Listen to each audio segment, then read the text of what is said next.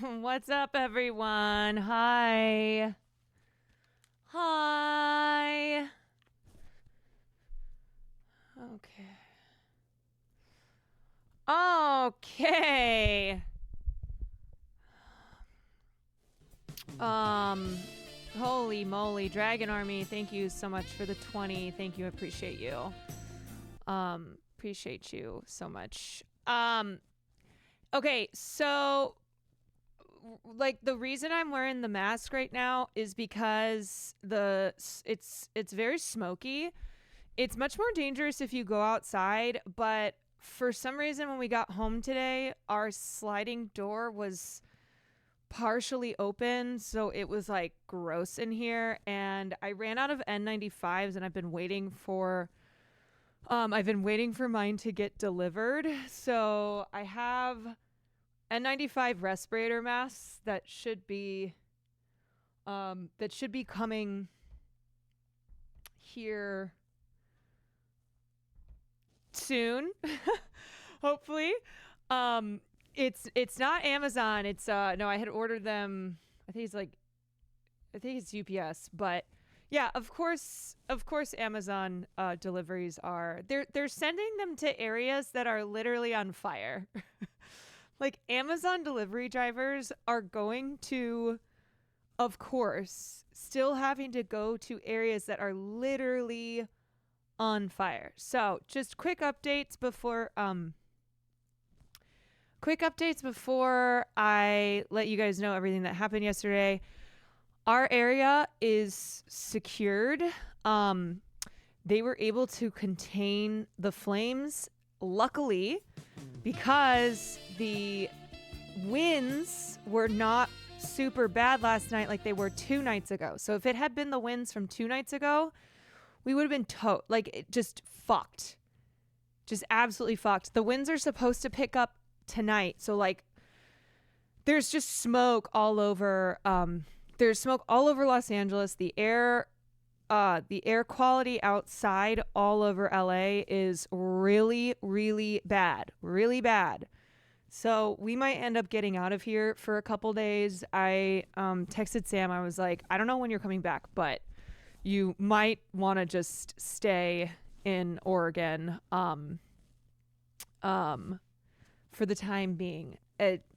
Alex, thank you for the 5. Thank you.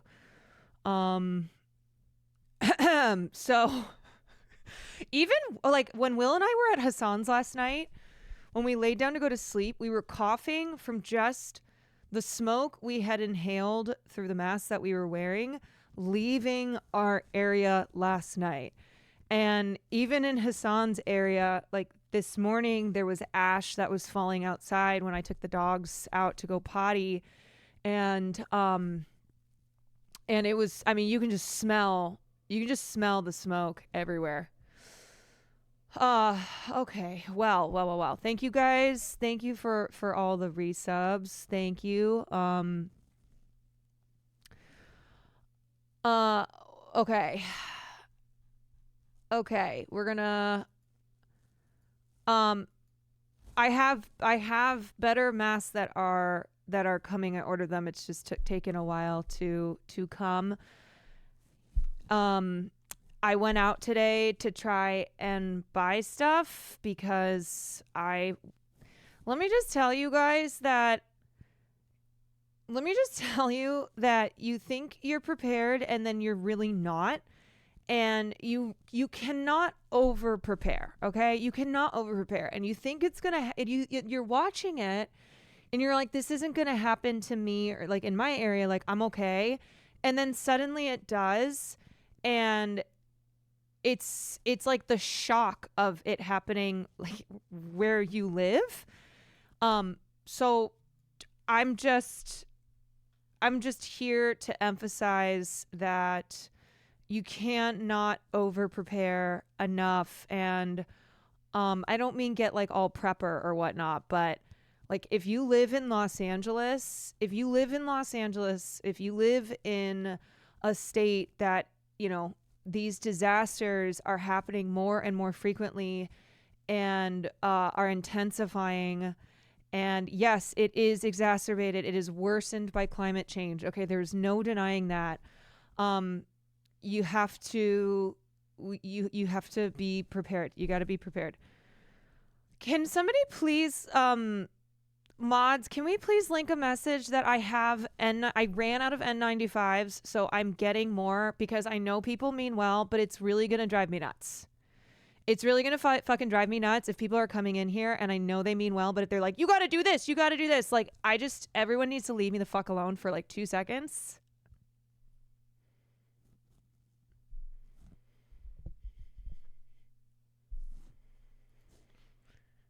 Holy shit.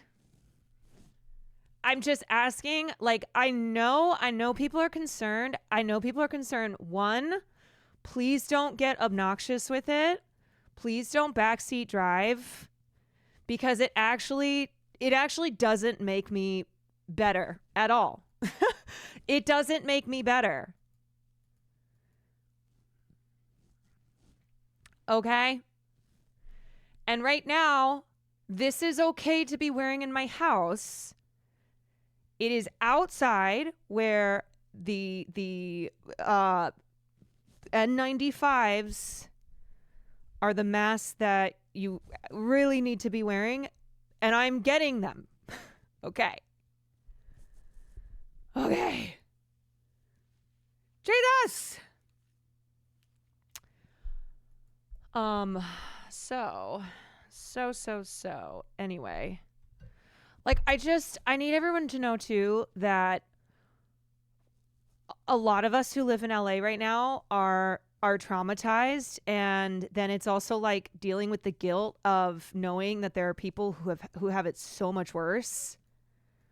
Okay? Like, there are people who have lost everything, but like our city is on fire. It just feels like it feels like, and it's not even just a feeling, like you look at the news and there's just fire everywhere.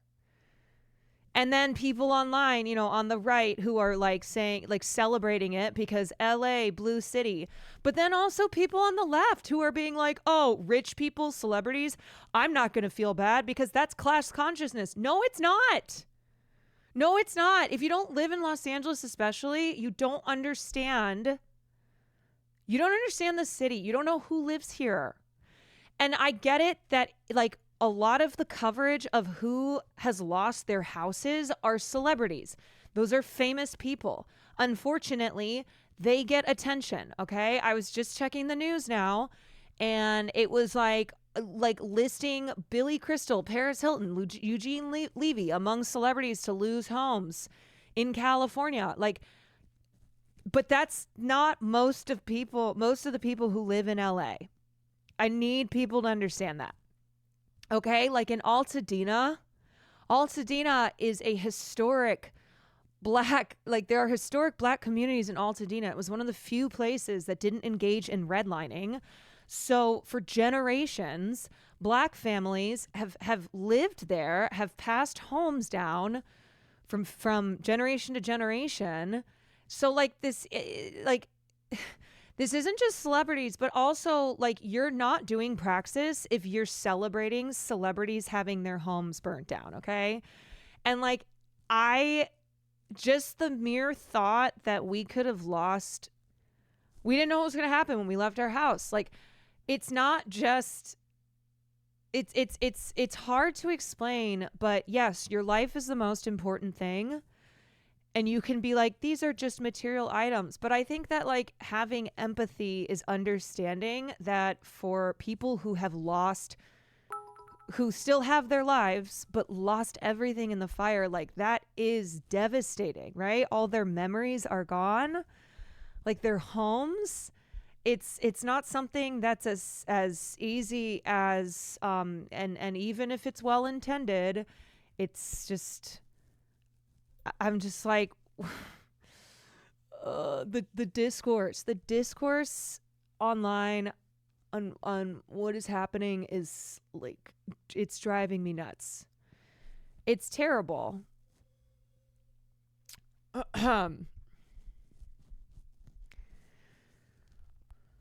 Losing your home is traumatic, period, whether you're well off or not. Yeah, Yes, it is.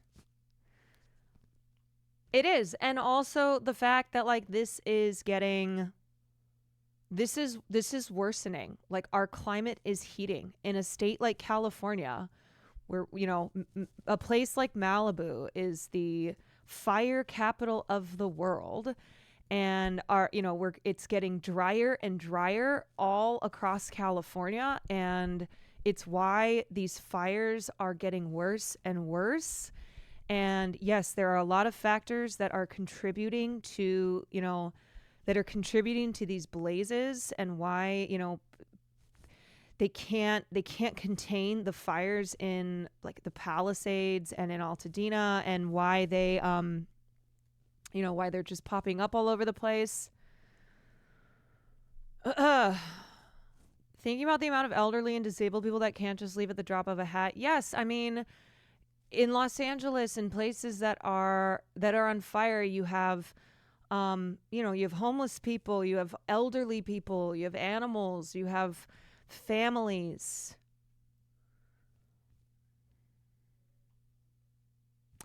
Do you think the way the media has historically treated celebrity culture creates a shield for the mega wealthy who use wealth to take? Wait, sorry, I don't know if I have the space to answer that right now. Um, what I was trying to explain is I understand that there are people who have a perception of Los Angeles, of these areas that are burning, as it's just all rich people and all celebrities, and that's not the case. But also, it's not praxis to be celebrating online and to be like, I don't give a shit that Eugene Levy's house burned down. It's the same energy as like people saying I don't give a fuck that Blake Lively was sexually harassed and retaliated against because she's a celebrity, right? Where my god, there are people on the left who are treating like anyone who is famous as like just dismissing things that happen to them because they are public figures.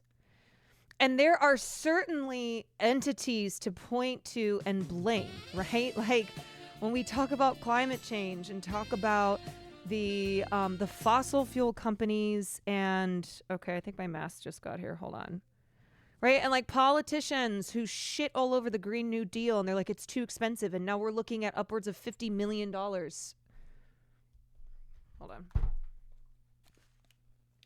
Hello? Oh, okay. I'll be right there. Thank you. Okay. All right. Cool. All right. Hold on 1 second.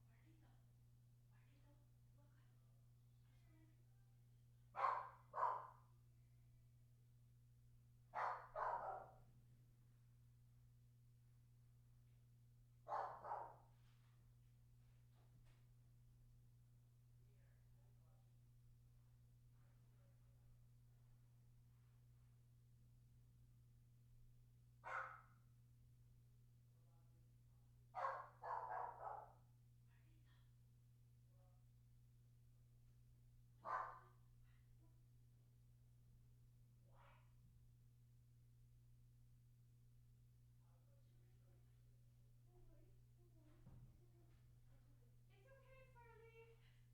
It's okay, baby. It's okay. Oh, are you scared? It's okay. It's okay. There was food that was being delivered at the same time as this, so I grabbed it, and then I was like, wait a second. This is not what I need. This is not what I'm looking for. Okay. That's what I want. I'm gonna go give one to Will.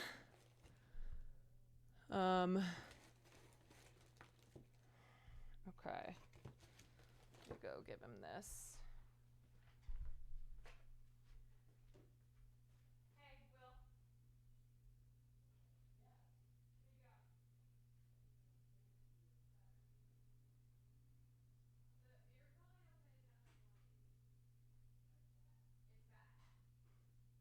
It's bad.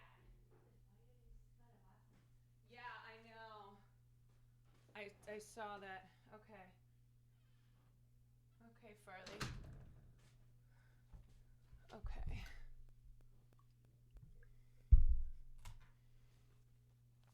All right, we got a better mask on. No.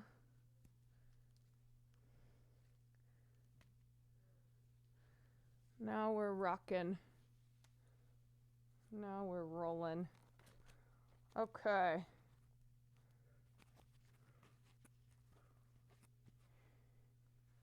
Great. I just gotta text my neighbor. Masks are here. I'm streaming.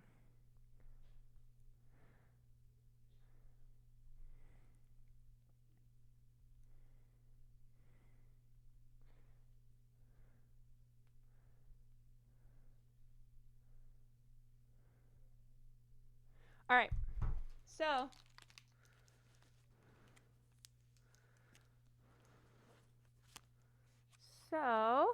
there we go. There we go.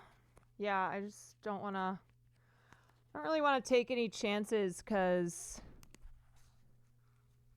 like I said, when we got in this morning,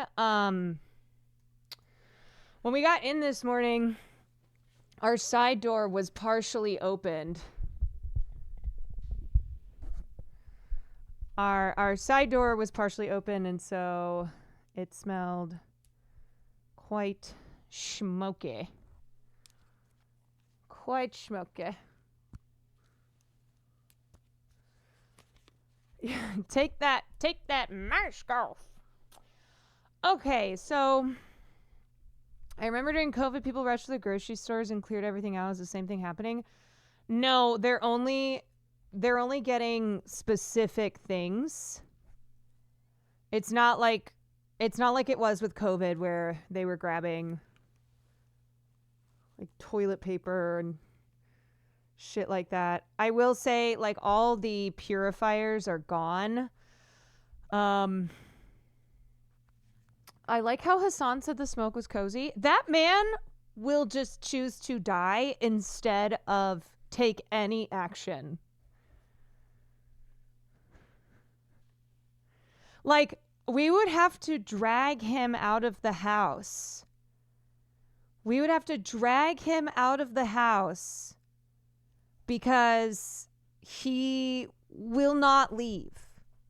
I mean, he did leave the house and picked us up, but I mean, like, if you know, we're thinking about getting out of LA for a couple days because the smoke is so bad. When he told me he played basketball outside, I was like, Hassan, I'm so serious. I'm so serious. That is very stupid. Okay, do not be going outside.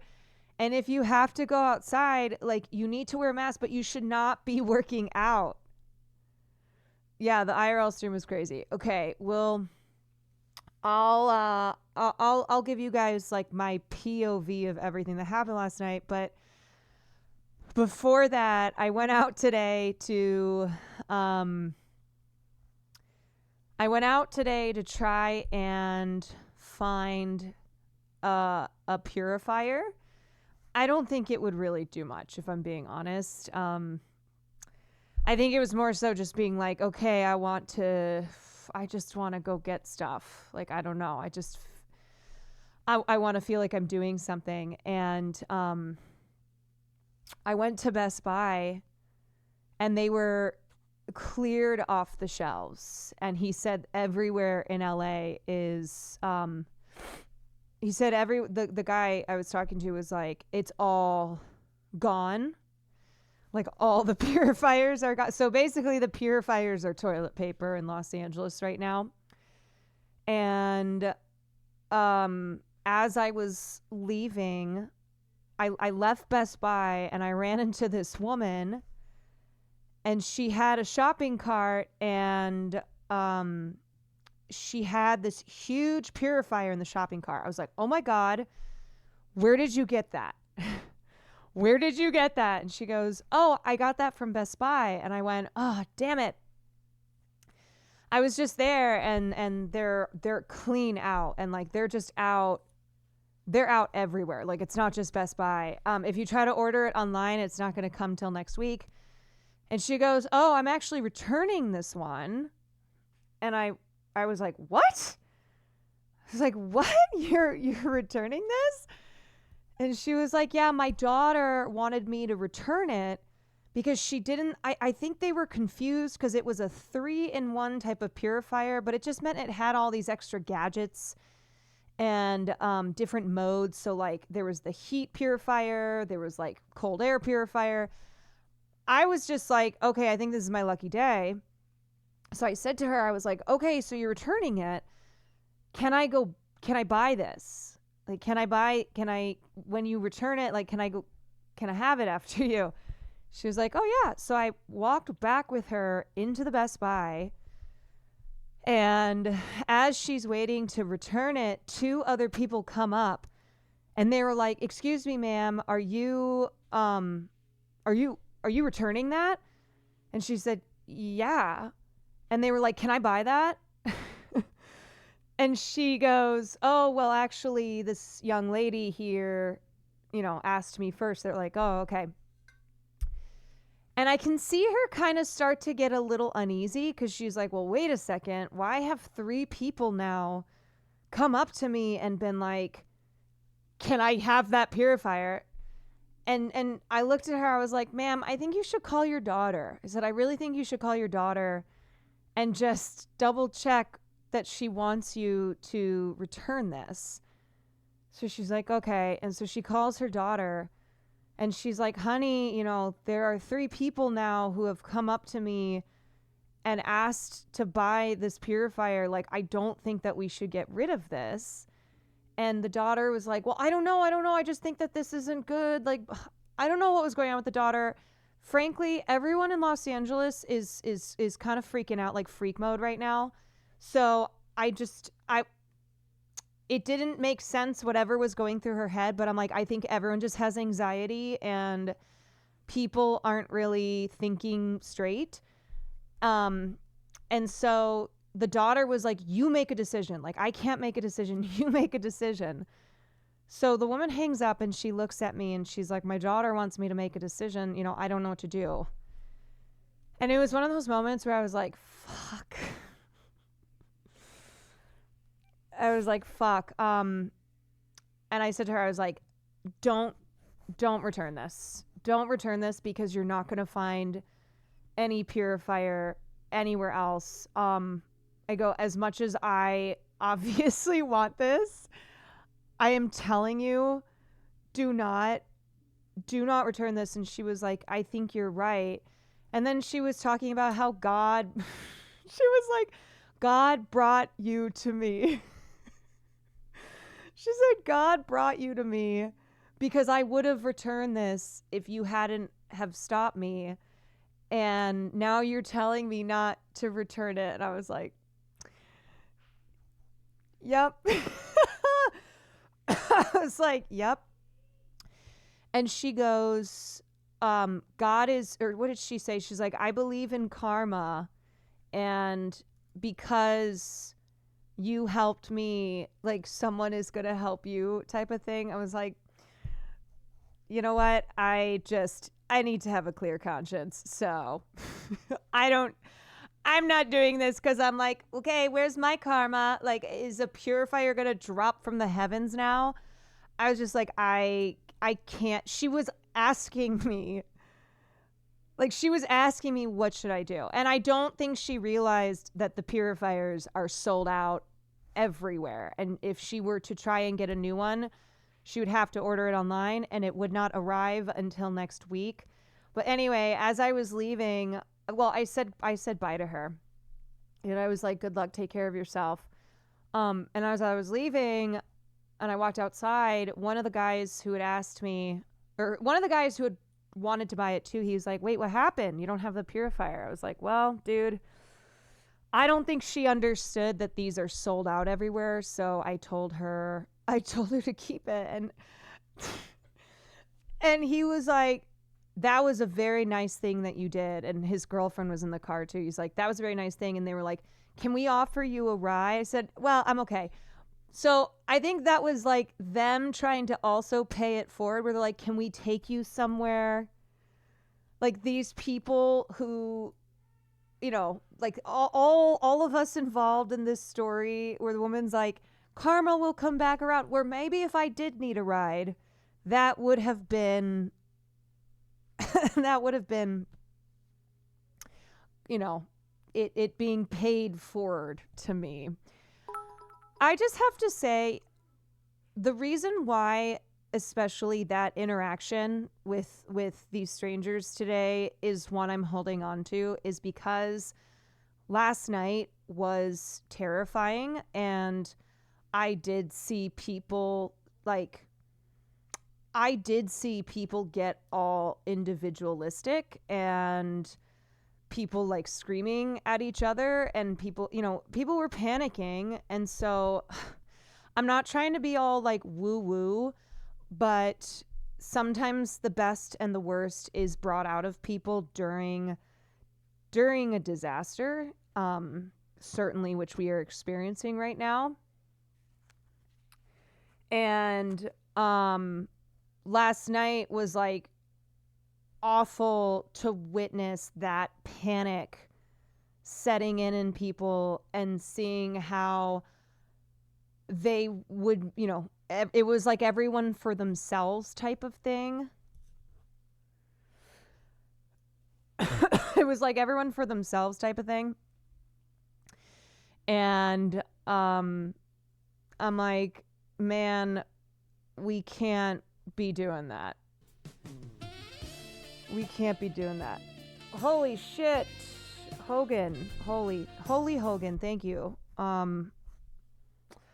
My goodness, thank you for the 50 gifted subs. Thank you everybody else for the individual subs. Sorry, I haven't called you all out, but I appreciate you. I appreciate all of the care. Okay, all of the care, all of the messages that were sent of people who were concerned. If you have central air, you could see about enabling the fan to run continuously, which would pull air through the return filter. The effectiveness would be dependent on the filter and the return. Yeah, I'm thinking that we're gonna leave. I just feel like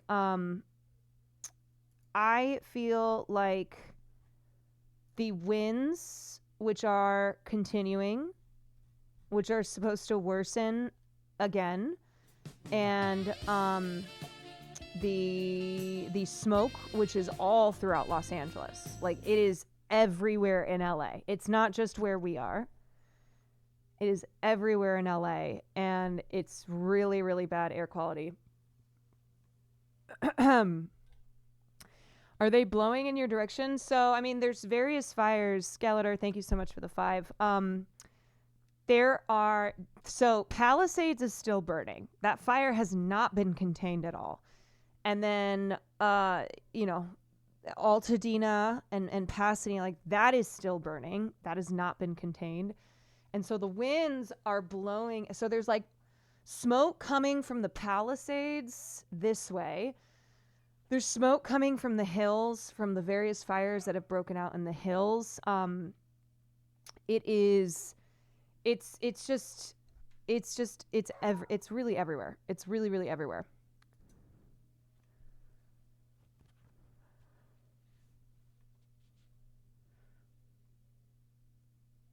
How's Farley? He's good. He's good. He was really distressed last night. He was really really distressed last night. It was very stressful. So I will tell you, Hogan, thank you for the bits too. Some karma return for you. I appreciate you, dude. I do. I appreciate all you guys. And I'm sorry, when I started off the stream, like, yes, I am feeling, it is stressful. Like, it is stressful. Last night was traumatizing. We are lucky. There are a lot of people who are in a significantly worse position, but like, it is horrible no matter where you are in LA to be seeing your city burning and to know how many people are suffering. And then to have to evacuate your own home. Like, it is terrible. It is very stressful. And I, when I started off the stream, I'm just like, I know people mean well, but I was like, I don't want to hear about the mask thing. I don't want to hear about the mask thing. And I think sometimes when people are trying to give helpful advice, it's not helpful. It's not helpful. So I know that for most people it is well meaning, it is well intended, but it does not it does not help my anxiety levels. I was driving home from Fresno when we got the evacuation call. Thank God my older sister was willing to drive to my apartment to grab my car for me. Thank God. Yeah. There was also an evacuation notice or an evacuation warning that was sent out a couple like an hour ago, and that was sent in error. So everyone in LA was like, okay, what the fuck? I guess we have just an evacuation order across the city. It was very it was very bad timing. It was very bad timing. It was sent in error because it was for one fire that I think is in Calabasas, and they meant to send it to just people in that area, and they fucked up.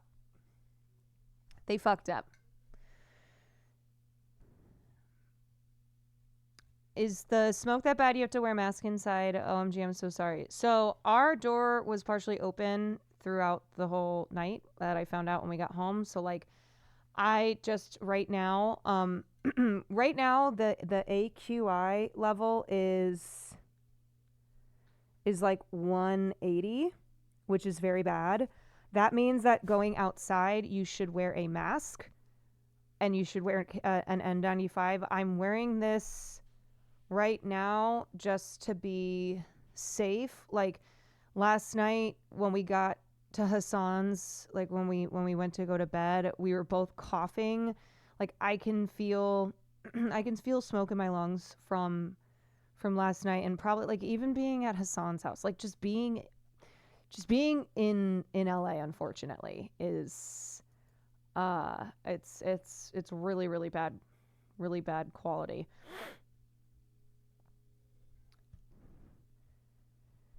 Also, you can't always smell it. The AQI was in the 200s for me yesterday, and it didn't smell at all. Yeah, that's the other thing. You're not supposed to go off of smell. You're not supposed to be like, well, it doesn't smell that smoky. Like when we first got into our apartment, it smelled like ash. It smelled like complete ash, and then of course, you get kind of used to it. So you're not supposed to base anything off of your sense of smell. Yeah.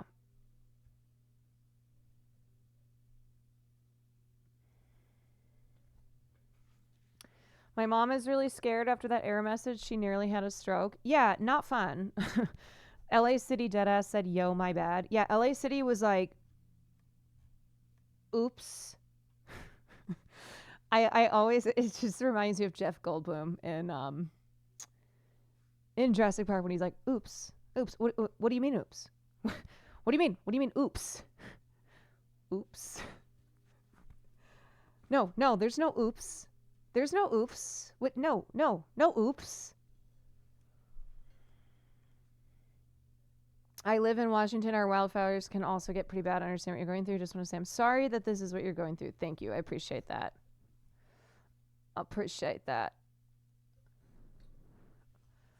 So I think Will has to, they got to go do the podcast later tonight. We might end up going back to Hassan's. I don't know. I don't even know if that's better. Frankly, it really kind of feels like one of those where you're like, I think if you're able to just be able to get out of, I know, poor Farley, being able to leave LA.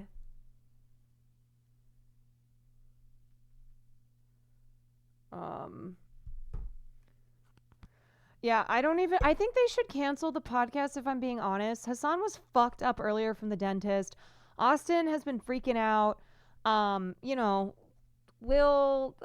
just like, do you have to do the podcast? I think it's fine if you don't do it.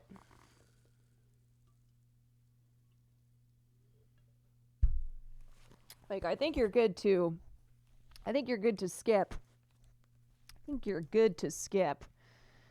Peace Fire Now. Thank you so much for the raid.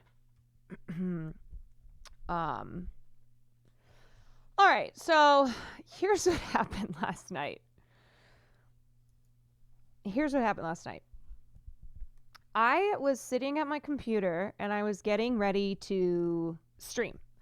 So it's very surreal because I was getting like news stuff ready to go, looking at obviously the fires in Palisades and Altadena, and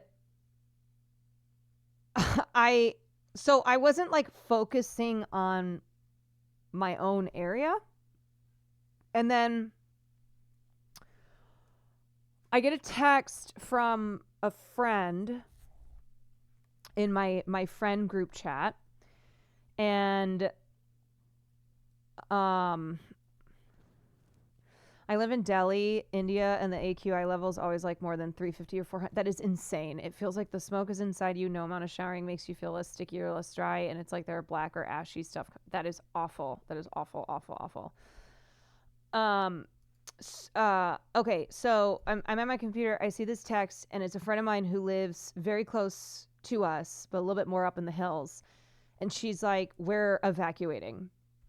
We just saw flames." And I was like, "Oh my God, what?"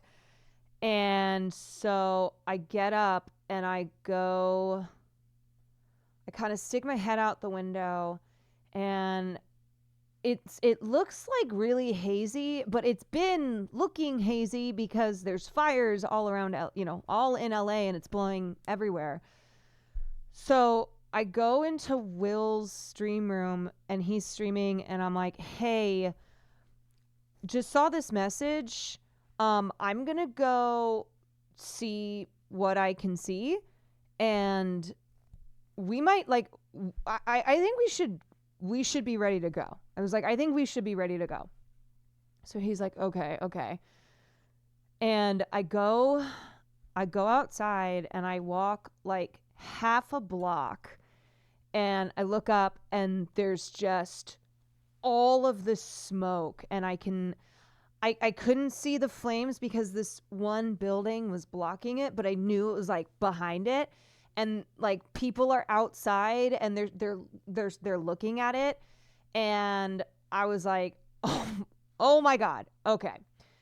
So I call him and I'm like, I was like, "We need to go. Like, we gotta go. I'm looking right now, and the hills are on fire." And you could feel the energy kind of starting to heighten. Like, more people were going out on their balconies, like looking at it.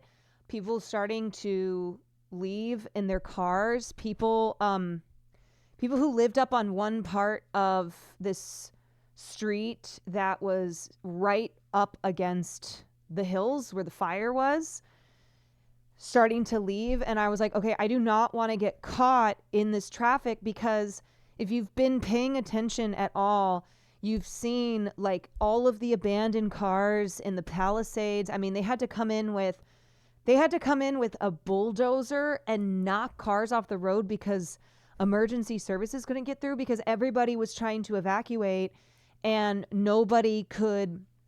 You just got gridlocked. And so people started abandoning their cars in the Palisades. So I'm thinking about all this. I'm like, I don't want this to happen. And the winds are blowing our direction. And there's a fire right there. So we got to like get the fuck out. And we hadn't gotten an official evac notice, but I'm like, it's happening so fast. That is like the crazy thing. That is the crazy thing about all this, is how fast it happens, and it's how fast it's happening.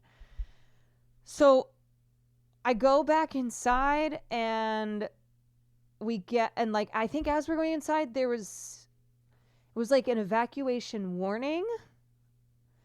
And I get inside, and I was like, okay, we got to go. I was like, Will, we have to go now, because they're going to issue the official evac, and then everybody's going to be trying to get the fuck out of Dodge. Will timed it last night from the moment you went into his room to stream end was 10 minutes. Oh my God. Yeah, Jesus, 10 minutes. This is what I mean, you guys. Like, if you're in LA, if you're in an area like where you experience or can experience wildfires and you never have, it happens so fast. All right, so we're in the house, and I'm like, I don't even want, like, he's kind of packing up some stuff, and I'm like, I just want to get out of here. Like, we have to go, or else we're going to get blocked in. I was like, we're going to get blocked. We're not going to be able to leave, because everyone is going to be trying to go. So I didn't grab clothes. Okay, I know, crazy. I didn't grab clothes because I grabbed Farley. I had our passports. I basically grabbed a bag of mine. Yeah, I did get a book, okay? Okay, because as we were walking out the door, my book was there, so I just threw it in. But Farley was obviously my priority. So we're walking out the door, and that's when the official evacuation notice starts sounding, and the building, the fire alarm in the building is going off, and there were people, who were getting on the elevator. Like, one woman had her birds with her, and it was like boom, boom, boom, boom, boom. So we get in our car, and we try to leave the garage, and we're stuck. Like, we can't even get out of the garage. People are getting out of their cars to see what's going on, and I got out of my car, and I'm like, Will, we are completely gridlocked. The main streets around us are not moving. I went out to the street, and I asked somebody, I was like, how long have you been sitting here? And they're like, we've been sitting here like 20 something minutes.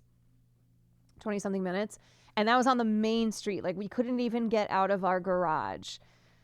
And so Will and I were like, okay, well, we should probably leave the car. Like, I think that that it was exactly what I was scared of. Like, it was exactly what I thought was going to happen, and it happened so fast, which is that everybody tried to leave at once. Like, my friend who lives in the building, in the same building as me, she evacuated probably 10 minutes before we did, and she managed to get out, and it was literally a matter of minutes, and then you were just fucked. So we were able to pull into a different part of the garage and left the car there. I think there was somebody in front of us who had left their car, so that's like, people were honking, starting to scream. They're like, whose fucking car is this? So Will left the Pokemon cards. He had grabbed his Pokemon cards initially, but I'm like, babe, we got to walk out of here. So he left the Pokemon cards in the car, and I just grabbed my bag. He had his suitcase and his backpack, and then I had Farley. I know. He said goodbye to them. He honestly said goodbye to his Pokemon cards. He had his favorite coat.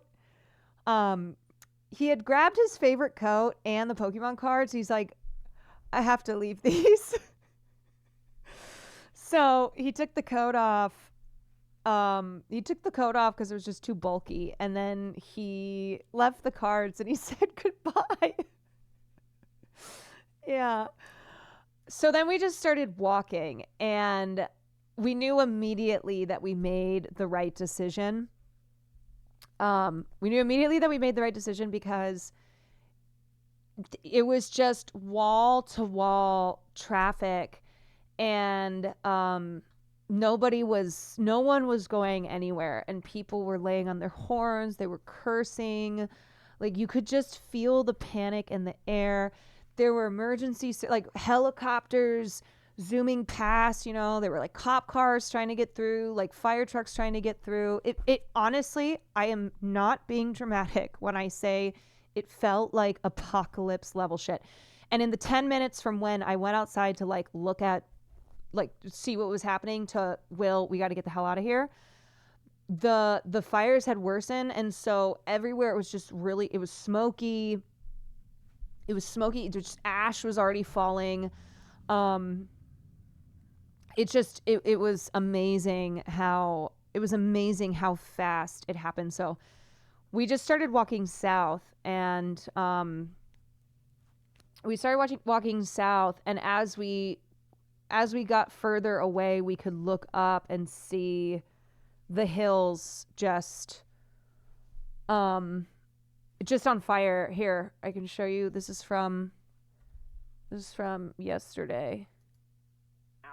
Is there a website that you could give me now? We have Margaret Stewart from LA Fire on the phone with us again. And I say again because you were so gracious to talk to us last evening, Ms. Stewart. Can you give us the latest information on what we are witnessing right now near Runyon Canyon? Yes, we have a very dangerous and explosive fire in the Runyon Canyon, and we cannot emphasize enough, we need people to adhere to our immediate mandatory evacuation, and I will describe the box for you. It's seriously, when we were talking to Hassan about it, he's like, we were watching it on the news, and he's like, and it started as just this small thing, and then suddenly it was like almost 50 acres. And the other thing is that in the time frame from when my one friend texted was like, we're evacuating because we see flames, to us getting out of there, I had so many texts and calls because it was obviously on the news that the Hollywood Hills were on fire. Because the thing is that it kind of is one of those things where people were like, okay, fires happen, but they don't get to the city, right? They happen in these areas that are more fire prone, but they tend to stay in the hills. And this felt like it was truly descending on West Hollywood and Hollywood. And if that had happened, like I think the fear, which is already high enough, and the anxiety, which is already high enough, and the trauma, which is already high enough, would have just been over. Like, it would have just been totally over. If the flames had made it into the residential areas of Hollywood and West Hollywood, it would have been, devastating, mass hysteria, total chaos. Right to the east is the 101. Here's a time lapse. North to Mulholland. Look at this. West to Laurel Canyon. South to Hollywood Boulevard. So that's the current mandatory evacuation zone. And if you go to lafd.org/news, you can click on the Sunset Fire link, and you'll be able to see the map. And to the west, so the evacuation zone will be in red, In yellow is the evacuation warning, and that goes slightly further south, I believe to Sunset, and it goes west and slightly north, primarily westerly direction, for quite a ways out towards Franklin Canyon. And so while we want immediate evacuation in the box I described, we also are asking people to evacuate early in the warning zone because this has the potential to move quickly. Yeah, and the winds are all blowing towards us, and you could see the fire moving, like spreading so rapidly on the hillside, and like it almost got to the first line of apartment buildings, like houses and apartment buildings that are backed up right against the hills. And luckily the firefighters were able to contain the blaze, so it didn't reach, as far as I know, no residential building burned. No one's home burned down because they were able to contain it in time. And then the helicopters came in and really, really efficiently dropped water on the flames. And yeah, I mean, honestly, firefighters the real MVP. And we'll talk we'll talk about how a lot of firefighters are incarcerated and what that means, and et cetera, but I hate the narrative that this is happening because of incompetent DEI firefighters, like they're doing. No, it's I know. Like this is what I mean by the narratives that are coming out about these devastating fires, right? Are so fresh. Like the thing is, okay, even if you're not directly affected by this, it is awful. It is awful to hear people saying that shit. But like, then you're actually affected by it, and you cannot believe the fucking gall of people and the online lack of empathy when the most destructive firestorms in history are occurring, and you have like insane takes. And like I said, it's not just people on the right? People on the right are saying like, oh, DEI, okay, woke California, DEI, haha, that's what liberals get, like you want me to feel bad that these are rich libs. But then you also have people on the left who are echoing some of that in their like saying that everybody is that these are all celebrities, like, oh, Palisades, these are rich people areas, and so I don't have to feel bad at all. This is called eating the rich. No, that's not what this is. Okay, this is not eating the rich. And frankly, I think you should stop if you find yourself on the same side as I think you should stop if you find yourself on the same side as people who are part of political ilk where they cheer on people losing everything that they have because they live in a blue city. Like, do people think neighborhoods are that segregated, especially with how massive of areas it's affecting? Yes, exactly. Yeah, if you find yourself on the same side as the fire, yes. I usually watch Asmongold to get a decent idea of what normie conservatives think, but holy, he and his chat were judging people for evacuating too late when y'all had like 10 minutes of notice for a raging, speedy fire spreading at a rapid rate. It was infuriating. I had to tune out. Yeah, I would love for those people to be in this situation and then talk about it. Judging people for evacuating too late. Let me tell you right now, anybody who's got that fucking attitude, let me just tell you, okay? What happens is you get a warning, and then sometimes it is like 2 minutes later. if that you are told evacuate now, evacuate now, evacuate now. You have no fucking idea how these wildfires work.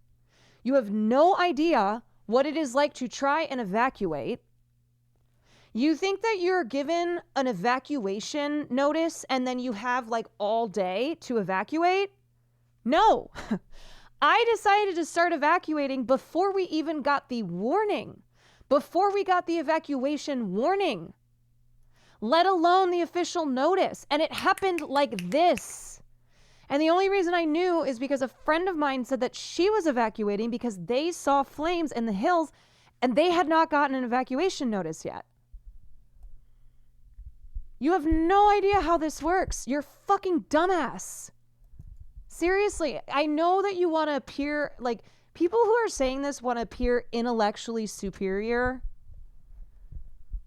I don't know what it is when it comes to disasters that there are just people who are like, actually, I know everything. Actually, I know everything. And, no, you don't. No, you don't. You simply do not. And I would hope that you're a person who is at least capable of being like, you know what? I'm not in this situation and I've never experienced this before, but I'm going to hold my fucking tongue. But no, that's too much to ask for. That is too much to ask for. I was near both the campfire and the Paradise Fire. That shit is extremely scary. Even my smaller town was gridlocked within minutes. There's no way to know except to check the website every 30 seconds. Yes. Right. And you think that people haven't been paying attention? Like, you know, with the fires in other parts of Los Angeles, people have been watching the news. They've been paying attention. Do you know how many people live in LA? Do you think that everybody can just like evacuate if there's not a warning or a notice? Like that's just a thing that that like millions of people in Los Angeles should be doing for the last time. I need people to understand. I need people to understand that you get a warning, okay? You get a warning, like not always, but it goes warning and then get the fuck out now. Like warning and then the official evacuation now. Like go. And you have minutes. You have minutes. And that's why people have been sharing information that's like, hey, make sure you're prepared. Make sure you're prepared because this happens so fast. Because fire moves so quickly. And they're like, make sure you know where your essentials are. And it is kind of unfortunately, people who are in these areas that are completely burnt down because they got hit first, they are the ones who we learn these lessons from, right? Like there are people who didn't have time to escape with anything but themselves. Like people who they didn't even have time to grab their passports, right? So for the rest of us, it's like, okay, we're learning from seeing this. It's a horrible way to learn, but even still, it's not, you hardly have any time.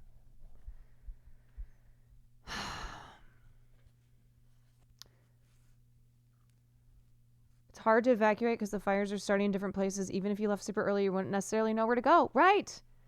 Exactly. Exactly. When my sister lost her house, the first warning she got was level 3. 15 minutes later, she was driving out as the fire came over the ridge above her house. Yeah.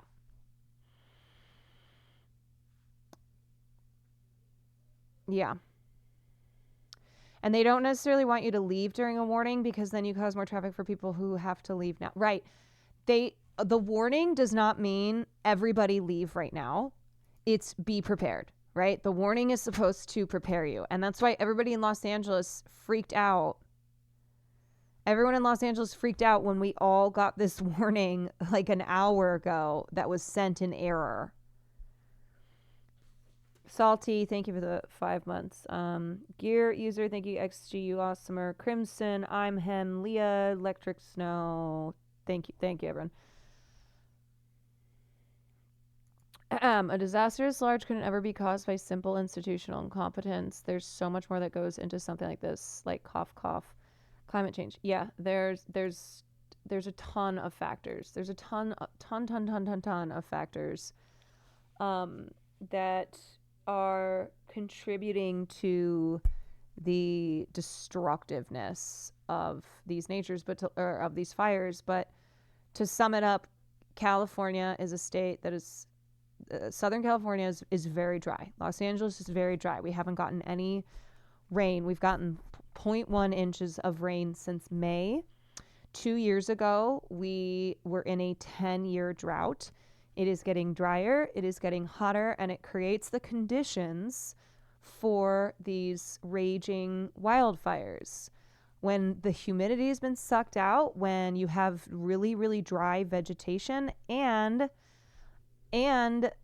it's been compounded by the Santa Ana winds, which are these dry winds that come from the west. And they have been, it's not just like the fires, like the winds have been so strong that they have knocked over they've knocked over telephone lines. This is obviously not the biggest deal, but all of my vegetation, like I spent 3 years, I have this really ugly wall in my backyard, and I have spent 3 years growing these vines with flowers to try to cover up the wall, and the winds are so strong it destroyed all of it. Like it's all barren. We have this tree, all like I'm just trying to tell you how strong these winds are. Ripped all of the leaves off of it. 2 years ago, that's what ripped the tree out of our backyard and destroyed our fence. So it's not just these fires that have spread because of the winds. It's also, the winds themselves causing damage by ripping up telephone lines, and the danger with that, and just they're very powerful. They're like they're like 100 miles per hour. I think that was the maximum.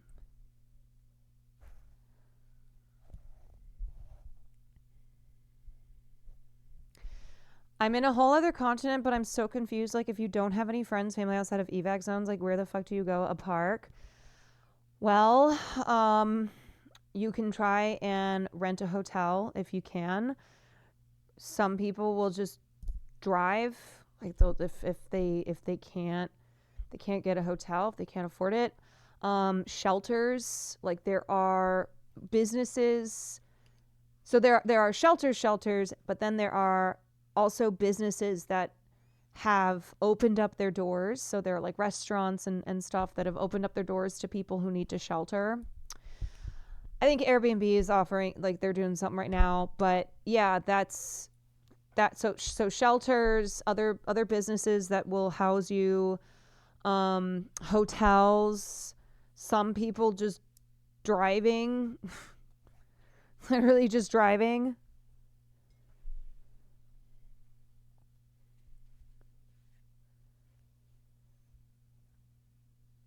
I know you and Will were in the process of looking at another place. Has this fire only accelerated it? I don't think it's accelerated it because it really is everywhere. This is so much of Los Angeles that has been threatened and affected by the fires.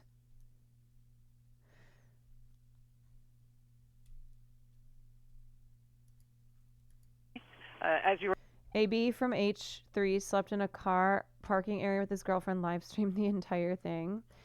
You know, I just have to say something. I don't comment on Ethan, okay? But I saw his post where there were fires that were close by his house, and he mentioned, like, he was still thinking of Hassan. And it honestly made me sad. Like, I'm not trying to do the whole, okay, as somebody who has now had to evacuate, like I'm not trying to like, I don't want to center myself in everything that's happened because there are people who've experienced worse. But truly, as someone who has seen smoke and flames practically in my backyard, the idea of thinking about somebody, the idea of thinking about anything other than a plan of safety is not fathomable. And I will just say that I think that post there, I think this, Hassan, outside our window, it's close, but we're safe for now. The wind is blowing away from us. Hassan for sure hoping the fire takes out my computer. Truly, it is sad. Like, it is sad to be in such a state that is what you're thinking about as the fucking city that you live in is burning. Like, even before we had to evacuate last night, all I have been thinking about are the fires because they are surrounding us. Even if you are not in an area that is on fire right now, they're all around us. Like, this is our city. These are our fellow Angelenos. And it is something where it's like the only thing that anybody's talking about who lives here. Not even just who lives here. Like, people all over the country are talking about these fires because they are the most destructive fucking fires in the history of California. Like, this is so they're so they're so bad. The situation is so scary. It is so terrifying. Everybody in Los Angeles is anxious and scared and traumatized. And that's why when people got that alert, it was like, my friends were like, oh my God, I cannot do this. I can't keep, I'm in such a state. I'm in such a state. So many of us know people who have lost their houses. Like, I know at least 10 people now, like either through somebody or who I know, who have lost everything. Like, this is not something where we have no connections. We have no connections to people who are, the thousands of people who have lost everything in these fires. Please be careful. I may start talking about you. I don't even care because this is me being like, dude, as just from an outside perspective and somebody who's living in this city and who had to evacuate because of these please, this is not healthy. Like, this is not, you're just trying to put things in perspective. Yeah. And I have not commented thus far, but I think that this is really, it's gotten to a point where your city is burning. You can see fires in that is this light here. Those are fires in the distance. Like, the people around you are terrified. They're terrified. And you're thinking about Hassan, man. It is not healthy behavior at all. And also, like, you should stop doing that, because if that's what's on your mind and you are forced to evacuate, like, you need to be focused on the situation at hand. Yeah. I am baffled. I'm truly baffled. And it is sad. Yeah, it is sad that you have a family and this is what you're thinking about right now. Skyroll, thank you. Thank you for the 10. Appreciate you. Appreciate Jen. Thank you for the 12 months. Blown, thank you. Indeby, thank you. Salty Dog, thank you. That was all I was going to say on that. Okay. Lots of stuff to cover here. Boy. Boy, oh boy, oh boy. Oh boy. Okay, let's watch. From Los Angeles, it happened in Fort McMurray. Let's watch the channel. It is genuinely difficult to assimilate. Look at this. Look at this. It is just all gone. It is all gone. It is all gone. Are you able to link the time lapse from earlier? Here you go.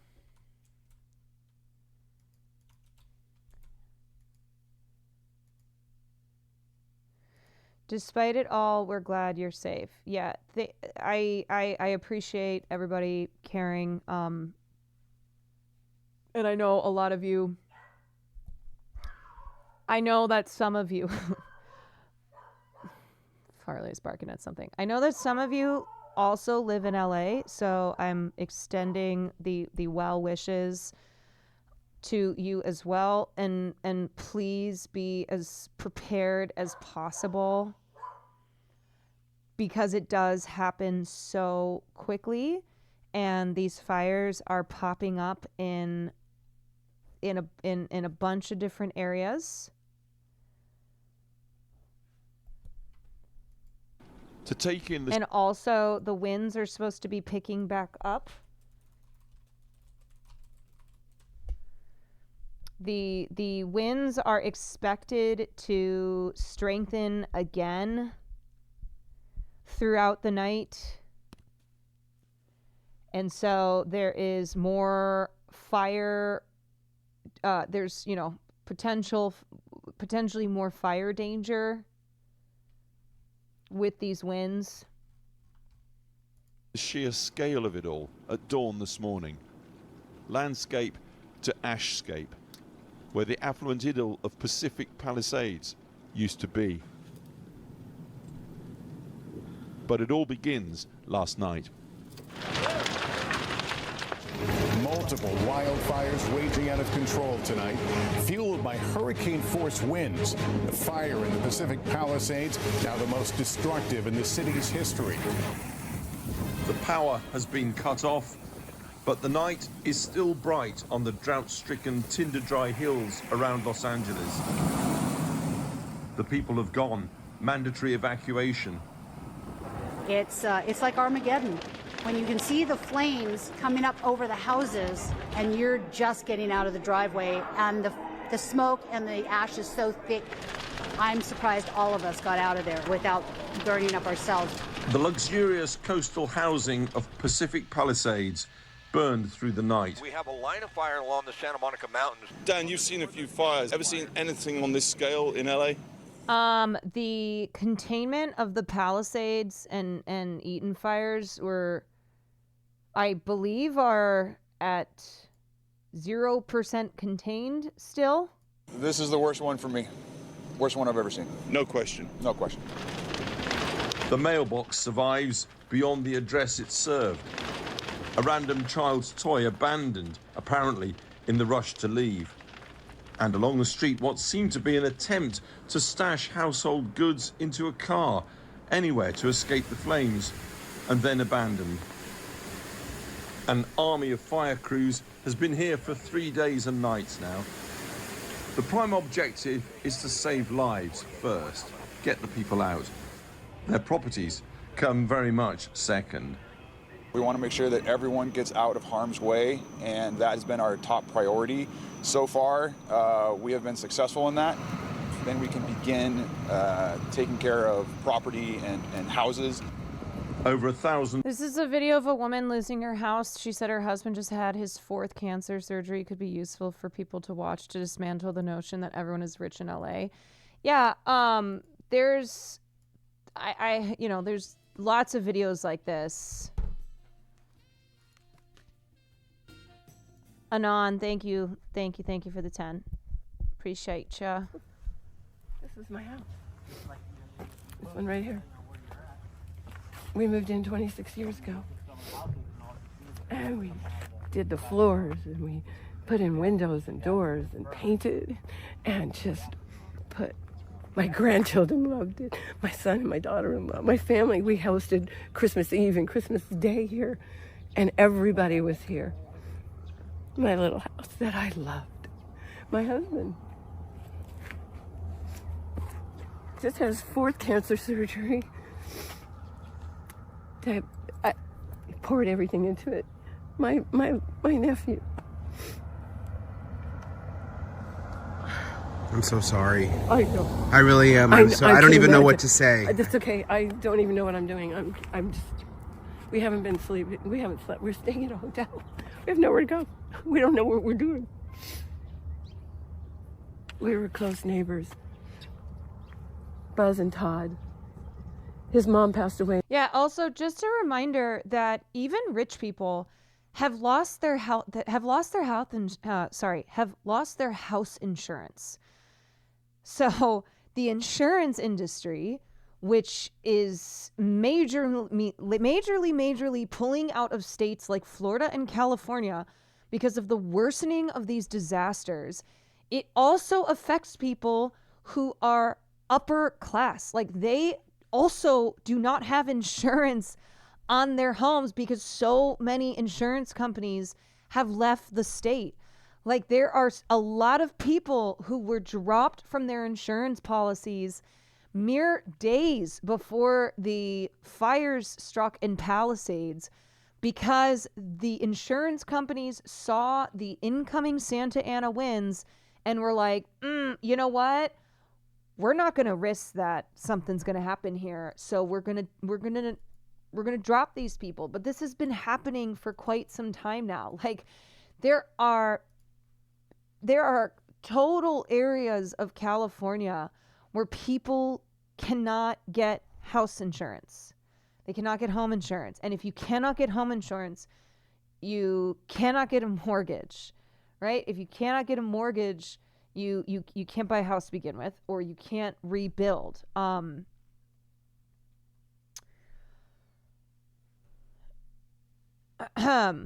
Insurance companies like, oh no, we're gonna have to put our money where our mouth is soon. Yeah, I mean, this has been this is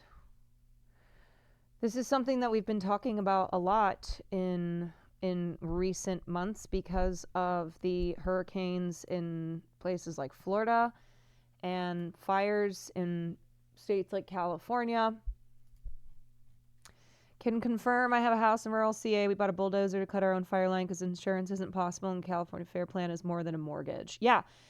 Yes, the insurance plan in California, which is called Fair Plan, which is available for people who cannot get insurance elsewhere, it is extremely expensive, and it provides like pretty little coverage.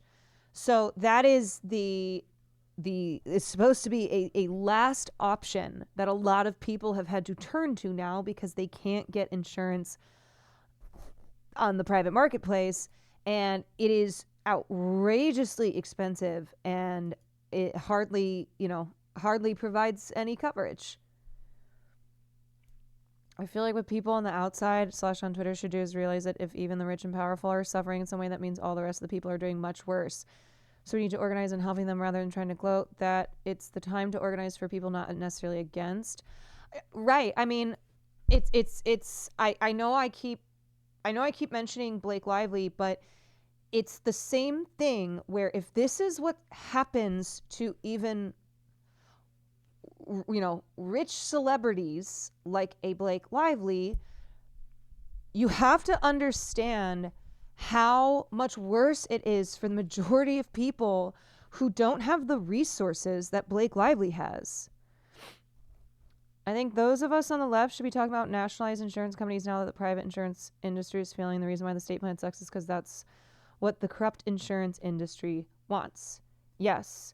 And the state plan has become the only option for more and more people as private insurance companies are leaving states or are choosing to not provide coverage.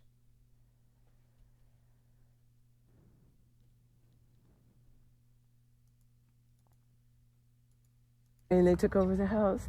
John just lost his wife that he adored, but was taking care of that house. She was a Superior Court judge, and Beverly and John, so much love. She was so incredible, and the house is gone. I just can't believe they're all gone. Like they're all gone. See, Debbie and us and Tina, our children went to school together from kindergarten. Our kids are in their 47 years old, and Debbie's 47-year-old son tragically passed away last August. Her oldest child. Her grief is so deep, I can't imagine. So there's, that video that's making the rounds, and then right now you don't even. Hey Caroline, I went through a fire in Texas in 2011, lost half my family's ranch. It was such a sad loss. We lost what we were known for in our town. The worst is what people become once you evacuate. They steal. Yeah, it is absolutely unfortunate that there are people who are looting these homes. I do hesitate though so that gets a lot of attention in the media, right? So it's like the looters are such a this isn't about this chatters, because that sucks. Like that sucks that they got stuff stolen after they went through that. But when the media focuses on looters who are going through these neighborhoods right now, it is a distraction from the real issue, the more significant issues. Yeah, the real looters are the insurance companies, right? It's like, you want to talk about looting, talk about the insurance company that dropped this woman's insurance. Yeah, you don't even know where to start, because number one, we felt this because we left. But at the end of the day, we didn't think that this is all we would have. After it was all over, it's just what we have on. This is all we got until we get to some type of store and get something, It's crazy. It's definitely devastating. My daughter's in Arizona, so she's calling home crying. We left home with what we had on our back. So I was like, yeah, I'm going to work tomorrow. No, I'm not. So definitely our prayers are with Altadena. We lost our home. Our whole entire block is gone. My grandmother probably lost her home. My in-laws have definitely lost their home. My father potentially lost his home. It's post-apocalyptic up there. It's pretty bad. Yeah. It's bad. And it's still burning. That's the thing. Yeah. And it's still burning. Jamaica, you went back up there at some point. The video that some of our viewers have been seeing on screen, is that your neighborhood? And what are we seeing in that? That's last night, right? Yeah, that was this morning at 8:07. That's my husband's car in front. That's our house, Teresa's house, the neighbor's house, just south of ours. And people are seeing how. Oh, sorry. This was the interview I meant to play. People are seeing how even fairly rich can be closer to homelessness in the billionaire class, so all the more reason to emphasize and bring people the leftist perspective in this moment. Yeah, it's also just like, are we directing our anger at just wealthy people in general? Or, are we directing our anger at the entities who have exacerbated climate change and who are refusing to pass actual aggressive policies to combat that change, Yeah, I know. It is being kind to people, being ruthless to systems. Why don't I honestly think it's just the mere fact that it's people in Los Angeles who have homes that's causing this misdirection, that's causing this lack of empathy. It's like, oh, you live in Los Angeles, an expensive city, and you have a home. Like, I need you to understand the makeup of Los Angeles, and I need you to understand the makeup of these communities like in Altadena, okay? These are not multi-million dollar homes. A lot of these homes have been in families for generations, okay? And because of the property tax laws in the state of California, they pass these homes down. Like my grandma has a home in the valley, and we are keeping that home in the family. One, because it was my grandmother's home, and two, because of the property taxes. Where as soon as that home sells, then the property taxes are going to shoot the hell up.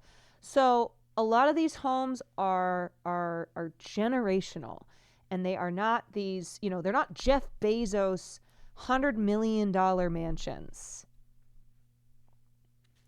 75 years, and they've had the same insurance, and these insurance people decided to cancel their fire.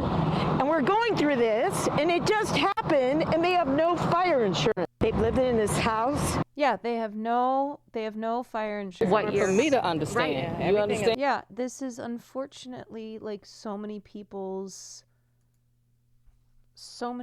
reality. Companies started pulling back from the state as earlier fires made it harder to turn a profit. Right? So there's a lot going on here. But in addition to what I was saying earlier, where losing your home, losing all your memories, losing all of your things, that is no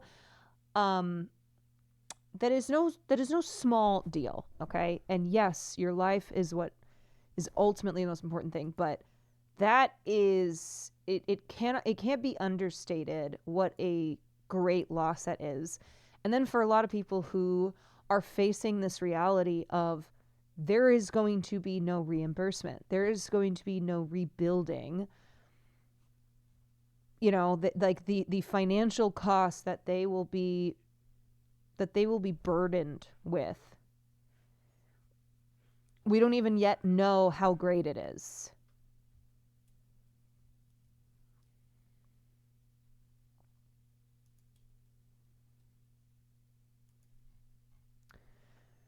It's too soon to know the financial costs of the wildfires burning around LA, but the toll on California's troubled insurance market could be enormous. The fires struck just as California officials have been working to stop insurance companies from fleeing their state. That exodus, driven by rising losses from wildfires that have grown larger and more frequent, could accelerate because of this week's fires.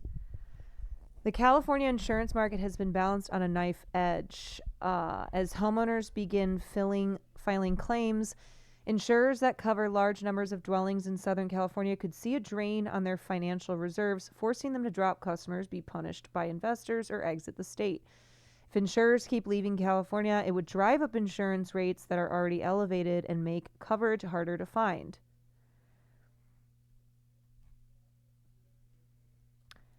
Many homes are insured through a state-backed plan called the California Fair Plan, designed to be a last resort for homeowners who cannot find insurance coverage on the private market. Florida has a similar situation. They have a state-backed insurance plan, but it was also supposed to be a last resort, and now it is what, a majority of people are finding themselves having to be insured through. The plans are more expensive and provide less coverage than commercial versions. The number of homes in the zip code affected by the Palisades fire that are enrolled in the FAIR plan almost doubled between 2023 and 2024. So just 1 year, the number of homes who are on the shitty state insurance plan doubled. If the FAIR plan doesn't have enough money to pay all the claims it faces, it collects funds from insurance companies operating in California that would further strain the financial health of those insureds, adding to the pressure to pull back from the market. The potential consequences are huge. Without insurance, banks won't issue a mortgage. Without a mortgage, most people can't buy a home. Fewer buyers means falling home prices, threatening the tax base of fire-prone communities. It's a scenario that could come to define California as rising temperatures and drier conditions caused by climate change intensify the risk of wildfires.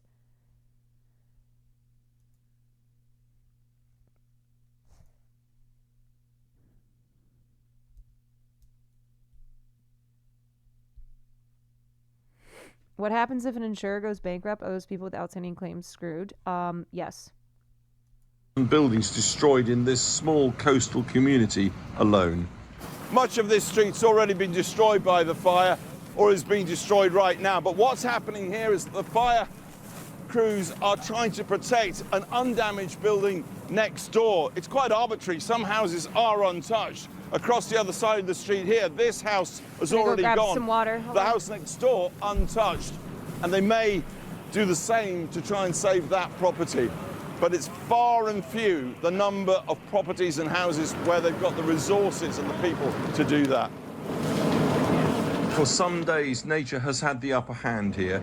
Europe has her Mistral and Sirocco seasonal winds. Los Angeles, the Santa Ana. Flames spreading with gales gusting close to hurricane force in recent days, leaving a cruelly arbitrary, random pattern of destruction as the wind changes direction constantly. One family home completely intact, next door an inferno. People expect a fire to just come like a wall through a town and destroy everything in its path. This isn't like this. It's quite arbitrary, you know? It's quite a bit more chaotic. It's extremely difficult to predict. It's extremely difficult to contain. The fact is that we're always one step behind these extreme weather events. Sunrise in this charred place where Pacific Palisades used to be. The irony of fire disaster. Chimneys and fireplaces about the only structures left standing. And it is block after block after block. In a place where 30,000 once lived, the cliche of Southern Californian beach affluent. Ground level, the sound of running water in a drought-parched landscape is from burst pipes. That's pretty much like a hurricane, except instead of rain, we had fire. Ever experienced anything like that? Not to this magnitude, and I think this would be, a lot would say that this would probably be the biggest and worst brush fire we've had in LA. Dave Walters fought flames here for 3 days, but in the end could save only one house in this entire street. And what's becoming a familiar lament here from firefighters, the water in the hydrants just wasn't sufficient. The only reason why we were able to save the only home on this street was because they had a pool, and we took that water pretty instantly. The Corpus Christi Church burned out to its skeleton frame. Leave the politicians to one side. Here in California, on one thing, meteorologists, academics, police and fire department are unanimous. It is the climate crisis which has made this disaster so much worse. Specifically, the drought, the high summer temperatures and the failure of the autumn rains in November. That meant that when the winter winds, the Santa Ana winds came, they should have been blowing over damp ground. They were blowing over absolutely parched terrain, and this is the result. Mercifully, the Santa Ana winds will moderate today, and that gives firefighters a chance, a window, with reinforcements coming in statewide and from Oregon and Arizona. But then the winds will strengthen. Some smaller... I cannot... I'm just thinking about Joe Biden when his response was... Because I think his son has a home in Los Angeles, and he was like, oh yeah, it's terrible, you know, they had to leave. But in other news, I'm finally a great-grandfather. Like, seriously? The way that Gavin Newsom, like, all these politicians are using... It is astonishing how they managed to continuously make a disaster about themselves. Like, I can't get over it. You know, it's not something that is shocking because politicians don't do that normally. Like, they do that all the time. Like, a lot of times it's not genuine care. It's not genuine care. It's how do I turn this situation into one that makes me look good? Like, how do I make this about me? But it is just so tone deaf. The good news is I'm a great grandfather. Nobody gives a fuck. Okay. That actually, you know what that reminds us? It reminds us of how old you are. It reminds us of how motherfucking old you are. That you never should have been in office in the first place, you old, decrepit man who is talking about how you're a great grandfather as, you know, thousands of people have had to evacuate, have lost homes, have lost businesses, as, you know, people have died. Like, people are dead. But yay. Great. I'm so happy that you have a great grandchild. Sir? Fires are now under control, but in tinder dry drought terrain, the potential for new ignition anywhere, anytime is real until the rains finally come to this place. Alex Thompson on the scene in Palisades. Well, a little before we came on air, I spoke to Malibu resident John Turteltaub. He's also a film director, and his credits include Cool Runnings, National Treasure, and The Meg. We reached him on a video call from outside his house, where almost all the surrounding houses had already burnt down. Asked him what was exactly happening at the time.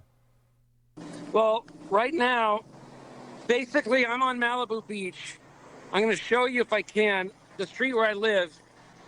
These are basically the only 4 houses that have not burned on Malibu Beach. And that's not an exaggeration. 360 Here's the most LA thing I can say. But every house in Malibu... This is not AI 4K 1080p. From here to Nobu is burned. Nobu the restaurant? Yes, they managed, in Malibu style, we managed to save Nobu. And what about your house? Is your house still standing, or has that been reduced? Climate change is one of those things where left has a big opportunity to do things like nationalize insurance and point out how much the Dems suck, because slowly but surely, basically everyone will be impacted by it, right? It's like, you know, this is one of those moments where let this radicalize you, right? Let this radicalize you against the insurance companies. Let this radicalize you against all those who have profited from the worsening of our climate that is contributing to these disasters, that is worsening these disasters. And don't be distracted. Don't be distracted by what they want you to focus on instead. You know?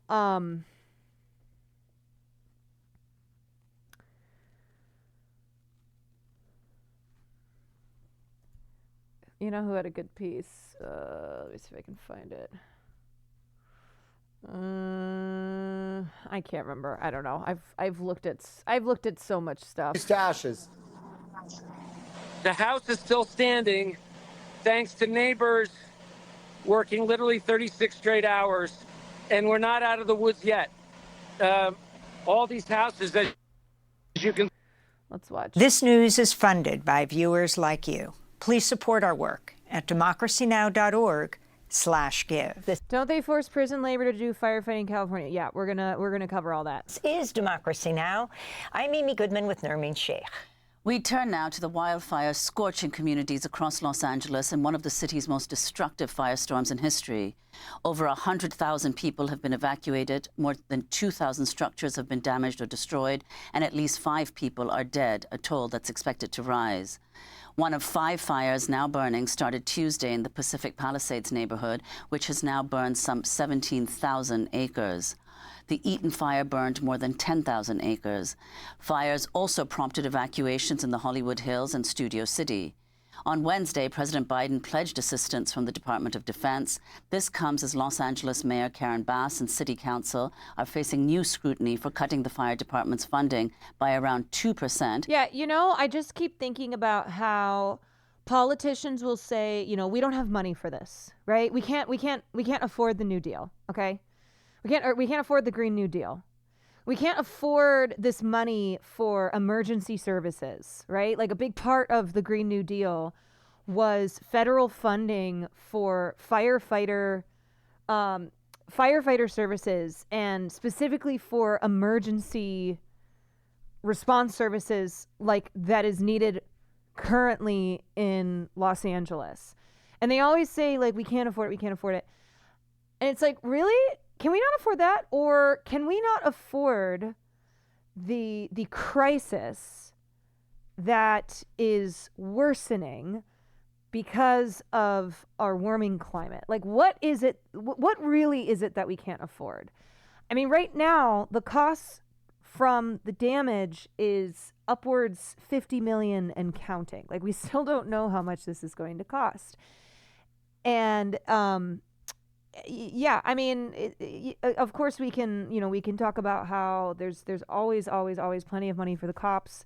In fact, funds will be allocated more funds for the cops, whereas the fire services in California are slashed.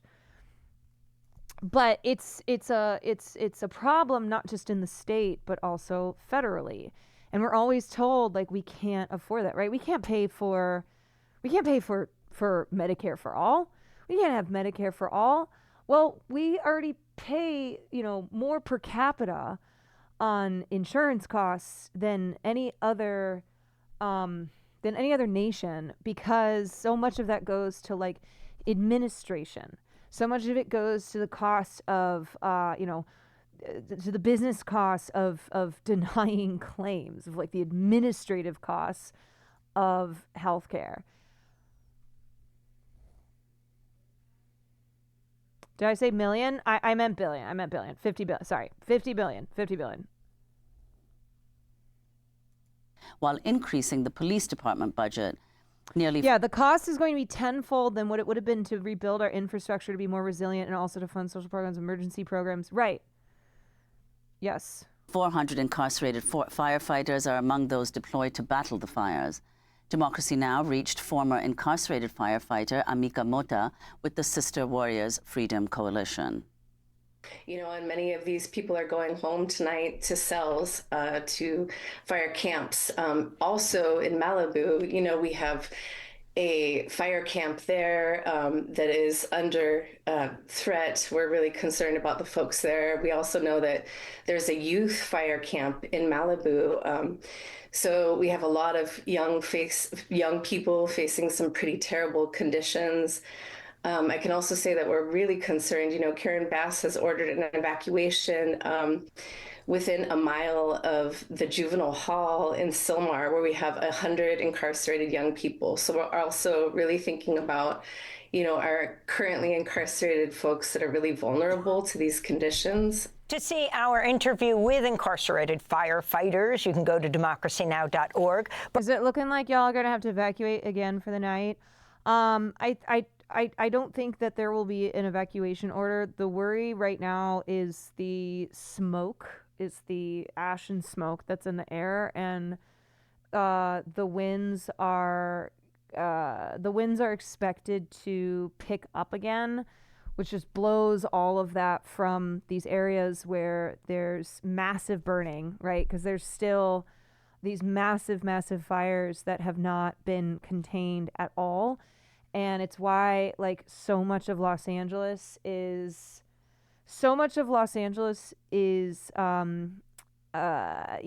experiencing dangerous levels of pollution in the air.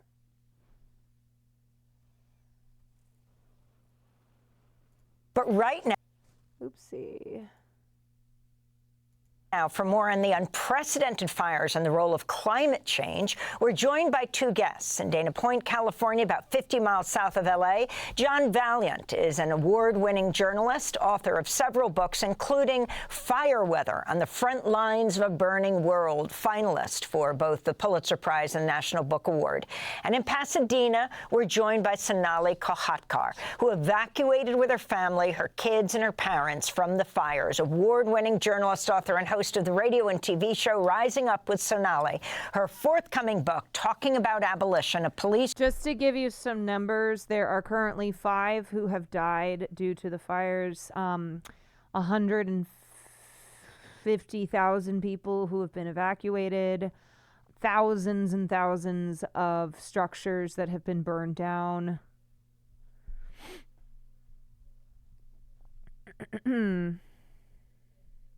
Yeah, there were wildfires in Canada last summer that blew smoke down the East Coast. We had insane air pollution in Philly from it. Oh, yeah, I remember all those pictures. Free world is possible. We welcome you both to Democracy Now! Sonali, Please describe what you have gone through with your family and how you escaped the fires. Thank you so much, Amy. It's, you know, you don't expect that you're going to be in the middle of a disaster that captures international attention. And in my sleepy town of North Pasadena, I'm just 2 blocks from Altadena, that's precisely what has happened. We heard the winds rattling in the middle of the night, more ferocious than they'd ever been. We knew that we hadn't had rain in hundreds of days. And, you know, we have our neighborhood chat group and people started talking about whether they should up and leave. I have 2 elderly disabled parents. And I decided that I would evacuate them before the official evacuation notice came. And already the hotels were filling up on Monday night. You know, we luckily had power, but many of our neighbors didn't. And we've been holed up at this hotel. All the hotels are packed. The convention center up the street is packed. It's just devastating. 1,100 businesses in Altadena. This community of incredible people has been utterly devastated. The speed, the ferocity with which these winds have blown the fires has been hard to imagine. I went back yesterday to get my father's medications because he's a diabetic and we couldn't find his meds at the pharmacies. And I just, you know, risked it, went home and grabbed the medication. The air was thick with smoke and ash raining down. And all I could think of was this house that I've lived in for more than half my life is still standing, but I don't know if it's going to be standing tomorrow or the day after. And, you know, my husband and I, Jim and I, went back there and we thought, you know, should we hose it down? But then it'll take water from the firefighters. The air is so bad right now that I'm sitting in a hotel lobby miles away from the fires. And the internal air is hard to breathe and I'm having to use a mask. It is just unbelievable. I feel like it is a nightmare. And I have more than 12 people in my 13 people and counting now in my network of friends who have just lost their homes. And I know many more have that I'm not even aware of. Absolutely lost their homes. I saw some of them on Saturday at my birthday party, and now their homes are gone. And I can't even picture that. And I don't know if I will have a home tomorrow or the day after because these winds are not over. They're dry. Thank you. They're No rain. rushing through I'll take a look. ferociously. I have quite a few firefighters vids are too. overstretched. There were fire trucks that were speeding past burning homes because they didn't have enough firefighters to stop and put out the fires there. And so some people are staying because they think that if they make a stand, they can, you know, save their homes. They're risking their lives. And it's a tempting prospect because your whole life is in your home. What do I do with my parents and my kids if I don't have a home to go back to tomorrow or the day after? I don't know. It's just, it's mind blowing. It's devastating. And no one's talking about climate change in the media. No one's talking about it. And it's just, you know, it's frustrating. So just if you believe in a God, pray for us. I saw I saw such a frustrating tweet. I mean, the Pod Johns have been doing that thing where any attacks on Democrats, that's when they rise up and feel like they have to do their duty of always protecting Democrats. But Jon Favreau had tweeted out, here's a test for you. If you were like, if you were on the street and someone had just lost their home, would you go up to them and start screaming about forest management and water policy? And it's like, shut the fuck up. Shut the fuck up. What a ridiculous hypothetical to begin with, because Twitter, no, is not the same thing as real life, you dumb fucking piece of shit. No one is going to walk up to somebody who, you know, ostensibly, if you're in a neighborhood where someone's house is just burned down, your house is probably burned down too, okay? Everything is probably on fire. But like right now, because liberals in the state of, you know, who run the state of California, and sorry guys, but mismanaged funds, like taking valuable, like needed funds away from fire departments, not taking climate change seriously, that's bipartisan, okay? It's not just Republicans.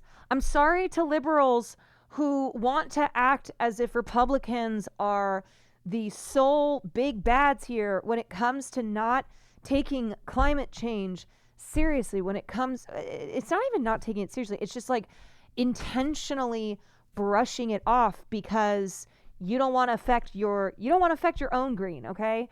And it's like, you know what it is too? It's when a mass shooting happens and you're not supposed to talk about gun control, right? Because, it's disrespectful. We just have to treat everything like it's an act of God and not consider the context to why these, why these tragedies, why these disasters happen with more frequency, that there are like absolutely steps to be taken to mitigating the loss of life and the damage. But no, I mean, sorry, yes, we live in California. It is a blue state. We have a blue governor. In Los Angeles, we have a blue mayor.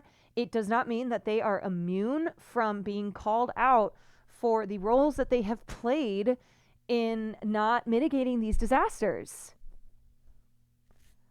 Anyway, I am so fucking over those like people like that. I'm so tired of it, and they're so condescending to people online. I've just seen them like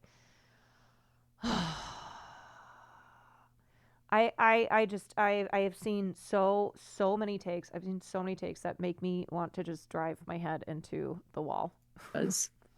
So, John Vaillant, could you respond to these devastating accounts that Sonali has just given us of what's happening and what she herself and her family have experienced as they've had to flee, and talk about this issue, the issue of climate change? You've spoken about this concept of wildland-urban interface and why we all have to understand what that means. Yeah, good morning, Nermeen, and Sonali, I'm really, really sorry to hear what you're going through. And this might be cold comfort, but I've spent the last 8 years studying fires like this and talking to people who've gone through what you're going through right now, many of whom lost their homes ultimately. We're in a situation now, we're realizing, or LA residents are waking up to the fact that the climate really owns our communities. It owns our landscape. And LA County, the most populous urban region in the country, is now literally at the mercy of fire. And it's at the mercy of climate. And as Sonali said, it's desperately dry there, and the winds are still blowing, and the winds control these fires. Despite the fact that California is famous for its devastating fires and has lost thousands and thousands of homes over the past 30 years to major fires just like these, it's still shocking when it happens to you. I think all of us, human beings, are defended against that possibility, even when it's happening all around us. And in this case, in other parts of California, now it's LA County's moment to experience this. And nothing really prepares you for the kind of psychic and physical assault of these kinds of fires. Yeah. And this notion of the wildland-urban interface, known to firefighters as the WUI, is that place where the wildland, the hills of the San Gabriel Mountains, San Fernando Valley, butt up against the built environment, the places where we live. And increasingly, very powerful fires are coming into cities, into urban spaces from these wild lands. And the interface is where they meet. And what is really alarming, and it's another thing people don't talk about, is what excellent fuel the modern house is. So these wildfires are raging through forest, which is natural. Fire is a normal part of the California landscape. But coming into these built environments, houses nowadays, the modern house has so many petroleum products in it, in terms of vinyl siding and Formica counters and polyurethane stuffing and the rubber tires and the gas tanks in the garage. There are all kinds of explosive petroleum products built into our lives that we don't even think about. Look at what your shoes are made out of. When they get hot enough, they are explosively flammable. It sounds ridiculous, but it's true. And if you start looking around at your home, you'll realize that petroleum and its products are everywhere. And these are really, really flammable. And in the case of LA County right now, the other kind of sort of secret accelerant is humidity. And you're down close to 0% humidity, which is drier. Yeah, just to put this in perspective, 10 of the largest California wildfires have occurred in the last 2 decades, and 5 of those have occurred in 2020 alone. Than kindling, drier than a matchstick.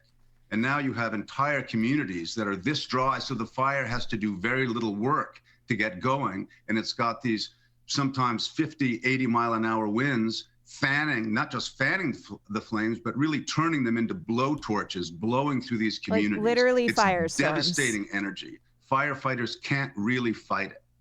And that's why you have such a low percentage of containment on these massive fires that have already done colossal damage. And yet, John, you have the media, and I'm not just talking Fox, I'm talking about all the networks. They'll talk about the perfect storm that's going on now, the high winds, extremely dry weather, especially since October, but they won't talk about climate change. The weather centers should be renamed climate change centers, but this hesitance to link it to the rest of the world and to this global heating that's happening right now and what it would mean for policy as a new president comes in, whose main motto is drill, baby, drill.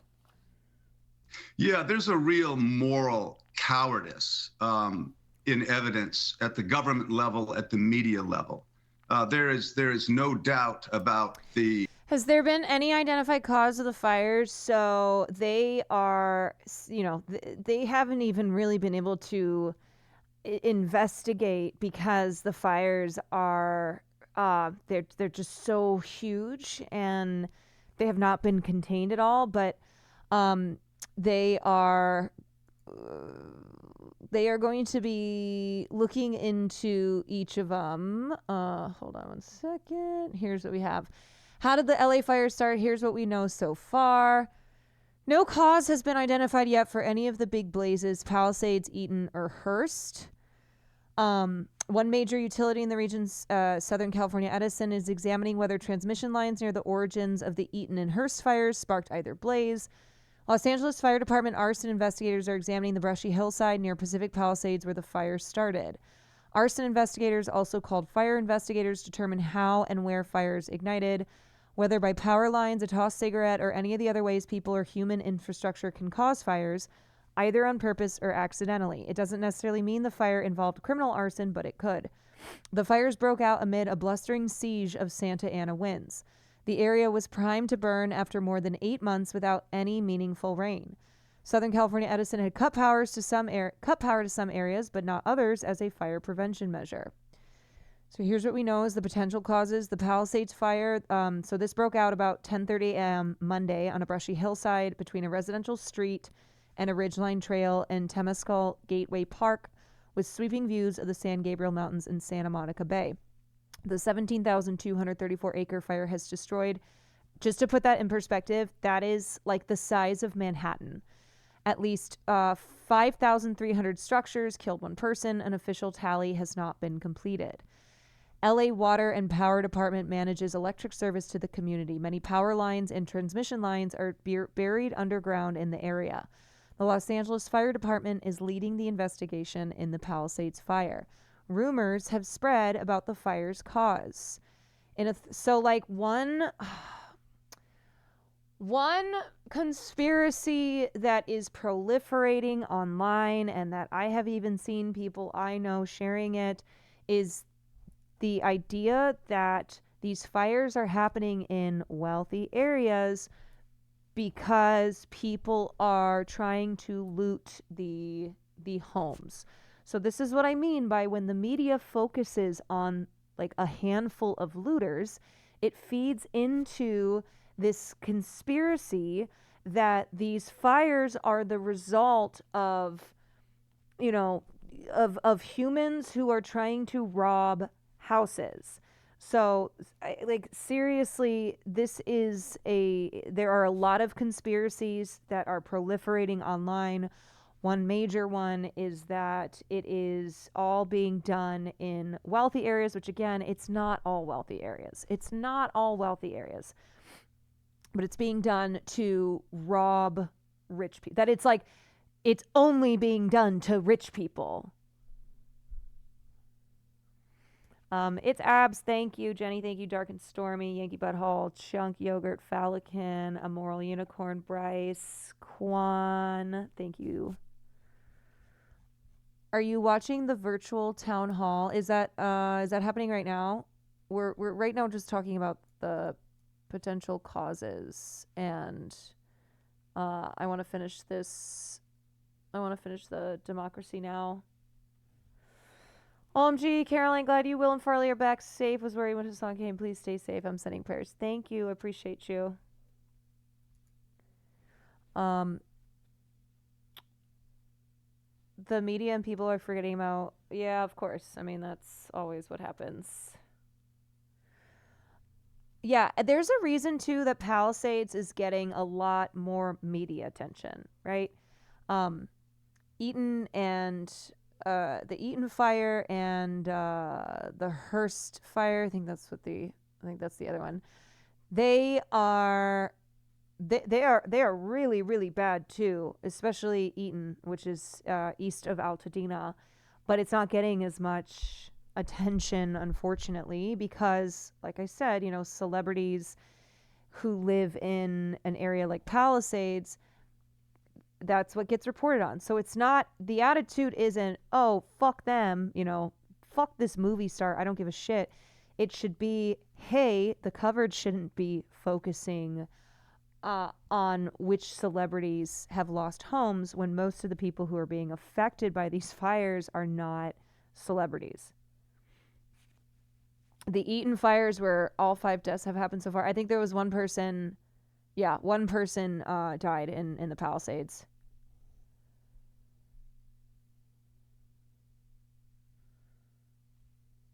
All right. Okay. Hold on. Let's finish this. Map show how the Palisades fire in LA compare in size with New York and London. Yeah, like I said, it's very comparable to, it's like bigger even than Manhattan. Okay. In Thursday morning briefing, Chief Crowley didn't respond directly to questions about specific claims and said that the fire's cause was currently under investigation. So the Eaton fire ignited shortly after 6:15 p.m. Tuesday, just east of Altadena near Mount Wilson Toll Road, a historic roadway ascending Mount Wilson. At least 5 people were killed in the 10,600-acre fire. Between 4,000 and 5,000 structures damaged or destroyed, according to early estimates. High-voltage transmission lines managed by SCE crisscrossed the area, and company officials said they were investigating whether transmission lines caused the fire. While SCE had de-energized overhead power lines to the west of Eaton Canyon in advance of the risky fire weather, its high-voltage transmission lines to the east of the canyon remained energized.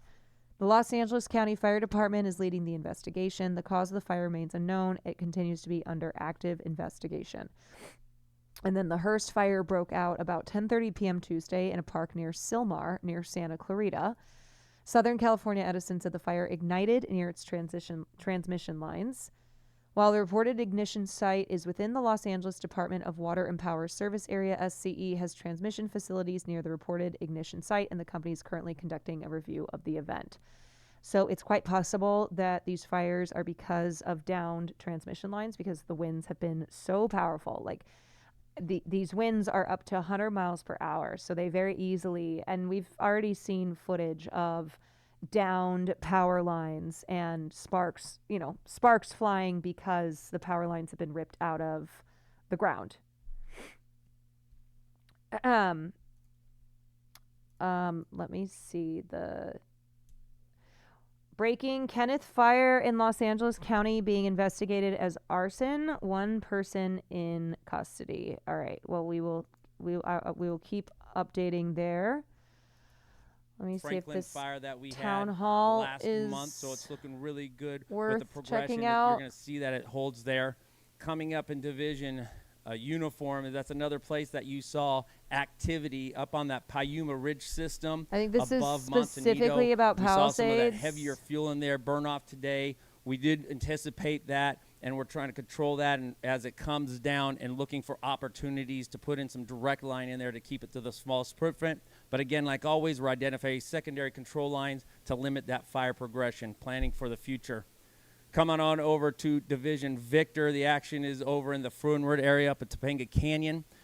We have a lot of resources in there, moving along the fire's edge, mopping up where we can, securing those edges, getting in there with those. A small bit of good news to come out of today is Anita Bryant died. Yes, that is true. Anita Bryant, that homophobic piece of shit, is dead. She was not a good person. She was not a good person. She was an anti-gay rights crusader. She dedicated a lot of her life to ensuring that gay people don't have rights. Goodbye. Structures, again, a priority that we have to try to limit the fire progression and any adverse fire effects to all the structures that we have in there.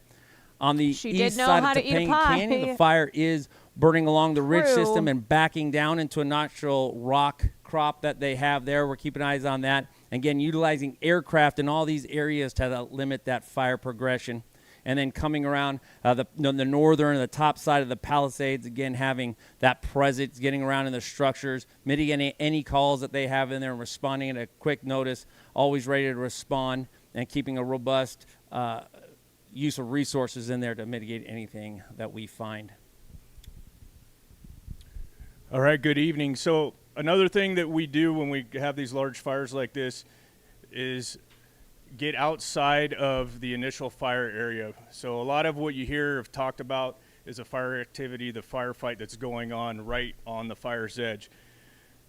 In the situation we got here, we're also putting in what's called contingency lines. So we've got line construction going. Club Chalamet is still promoting Complete Unknown even though her house burned down. This woman she doesn't stop. My God. Her house burned down and she's still promoting a Complete Unknown. I am just going out a fair distance all the way around this. It's not all complete, but it's being built. Malibu Creek Park has been cut out. It's got line around it. And you know what? That's the same energy as Hassan streaming through a disaster. Going along some of the road systems up here, a mile or so off of the line, going across the top, and it's going to get completed up here. I'm trying to see the evac alert. I just got. Wait, did you just get it now? Like east literally of, just now? Sullivan Creek, Sullivan Canyon there. Probably within the next, I would say, 48 hours or so. Because if you got the one that happened like an hour ago or so, and be holding line that can be utilized in the event that something does come out of here on I just got it 2 minutes ago. Wind or where do you live?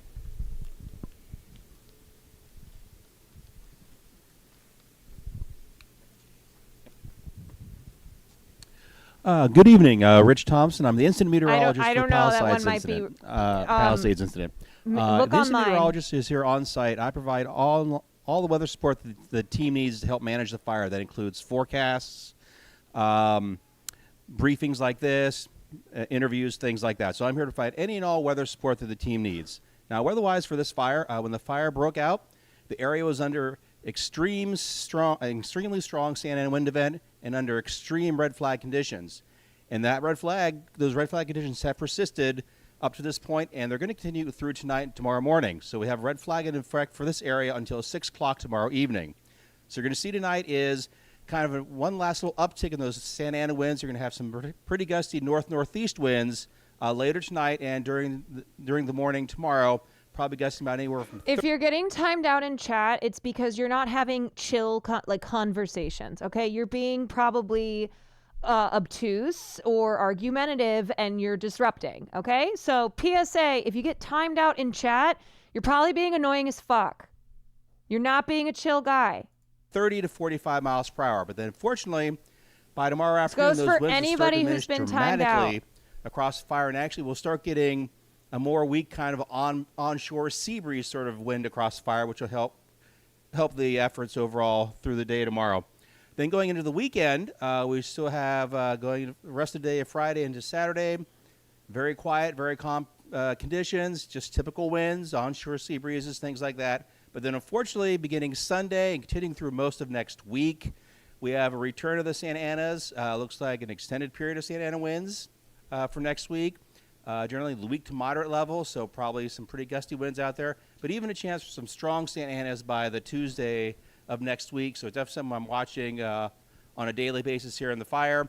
But again, we're looking for a little respite on Friday and Saturday from the Santa Ana winds, but then they're going to pick up again Sunday through most of next week.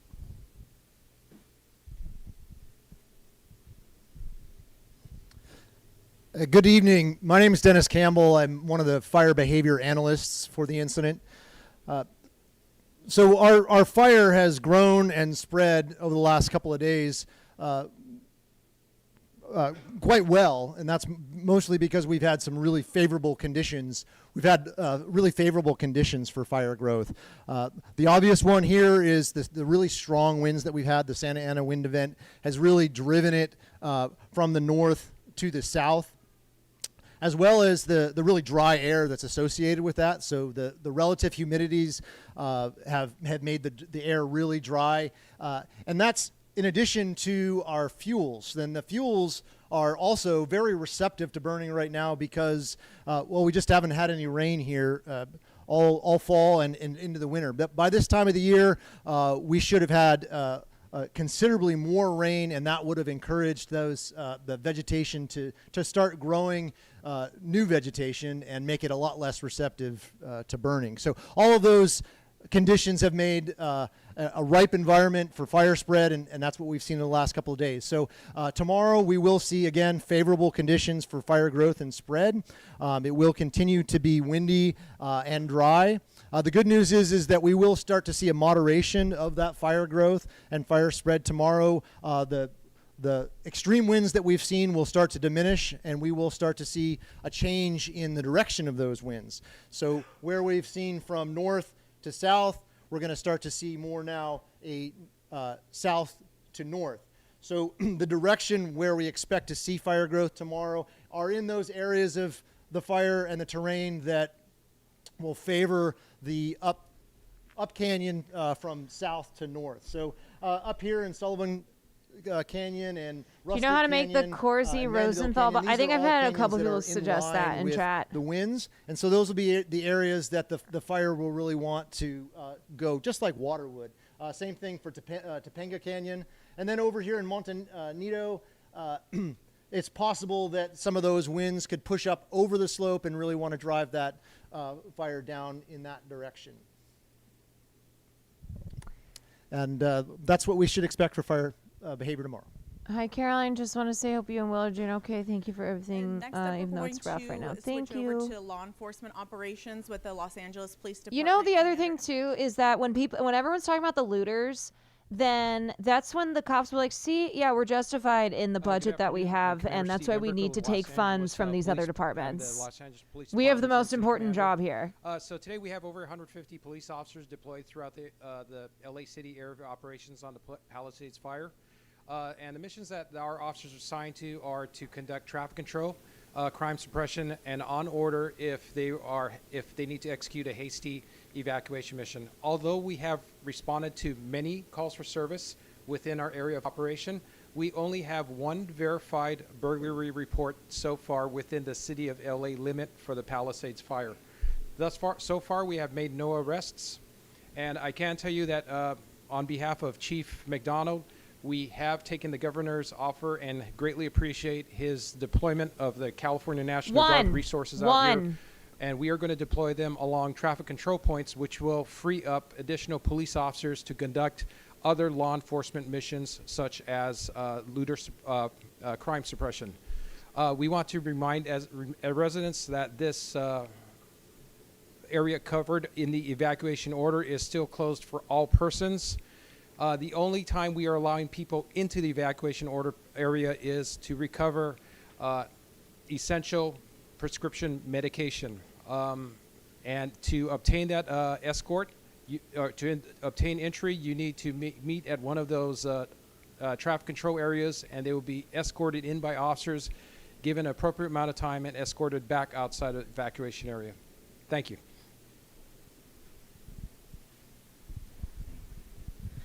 And next up, we'll have the Los Angeles Sheriff's Department. Good evening. I'm Lieutenant Carr from Malibu Lost Hills Station. As of right now, we have over 100 deputies deployed into these fire areas in our jurisdiction. We are currently working right now with looter suppression, traffic control, and assisting with evacuations. As of right now, we've had only one report of looters arrested. 2 people were arrested for looting earlier today. As we go forward, we will be continuing with the assistance of again, traffic control, further evacuations if needed, and we will keep you informed. We just want to let you know to stay informed with official channels regarding evacuations, and if you are ordered to evacuate, please do so. But we are going to continue to partner with our other law enforcement personnel as well as our fire personnel to shepherd you through this crisis. Thank you. And next up, we will have the Unified Palisade Incident Commanders.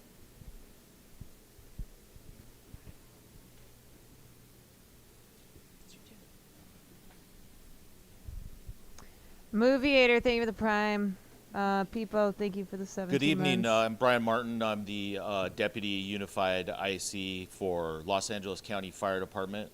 As you can see, the size of the fire and the conditions that operations and the meteorologists and the fire behavior analysts went over, this fire continues to be a very challenging and difficult situation for us to handle. I'm out of town in Nevada right now, helping my mom with some stuff I can't get back. All up and down the state and even out of state. I'm sorry. I know that that's a stressful feeling. It's a stressful feeling being like I'm not there and I feel like I have no control. Some of the challenges that we face are the maintaining the evacuations of the areas. We'd like to thank you, the public, for evacuating early and often. Like when we told you to evacuate, it makes our job much more easy.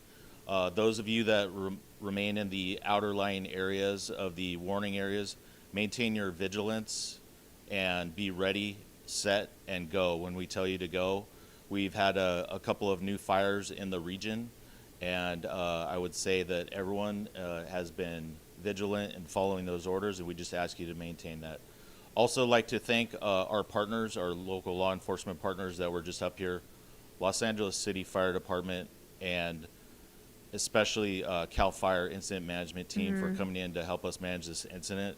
Everyone here has been great partners, and we look forward to continuing that communication out to the public. Thank you.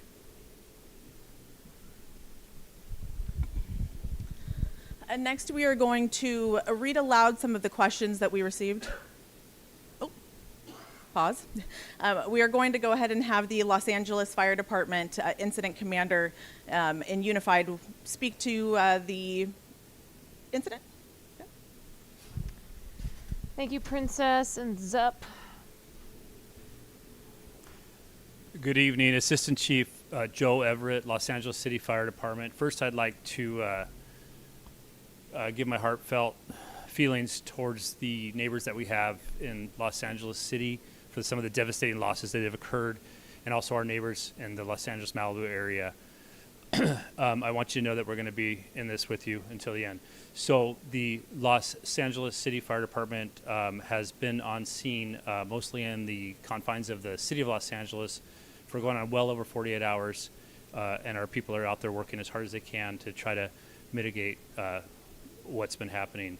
We'll continue to be here throughout this event. I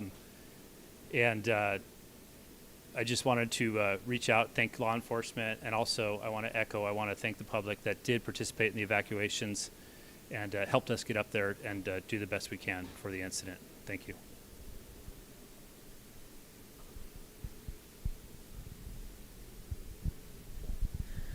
Next up, we're going to read aloud the comments that have been placed in the chat, and we will get a couple of them answered. Any questions that are asked after the fact, or the questions that are answered by our operations chiefs, we will put them in a fact sheet and have them shared tomorrow on the LAFD and the LASD Facebook maybe page. Don't read chat. I feel like.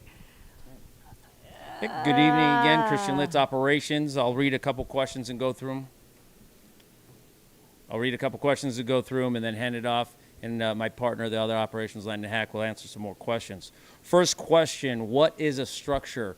What we consider a structure is anything that is a building. And so when you talk about structures, it could be a single family dwelling, it could be a commercial building, it also could be an outhouse. So anything that is a building that we need to mitigate issues. So that's what a structure is. Why isn't preventative FOS check a thing? So when you use retardant or FOS check, there's a latency period. There's a period when it is moist, there is moisture in it that is most effective. Eventually that FOS check will dry out and the fire will still be able to burn through that and get going. So there has to be a good combination. When you look at the FOS check that's being put on the ground, we need to add the ground resources, have to go in and still cut away the fuel bed away from the burning fuel. So the FOS check helps the fire activity lower down, allows it, and gives us time to get those resources in, but one cannot operate without the other. So we always have to get the people on the ground to make sure that we lock in that edge. How are they able to suppress the fire or control it without water? Very good question. I'm going to share when a you're mutual there funds is tactics that we can utilize link to do it without here. fire. However, the fire behavior does it. So if you look at any of our manuals, I'll just give you a little hint in the back door of firefighting.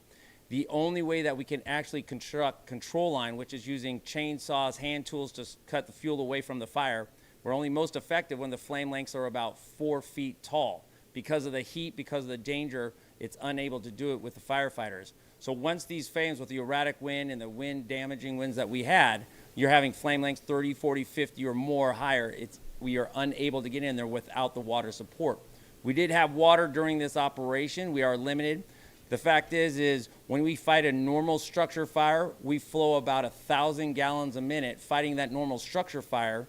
And that's a single structure fire with the multiple hand lines and maybe heavy streams that we use that flow more water. If you can imagine how many structures were burning plus perimeter, we just outpaced the amount of water that any major water source can supply. So we had to use alternate tactics, bring in water tenders that we ordered a whole bunch. They're saying the Kenneth fire DWP did a great job bringing extra. So we're basically mobile hydrants to be able to fight the fire. Hold on, I gotta go pee. This question is, what are the biggest challenges that remain? To be honest, the biggest challenge that remains is when you have a fire of this size, it's always resource management. We are always limited on resources. You never have enough resources with one fire. Now, if you talk about the Eaton fire went off, which is another damaging fire that has grown in the time, then the Hearst fire, and then the Lydia fire in Acton came off, and then today, with the new fire, the Kenneth fire. So we're constantly competing with resources availability, constantly competing with the weather conditions that we've been having. Also, if you look at aircraft, which is a prime real estate, one thing that we do to help to manage those challenges is we are constantly talking with the other resources. We talk to Air Attack, which is a fixed wing running our air resources, and we are constantly shifting resources to other fires to help mitigate, try to keep fires as small as possible, and then bring them back here, again, to our priority areas within this fire. This question is, how concerning is the fire so close to Mulholland? So, being a firefighter for over 20 years, it is always concerning when we have fires next to structures.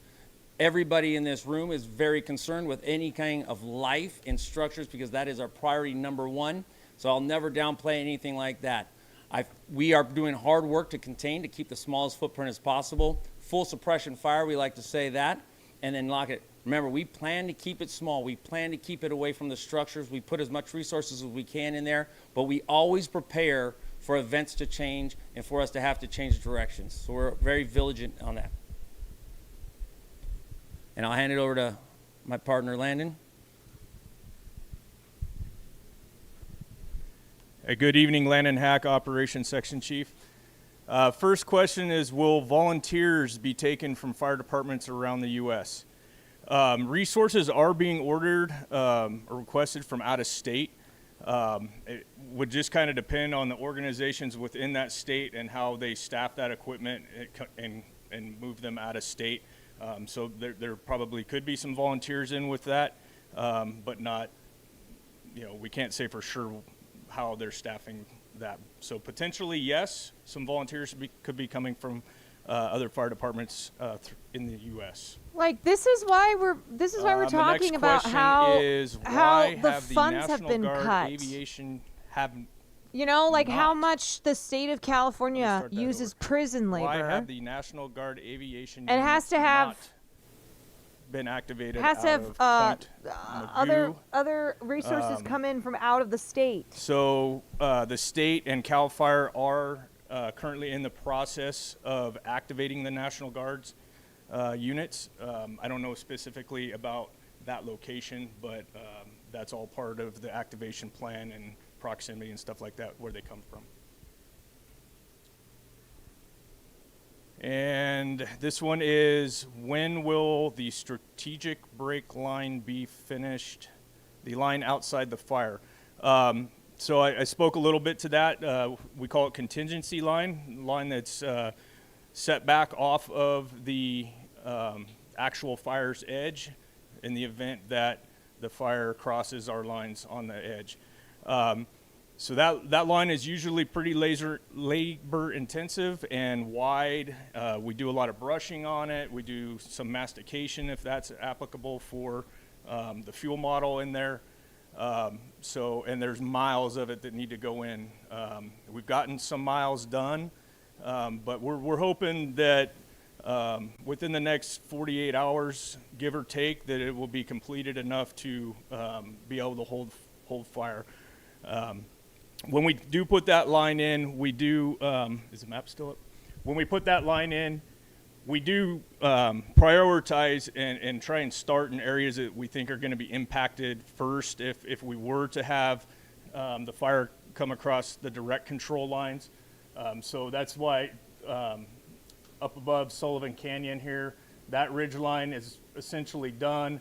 There's some areas up above Silva Park and there that are done, and it's kind of gets dotted together eventually. So the resources kind of leapfrog ahead of each other, and the dozers, it makes the bulldozers that are doing the bulk of that work be able to get it done quicker.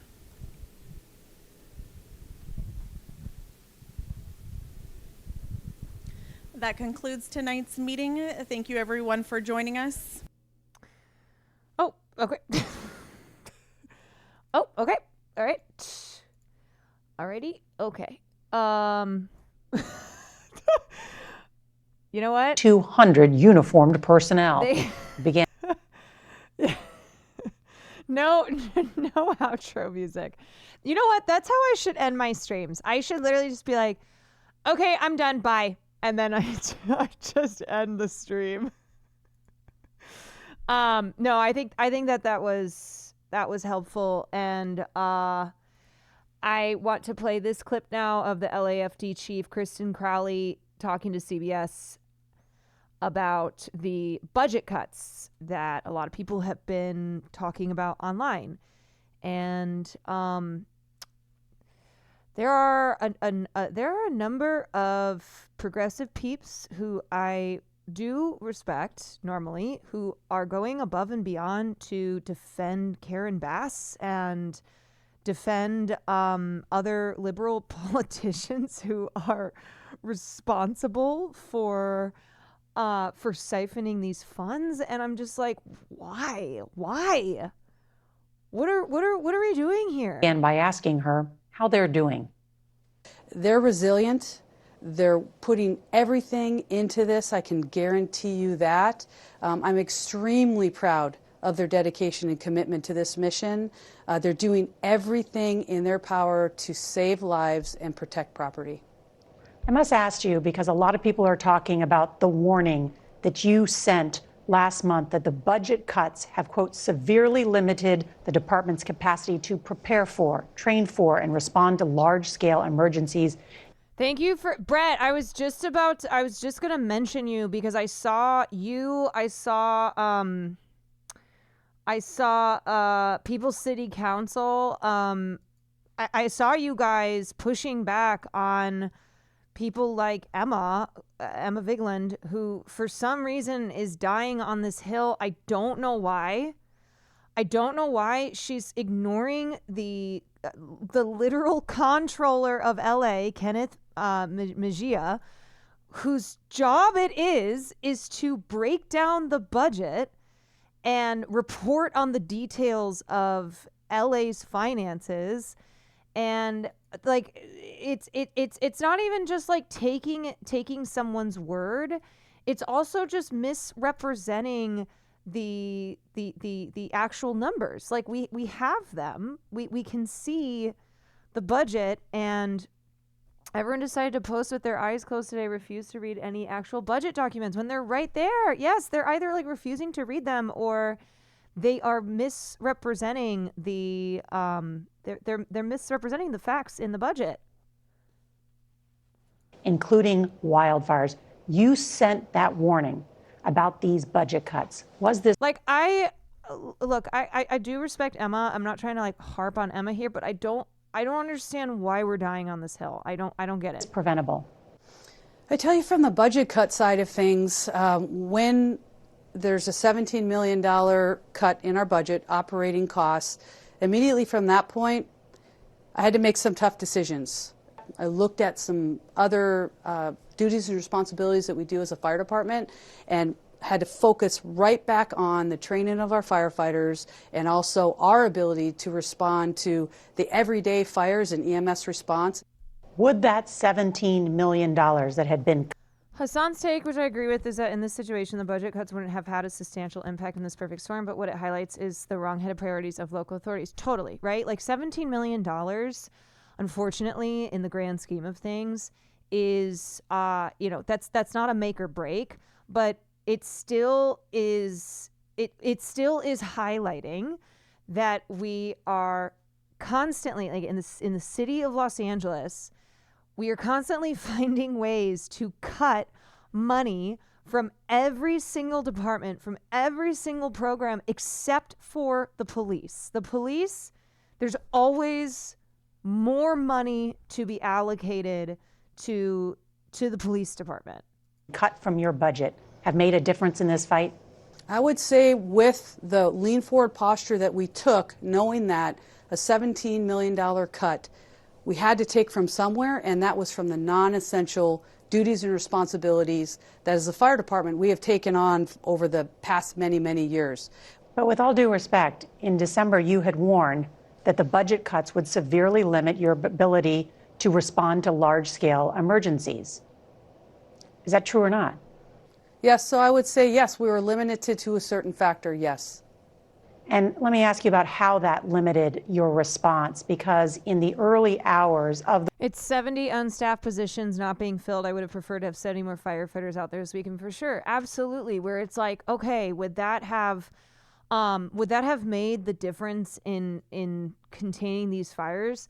Unfortunately, no, because the Santa Ana winds are so destructively strong. Like, that is a major factor as to why the flames spread so far and that they have not been able to contain them. Also, the fact that the vegetation and the land is so dry, so it's like tinder. It just burns. It burns so easily. It's like a box of matches. But it could have made a difference in certain places, but it also is about the priorities, right? Like, you can't lose sight about we can't lose sight of that it is the priorities of the city.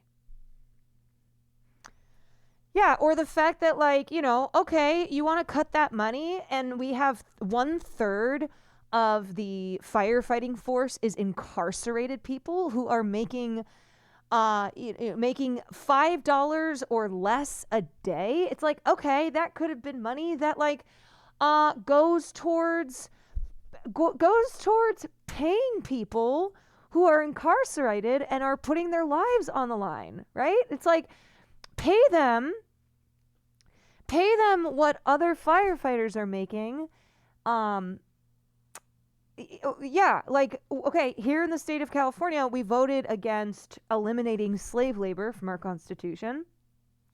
So for people who are incarcerated and are, you know, are working on the front lines here, like, it's not only the being forced into it. Some, you know, some would choose it, were a real choice, but the fact that it's, you know, also something that they are doing and being paid pennies. The wildfires, especially in the Pacific Palisades, we had a team on the ground, a crew there with our reporter, and witnessed a number of homes burned to the ground, and there was not a fire truck in sight. How did that happen? We pre-deployed the most amount of emergency resources that we could with what we had. With the pre-deployment, when the fire takes off, we're going to push as many resources that we can at that particular incident. And that's what we did. We did exactly what we could with what we had. So you're saying you didn't have enough resources? I would say in a WIN event like this that we are living today in day 3, something that is as significant as this particular fire, I would say we threw exactly what we could with what we had. So if I had 1,000 engines to throw at this fire, I honestly don't think 1,000 engines at that very moment could have tapped this fire down. Chief Crowley, thank you so much for your time, and we're thinking of you and all the firefighters. But the idea is, like, we need as many resources as possible, even if it is still, you know, even if it's still not enough because of additional factors that are worsening these fires, but, you know, more rather than less, and not being in a position where we are ill prepared to handle this situation or the rest of fire season in California.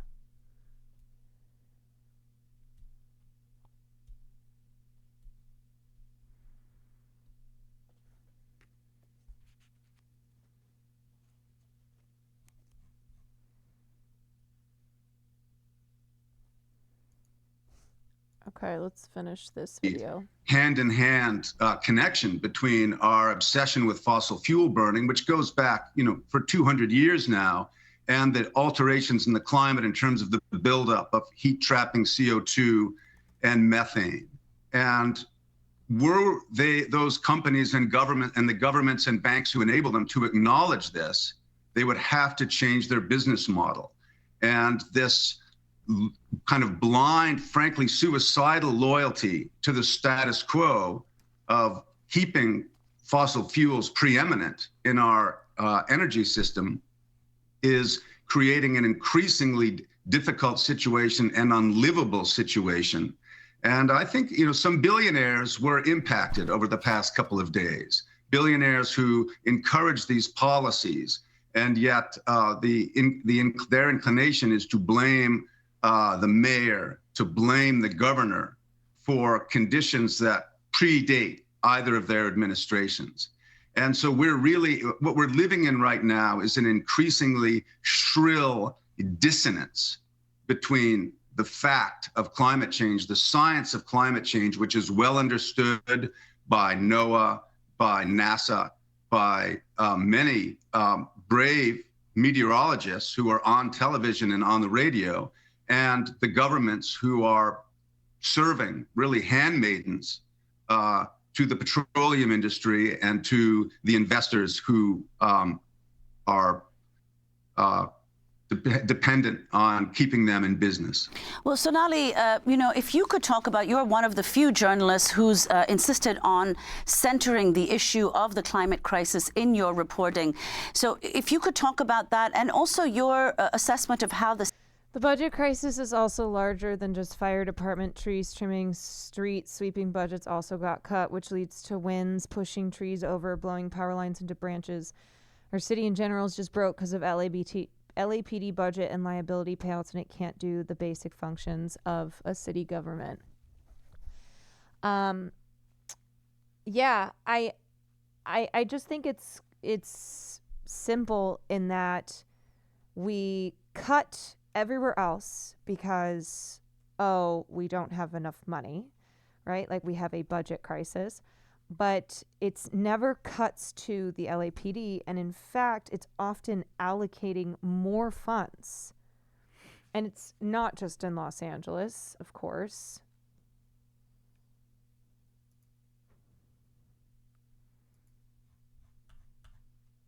City, Los Angeles, has dealt with these devastating fires. The mayor has come under a lot of criticism.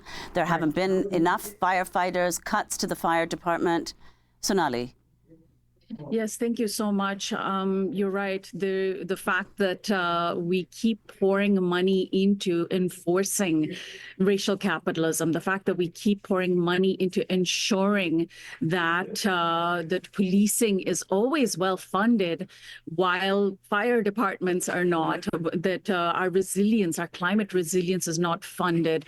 That's a matter of priorities. It's something I talk about in my new book, talking about abolition. But this is, how we design city budgets is a blueprint for how we want to live. And so if we're pouring money into policing and taking money out of firefighting, if we're pouring money into, our tax dollars going to subsidizing oil companies, but not enough subsidies to renewable energy, to electric vehicles, to climate adaptability, then we are basically reaping what we sow. And we have to be connecting these dots, because whenever you hear this sort of media coverage about these disasters, they're covered as one-offs, as isolated incidents, that here's this devastating fire, we were praying for you, you'll survive. Look at the community spirit. I don't want to have to just survive. I don't want to have to rely on community spirit and my neighbors and GoFundMe's to figure out, where I'm going to be living next. I want my tax dollars to go towards taking care of me, my community,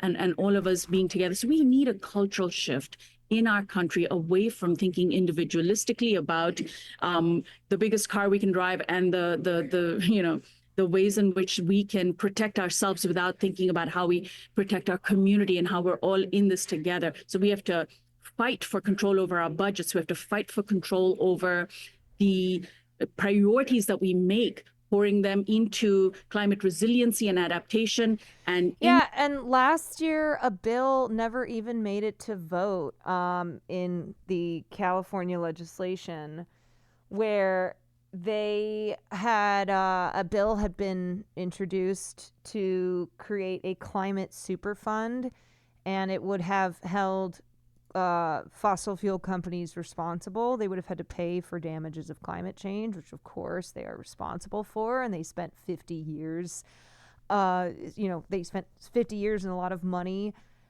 doing propaganda to deny climate change. And that bill didn't even make it to the vote. So it's like,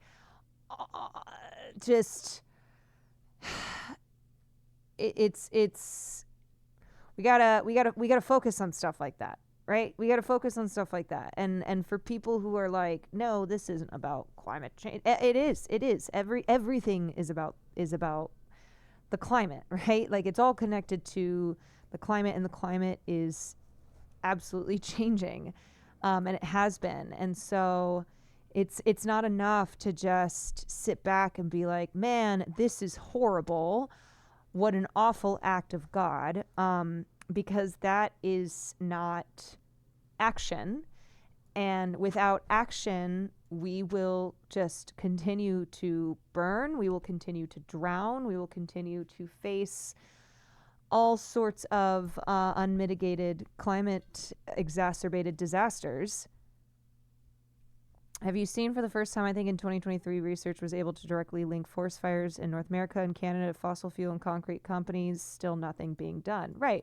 Because our president, Republican or Democrat, is not going to pass a comprehensive, like the type of comprehensive, like really aggressive climate change legislation that we need. Why did we return? What made you and Will return home with the bad air quality? Well, there's bad air quality everywhere. The evacuation notices were lifted from our area. So we came back home to just make sure everything was okay. And then Will immediately started streaming. We're trying to decide what we are going to do over the next couple days as the air quality will worsen. And we're just, yeah, we're figuring out next steps. Farley is good.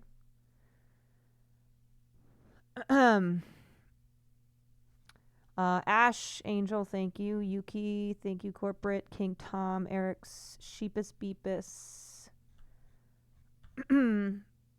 Ending the stranglehold of fossil fuels over our country. The most aggressive climate change legislation we had was the Green New Deal, which Joe Biden, once upon a time had been like thumbs up, and then of course distanced himself from. And the Green New Deal included federal funds for exactly the problem that we are dealing with now. And our world. We have to change that cultural mindset, and we have to push our politicians to do the right thing. And billionaires should not exist. Democracy Now! Is funded by viewers like you.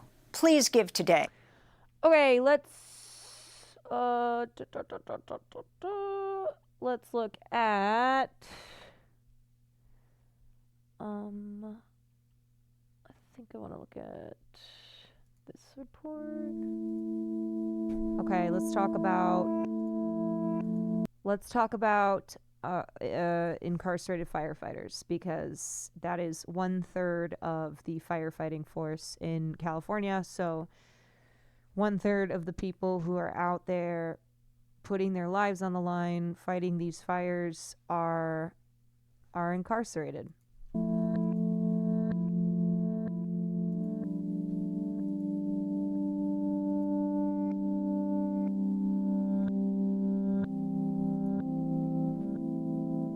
I think to some extent the camp program saved my life. It gave me a sense of work ethic, ties to the community. It gave me another sense of worth. With that, though, I do believe that the camp system has its challenges and has its flaws. I was not only doing wildland firefighting, I was doing search and rescue. I was doing fuels reduction projects, clearing up the forest. I was building baseball fields for children.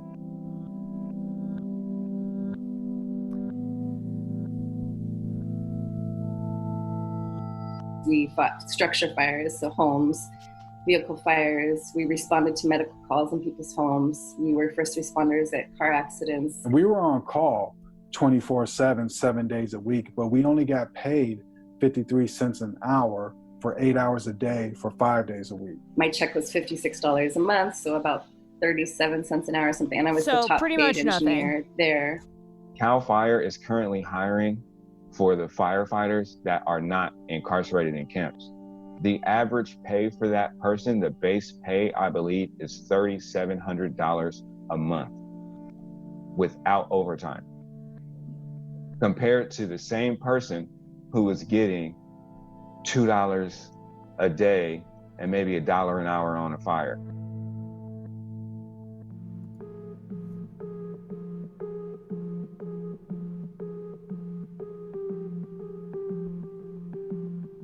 COVID prompted leadership to step forward and release people that were safe to be in the community. Like, we should have done that before COVID. In 2014, Kamala Harris was Attorney General at the time, and her lawyers really argued against release of kind of lower level minimum security prisoners because it would greatly reduce the fire force. That is so horrifying to me. We were deemed safe enough to be working in the community. We were deemed safe. Yeah, so in 2020, Newsom signed into law, he signed a bill into law that would allow former nonviolent incarcerated people who participated in one of these fire camps, one of these conservation camps, to have their records expunged, which is supposed to be a way to remove barriers and allow them to seek jobs as firefighters in the community. Because what has largely happened is incarcerated folks who train as firefighters, train as and other first responders, are not able to seek employment, are not able to, after they are released from prison, become employed firefighters. So that law was passed, but it still it still is very difficult. There still are a lot of problems, a lot of barriers involved in former incarcerated firefighters getting hired after they are no longer incarcerated.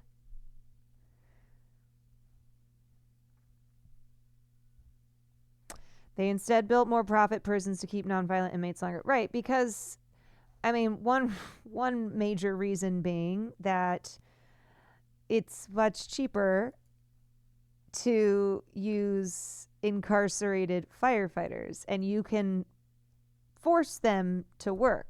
That is what we talk about when we say slave labor, because the 13th Amendment, which outlaws slavery, has a provision in it that slavery is illegal unless you are, unless you are incarcerated. And plenty of states still have that as part of their constitution. And we had a measure in November in California that people voted on to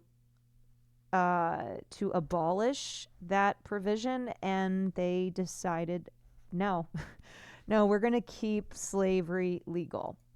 Yeah, so slavery was literally on the ballot, and in California, it's crazy because there wasn't even money that was poured into opposing the abolishing of slavery, and still because of the overall fear that people have in this country of crime, it's why a lot of the country is shifted to the right, not just in red states but in blue states as well. People responded to that. So anything to do with incarceration, anything to do with crime, any relation at all, people in California voted pretty conservatively. There's a big advocate for rehabilitation and supported transition after getting out who was an inmate at San Quentin, and he was recently pardoned by Gavin Newsom. That's good. Enough to go into people's home. We were actually low level enough to have been at home with our families. We were retained to do a job that they didn't want to pay anybody else to do. You are only as valuable as what you save the state, not in the work that you do or who you are as an individual and the personal change that you make. And so it's a little bit of a slap in the face. So what you actually see is the state's dependence on this group of people. Right now, agencies are having to take unprecedented steps, right? They have to go through these massive hiring cycles to go hire all of these folks professionally. We feel like the first batch of people that we should look at are the people who already have the skills and who've already proven that they can go do the job effectively.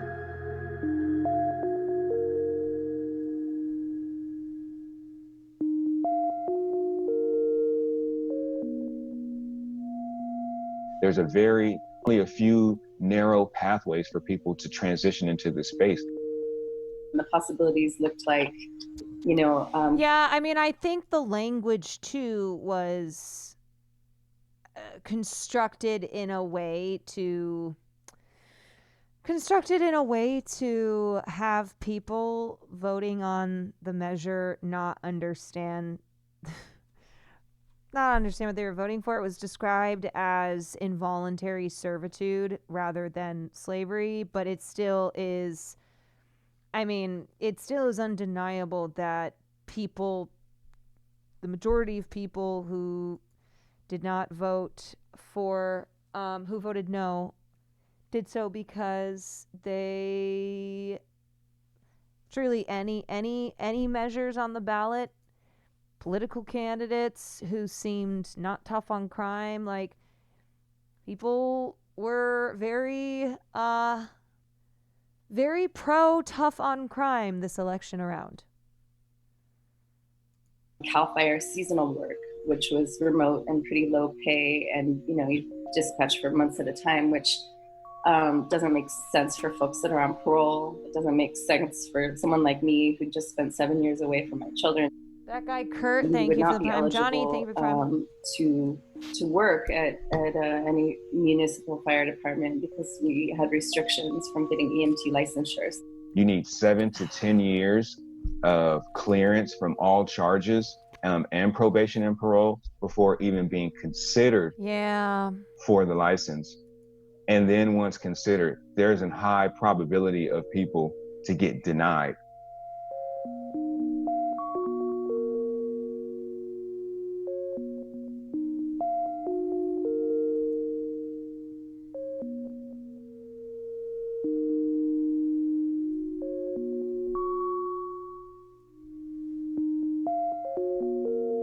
I've only been out 7 months now, and every day I still feel like I'm responsible if I smell smoke.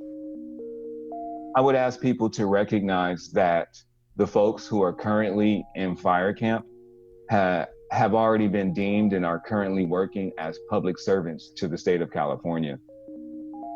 Leadership needs to sit down and really restructure this program, and we need to figure out how do we expand the firefighters in California while not perpetuating a system of slave labor.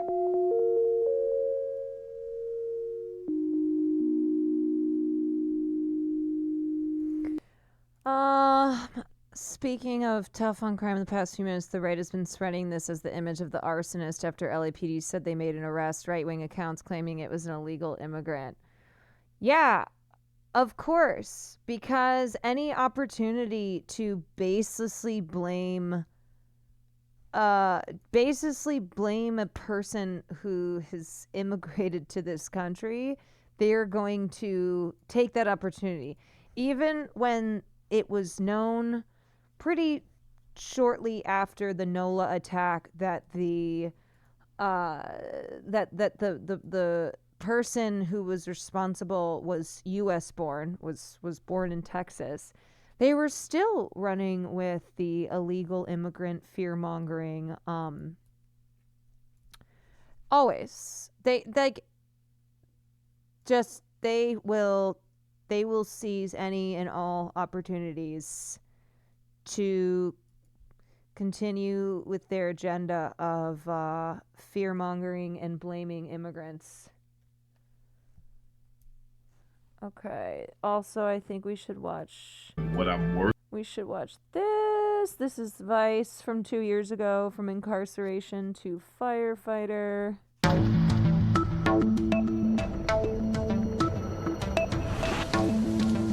California has long depended on inmate labor to fight the massive wildfires that happen here every year. And although they get hands-on training and experience in prison, formerly incarcerated firefighters have a hard time pursuing this as a career. A group called the Forestry and Fire Recruitment Program is set out to change this, and since 2015 has helped hundreds of former inmates land high-paying jobs on fire crews. I'm in Pasadena, California to meet them.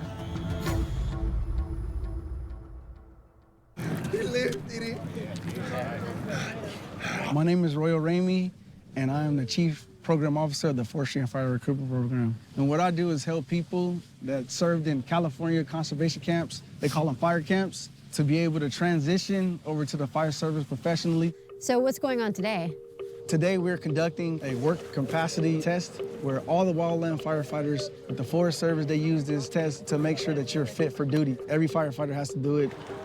Almost everyone here today was once incarcerated. Aside from the PAC test, participants also complete classroom training as part of their certification. Hold on. I just gotta watch this. I gotta see what this is. I'm born and raised in the city of Angels, and the entire city of Angels is on fire everywhere. Everywhere. The entire city of the Pacific Palisades is gone, you guys. I mean, literally my neighborhood gone.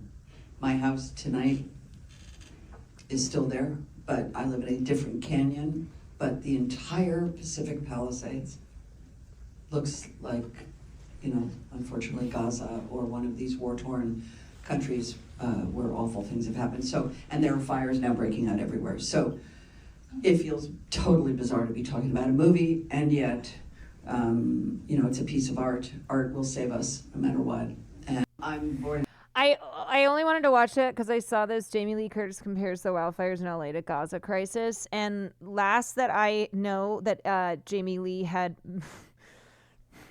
was caught up in anything about Israel and Palestine was when she had posted the photo of Palestinian children looking up in fear at the rockets flying overhead and said, "Pray for Israel," because she thought that those were Israeli children.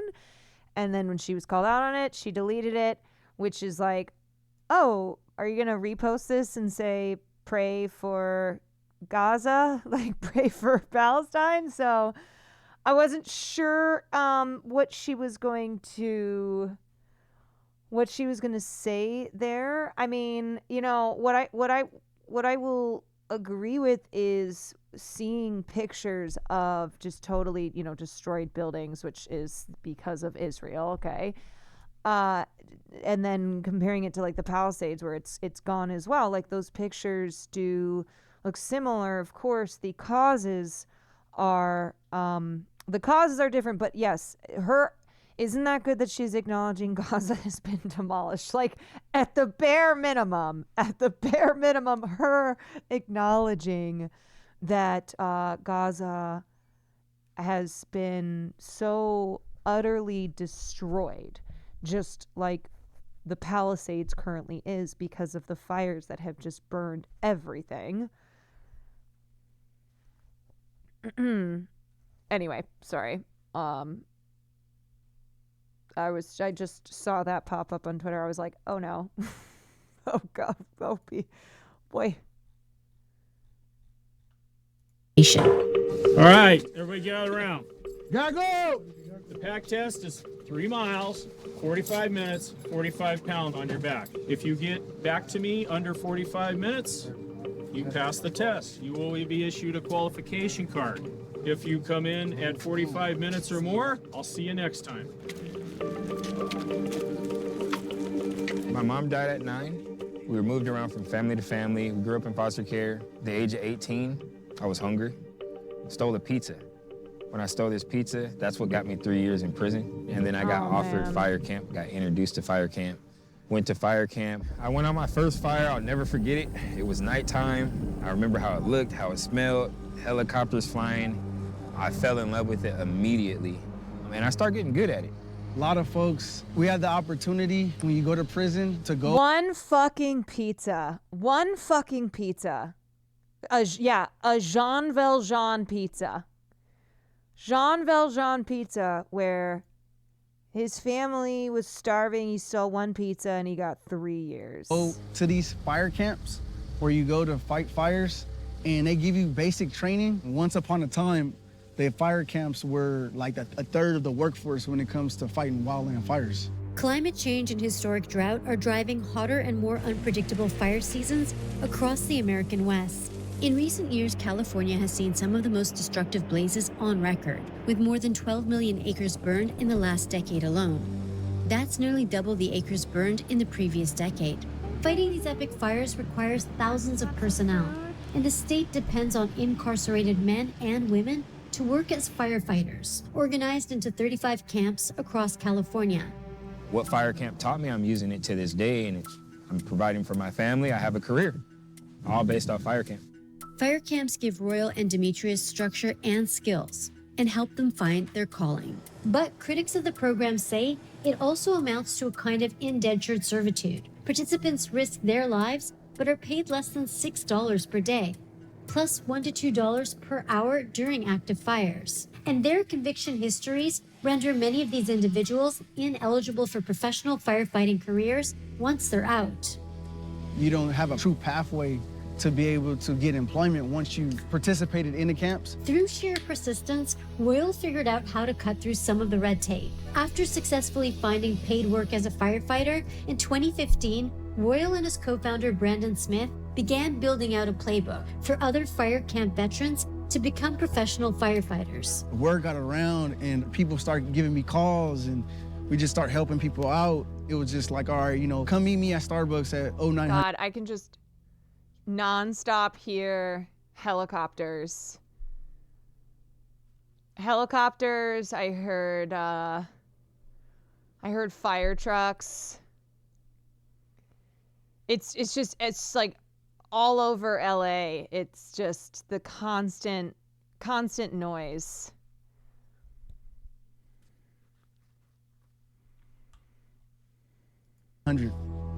Help you out with the application process. I'll help you with your resume.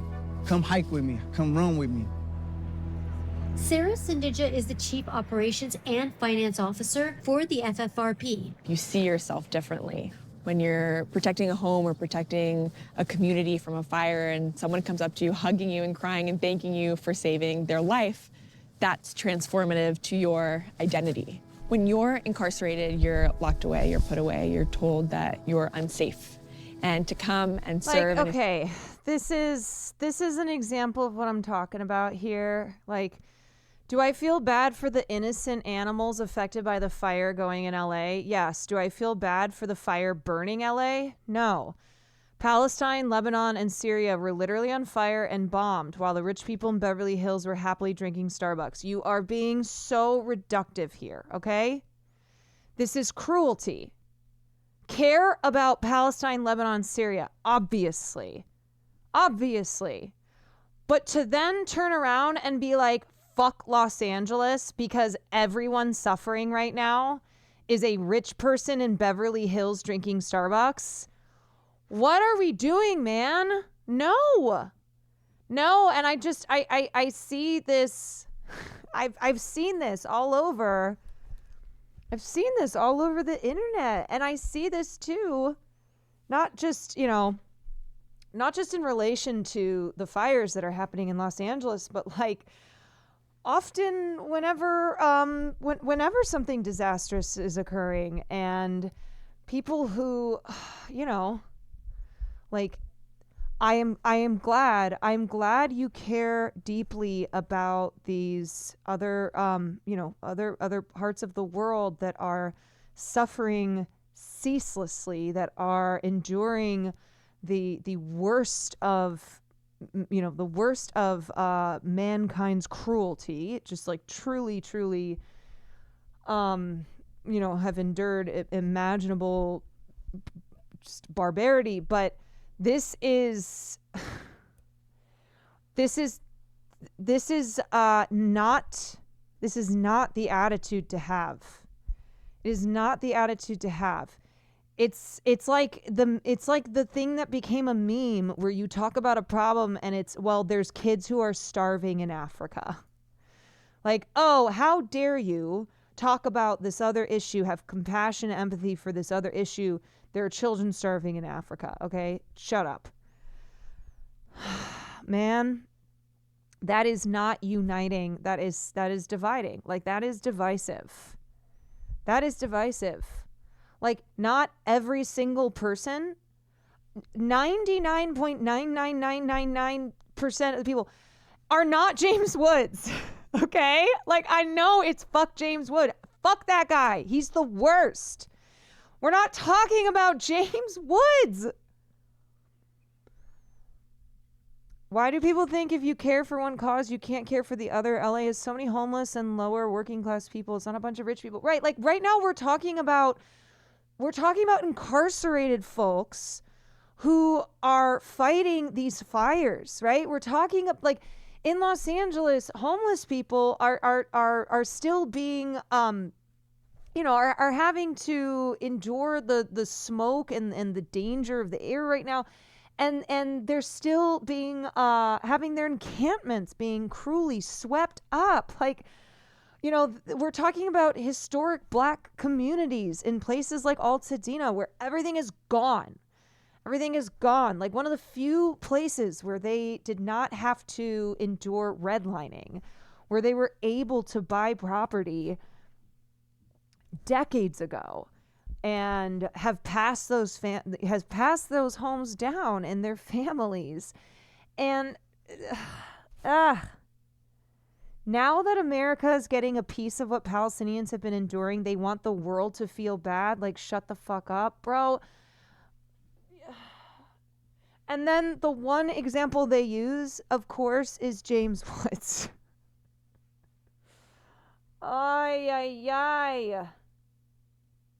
Ay. Ay, ay, ay.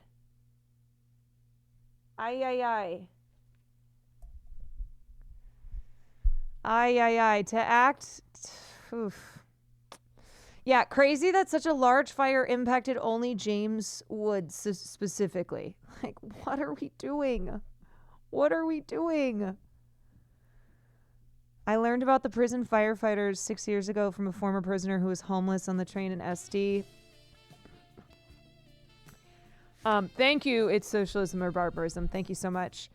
He told me about his experiences and how kids would come up to him and give him high fives and people respected him, not knowing he was a prisoner. When he got out, he couldn't work and was stuck on the street.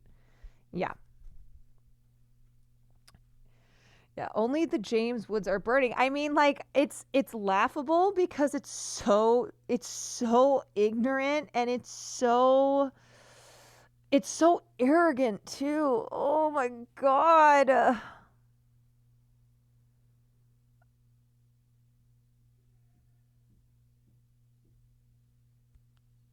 Oh my God.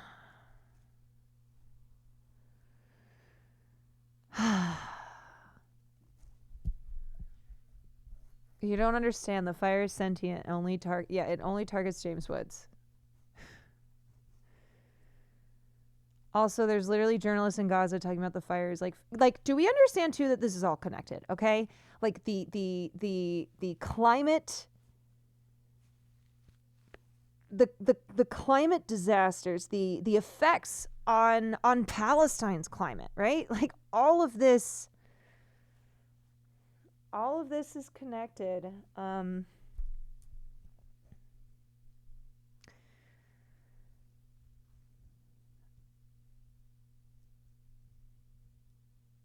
Bear in mind that these weirdos are a tiny vocal minority. I feel like saying that both sides are doing this isn't quite right. No, what I'm trying to explain is I obviously understand that this is online discourse, but what I'm pointing out is that like you have this, okay? And I've seen a number of people who I know ascribe to leftist politics who are echoing this sentiment, or you know, just more broadly, like, sorry, but fuck James Woods, okay? Or, you know, rich people, like, blah, blah, blah, blah.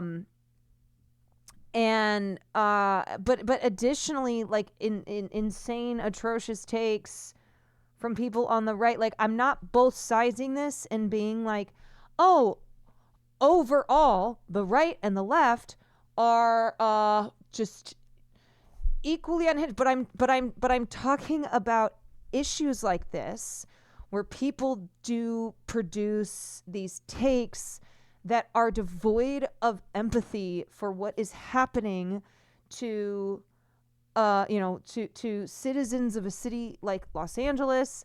And it is something that it's not just restricted to one side of the political spectrum, okay? Both, yes, so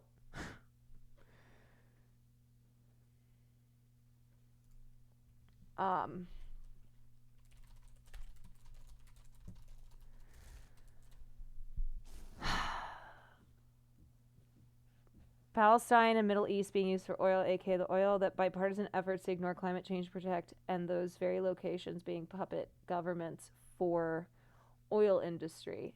Yeah, and like when we talk about climate change, We don't go, oh, climate change doesn't matter when it's Paris Hilton's house that is burned down. Like if it's celebrities' homes in the Palisades, then I don't have to care about I don't have to care about how climate change is all across the world exacerbating these disasters. I live in a red state. It's always frustrating to hear that shit. Yeah, I mean, you guys, this was happening too with the hurricanes in North Carolina and in Florida. Like there was a lack of empathy from a lot of people online because these were red states. Like this is what is this is what's going on, okay? This is what's going on with these disasters depending on the, you know, depending on if it's a blue state, if it's a red state. Yeah. Okay. Anyway. A field where you are contributing to public safety, that is transformative. It means everything to me. My son, when he sees me walk in, he's like, fire, fire, fire, fire, fire. That's how he says it. He's 4 now, he says it more clear, but he looks up to me. My daughters, they're scared. My wife is scared, but they're proud at the same time. They think and feel I can do anything because of what I've been through and what I came from. Brandon was incarcerated at 16 years old on gun charges and served 9 years. Using training he received with the FFRP. Like, I think somebody in chat was asking, like, how is this connected to Gaza? I mean, like, think about all the emissions. Think about all the emissions from the weapons that Israel is using to destroy Gaza, and like how that is contributing to warming the planet. How that is worsening the climate catastrophe. Also, yes, 9 years for a 16-year-old is insane. 9 years for a 16-year-old is absolutely insane. Right, like militaries all over the world are huge polluters. Yes, the United States military being one of the biggest polluting entities on this planet.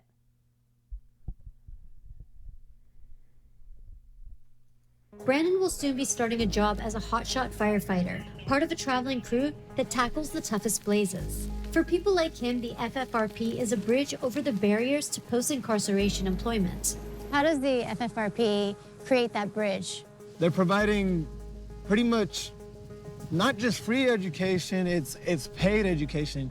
We know you can't be here for free because you have to check in with parole. You have to pay your mom rent for that room you're living in to help with the gas and electricity. Yeah, yes. It's the singular largest entity, yeah.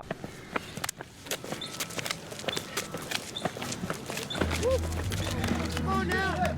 Come on, you can do it, team. Come on now. 43-15. Got this. Yeah. My name is Deton Harris, and I'm the superintendent of the crew. Deton first met Royal at an inmate fire camp. When he was released, Deton's firefighting prospects seemed like a long shot. It's like a reality check because when people express anger against the rich class, it includes the military-industrial complex. Also, what's wrong in that? Do you think that somebody who has a $3 million home in the Pacific Palisades is equivalent to the MIC? Like,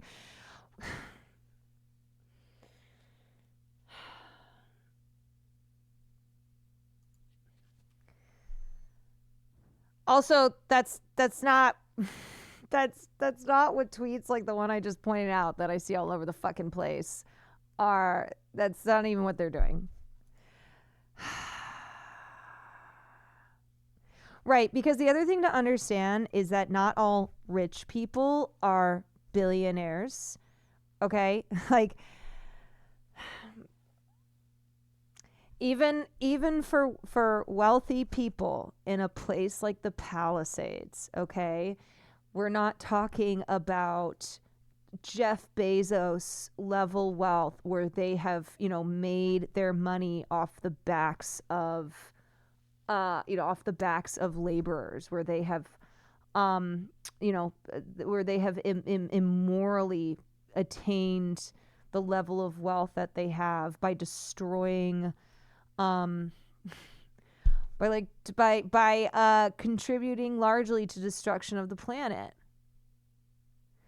It's the same people who sent Hassan over the edge. Okay, I'm just going to say right now, I truly I'm already on edge. Okay, I'm already on edge because I had to fucking evacuate last night. So I can't be doing these. I can't be doing this.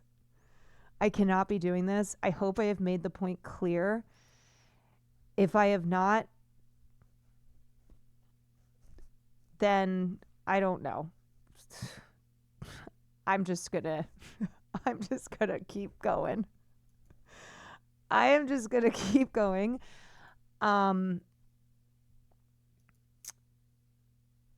My God. Jesus. My God. All right. Thank you for your coverage. Thank you for those of you who understand. You can be colloquially rich and still working class. Most athletes and musicians, for example, they're rich in a layman's sense, but they aren't the capital owners. They're still making money for someone else. Yes.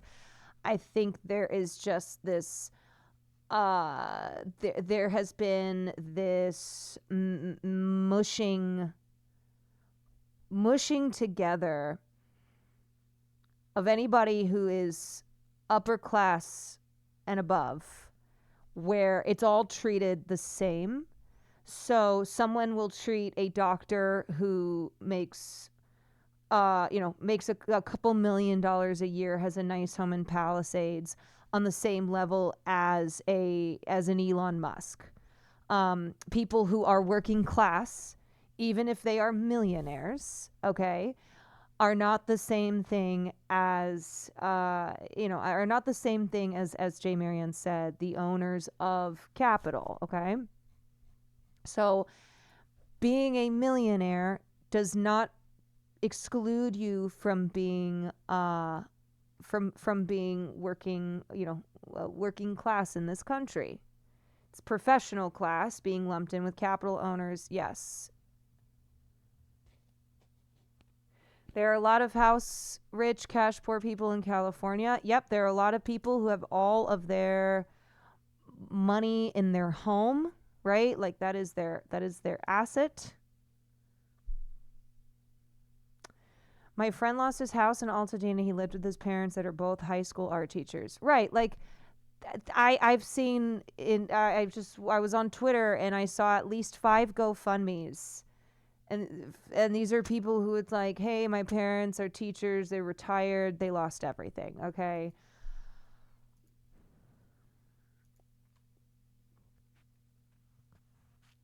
There's a difference between capital owners, the bourgeois, and the upper class.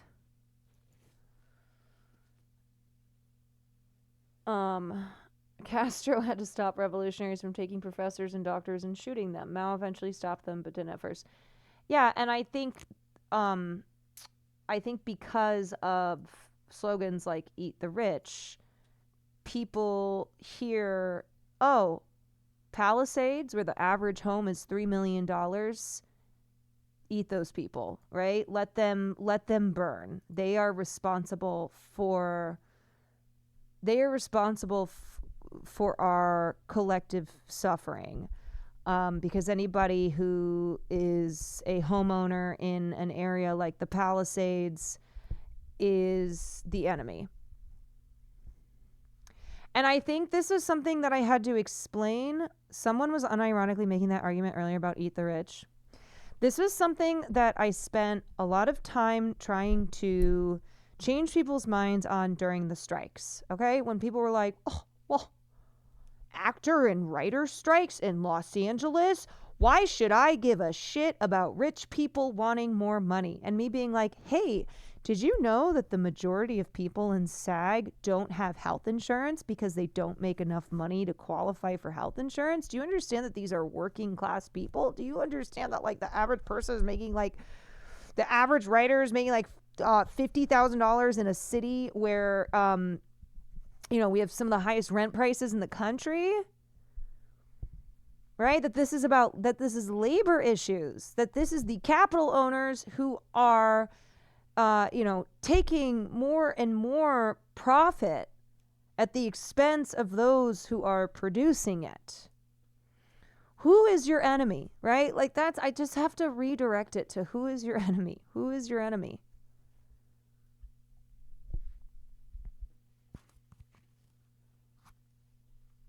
And the other thing I've been thinking of is like LA is already a town that has been hit so hard since COVID, right? We have the pandemic, we've had multiple strikes, and now these fires, and like film production is a huge industry in Los Angeles. It has been for a long time, and it has been on the decline. More people have had to leave the city, have had to change careers in these last couple years because work has just like the terrain dried up. And it's like there's been, there's a lot of people here, from craft services to makeup and hairstylists to, to actors to crew members who have, for the last 5 years, been getting hit over and over and over again.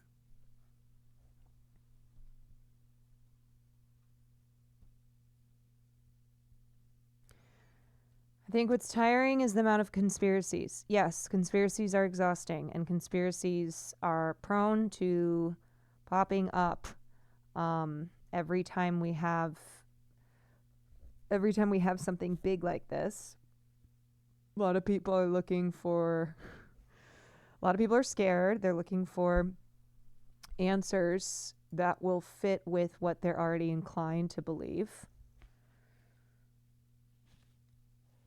The same people who say, well, who cares? LA is full of wealthy people are the same people who advocate for those who are on the streets, LGBTQ plus humans who were kicked out of their homes, people of color, but don't understand that those groups are heavily affected by the wildfires themselves, no matter if low income or high income.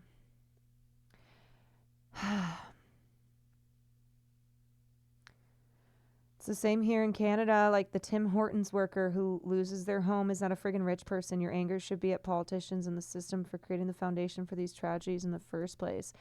Yeah, I just think that there is an association with Los Angeles and with the film industry that because,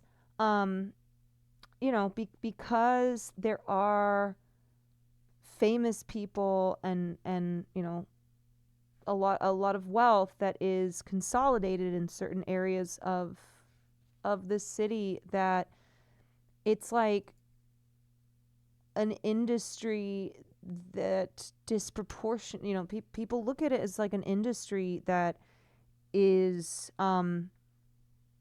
filled with that, like the majority of people in the industry or in this city are well off, rather than that still being the minority. And for the millionth time, it's like, if your response to the most destructive fires in the history of this city raging, like they are still raging. I can hear helicopters flying over me every 10 minutes because they're going to different areas of the city to put out fires. If your response is to say, well, I don't care because celebrities, it's like, that's not it. Please.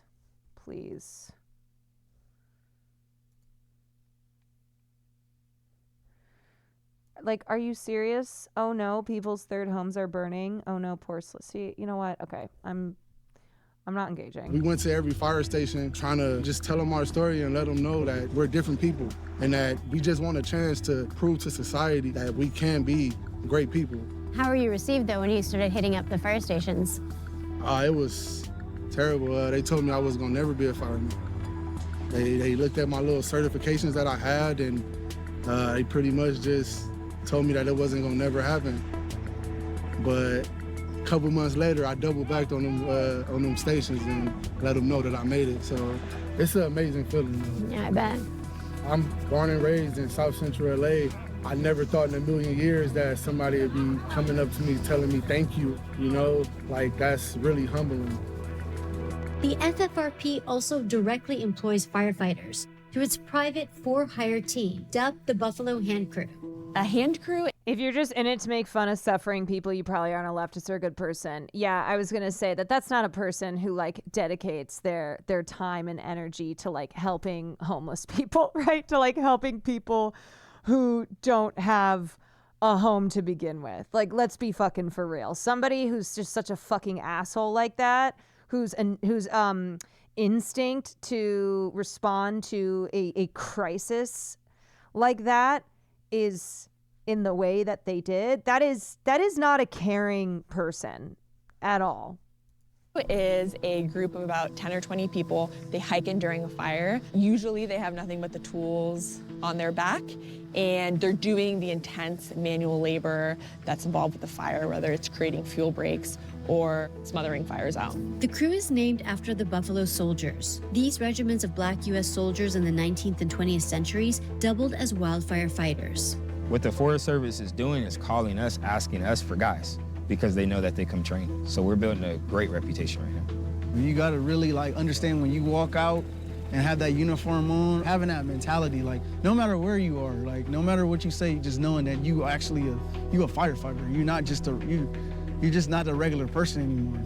You're actually a public servant. One major barrier to becoming a professional firefighter after being released from incarceration is the inability to get an EMT license once you've been convicted of a felony. A California law signed by Governor Gavin Newsom in late 2020 allows people who served in fire camps to petition judges who can expunge convictions. But the process is difficult and uncertain. And for now, many fire camp veterans still face an uphill battle when trying to move into professional work. Second chance employment is a no-brainer. We know that the #1 reason for recidivism is employment. People in California is behind it. They're starting to see that, just because a person made a mistake doesn't mean that we should just throw them away to the wolves. The FFRP's mission has attracted a lot of believers. They've received funding from large companies like Google and Verizon. Musician John Legend even delivered congratulations to FFRP's 2021 graduates. As you are called upon to keep us all safe during the 2021 California wildfire season, we are so proud of your accomplishments and so grateful for your service. Don't judge people, because you never know what they really been through. People that's been, traumatized in so many different ways in life that you just wouldn't understand, and that led them to that poor choice, or led them to making that decision that changed other people's lives, or it's complicated. Life is complicated. Just educate yourself on things that you don't know. Don't judge people. And that's my story, and I'm sticking to it. Hello, my name is Lawrence Bartley.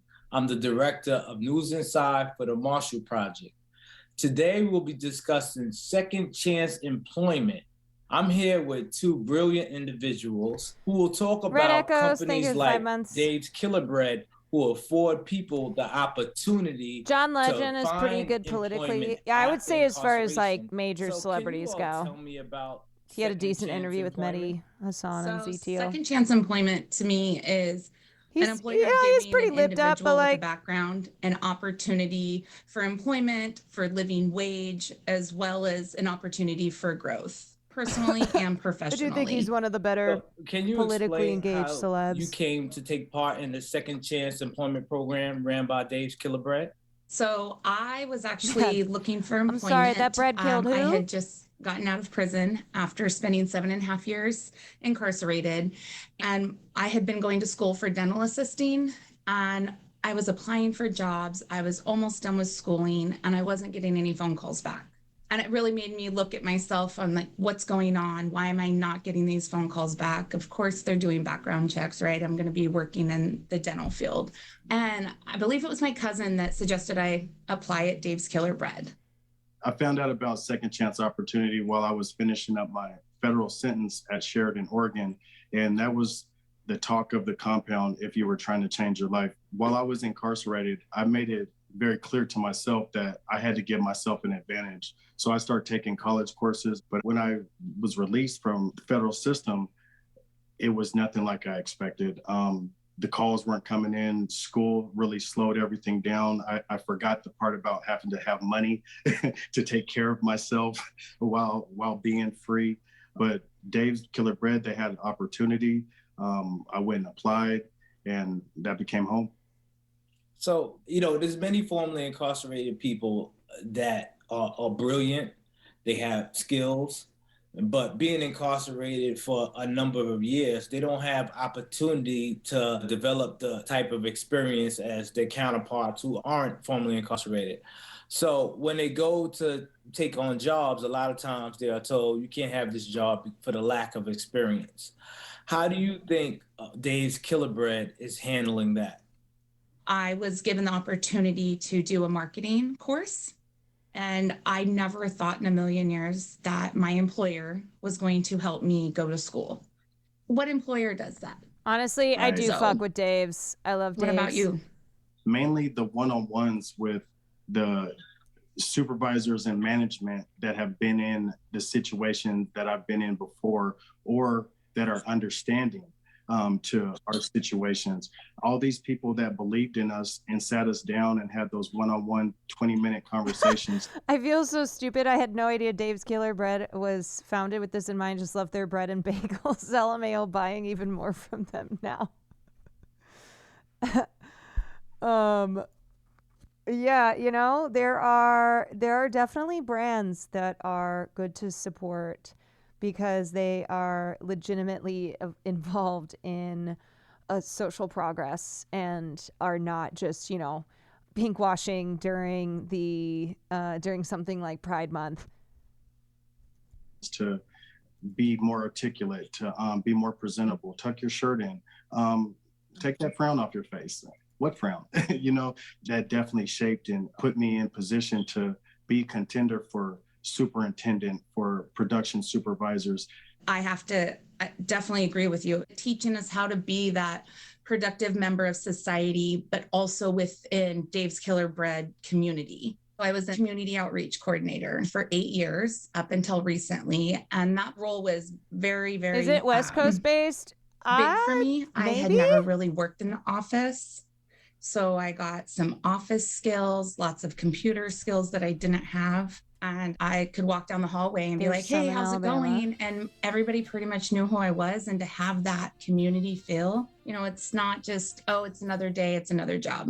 Nice. Aw, Candles, tell me, thank you what is so your much for current the position 5. again, Crystal? Project coordinator for Dave's Killer Bread Foundation. The foundation started in 2015. Appreciate you. And I've actually been working towards this position, and here I am. What about you, Rahsaan? How long have you been in your current position? So it's going on 6 years now. When the opportunity came up to be production supervisor in Mesa, Arizona, I jumped on it. I had already outgrown Portland, Oregon. That's where I committed my crime at. That's where my old friends were at. And I knew it was time to take my story somewhere else and to really to blossom and to be able to live. And I'm out here now and doing different speaking engagements because there's 1,000 second chance people out there, but who's going to be that person to take that chance to give them that second chance? So, Rahsaan, now you have the opportunity to hire formerly incarcerated people. Yes. How does that make you feel? Man, you see, I can't stop smiling, man. That was the goal. And to feel it come together and to see the change in people after a few years, it's beautiful. Just like I'm pretty sure Crystal feels about talking to me and knowing those talks that we used to have and just seeing that it's worth it. Also, you're teaching hiring supervisors right there with you. You're teaching them about hiring the right person for the position. So glad I not found you, their Karen. I agree with everything you talked about in the last Right. hour. Sending Because hugs your there's way. missed Oh, talent out there. welcome if in. you overlook someone with a background. Yeah, paid Are there chatter. any final words or thoughts any of you would like to say to individuals who are seeking employment and they don't know of the Second Chance Employment Program? The main thing that I would want to tell people is change is possible. You know what I mean? You give somebody a second chance, they can come out here and be a pillar to their community. My last words, I guess, would be to know there's hope and to let go of your own shame or doubt and show up every day as yourself. Show up and be a hard worker.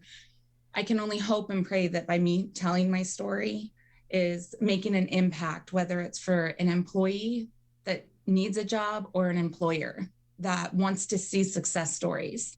Yes. Crystal, Rahsaan, thank you for talking with me here today.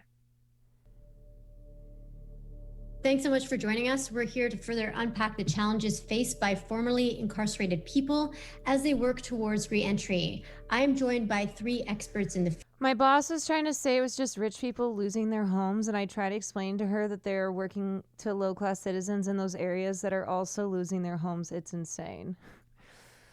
You know, I think let's just keep this simple and be like, oh, okay, so you're on the side of the fire. Okay, so of all the sides here, you're like, yeah, I'm with the fire. I'm with the fire. Like, aside from what we have said repeatedly, which is that no, it's not just rich people losing their homes. Okay, and please don't be misled by coverage in the media that, you know, lists off celebrities who have lost homes in Pacific Palisades. yeah, on the side of the fire. Oh my God.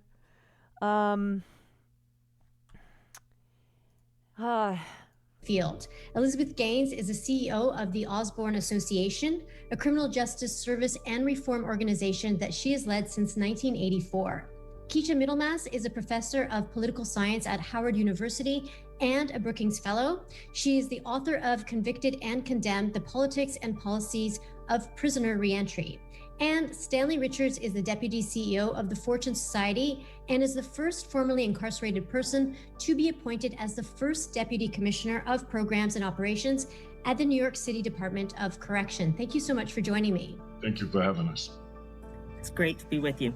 I vaguely remember California voted to continue slavery. I wasn't really informed whether this is slavery, forcible labor, unpaid labor. So far, this video seems to convey that partaking in service work is a good way of reintegrating convicts into society. Well, I think what it's about is it's making it so that there's a pathway for those who are incarcerated and have gained the skills of firefighting to be able to have the opportunity after they are no longer incarcerated to actually have that as a career.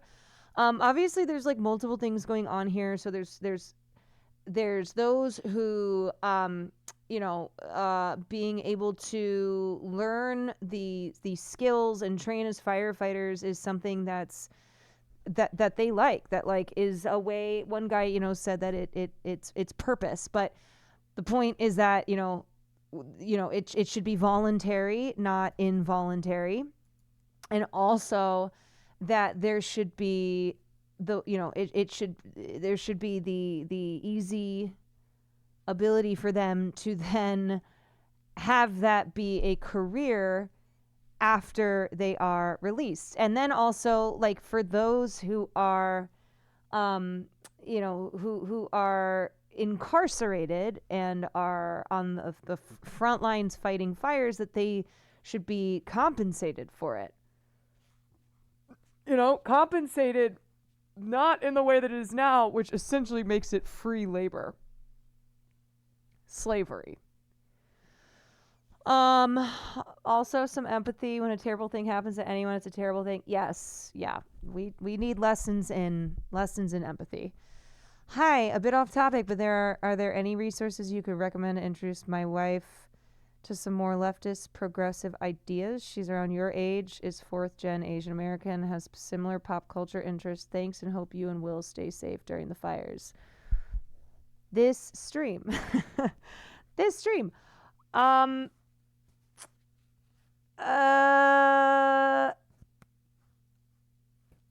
I guess. Yeah. What are some easy ways in? I guess it depends on like what point your wife is at, right? If she's currently politically opposite, might need more of an ease into progressive leftist ideas. I think something like Democracy Now! I agree. I think Democracy Now! Is great.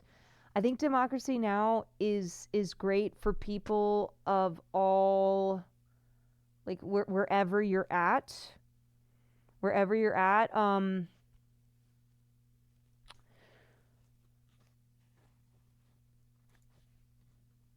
The perfect book, in my opinion, for a classic lib, someone who loves Obama and the Clintons, is the book Listen Liberal by Thomas Frank. Yeah, I would recommend that as well. I think that's a good intro.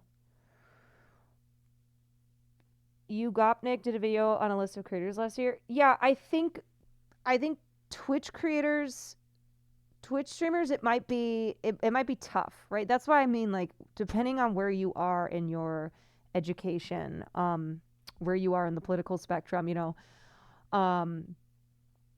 it's not necessarily the easiest introduction or necessarily one that will not turn you away if you jump into something like watching a Twitch stream. So that's why I think like Democracy Now!, Majority Report. I think Second Thoughts YouTube videos are also very hand-holding without being condescending.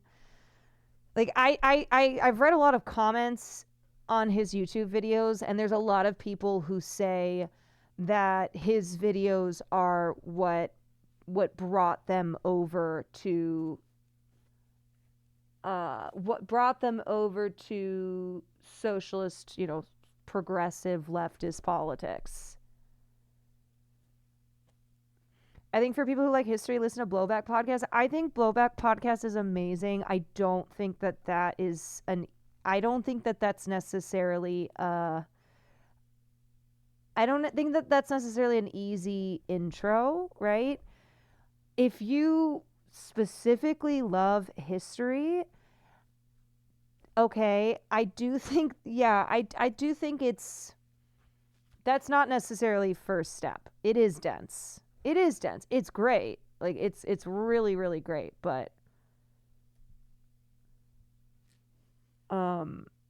manufacturing consent is an important concept to grasp. Yeah, obviously, you know, Chomsky is important to read, but I'm thinking about like what are good introductions, because I don't think somebody going off and reading Chomsky when they have no idea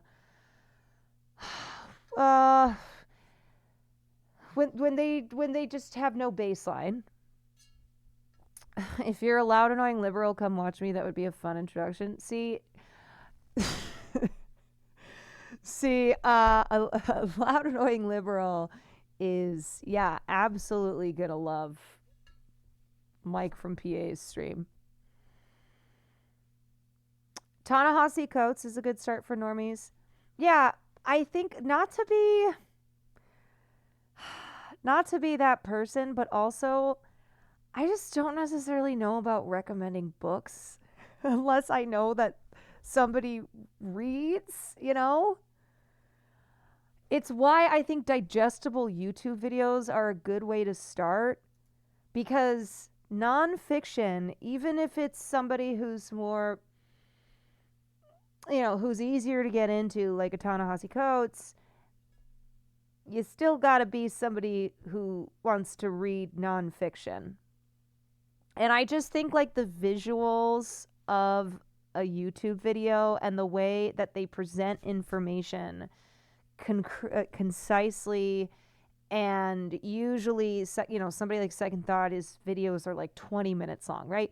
Recommending somebody a 20-minute YouTube video that has nice graphics and is easy to understand is much more of a viable introduction for somebody to for somebody like that Chatter's wife.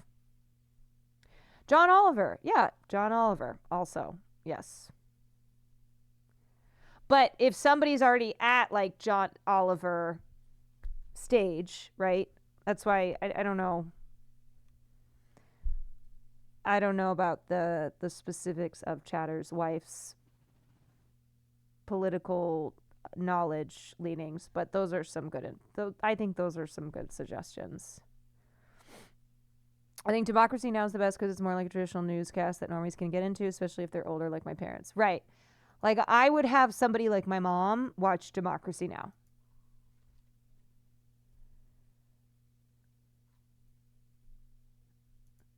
Keisha, if I can start with you.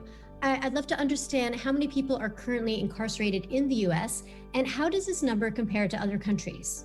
So the overall incarceration rate hovers around 2 million. It's a little bit lower today in terms. A lot of the YouTubers that cover pop culture trends are leftists a lot of the time. I think those can be a really good intro since they aren't too heavy in politics. Yeah, like there's a number of YouTube pop culture people who are in Creators for Palestine because they are leftists. And a lot, they're very similar to somebody like me, where they do pop culture, but it's through it's through a leftist lens. Satin feels good. Thank you for the 5 community subs. Heba, thank you for the 4 months. But yeah, you know what? I always give some suggestions, and then chat has infinitely many more. So if you're like, hey, I want some suggestions as well. A lot of great ones in the chat. In terms of its relationship of how many people are incarcerated in the United States, we as a country far outpace other developed countries. Generally, the United States is compared to Russia, China, and countries that don't always count who are incarcerated.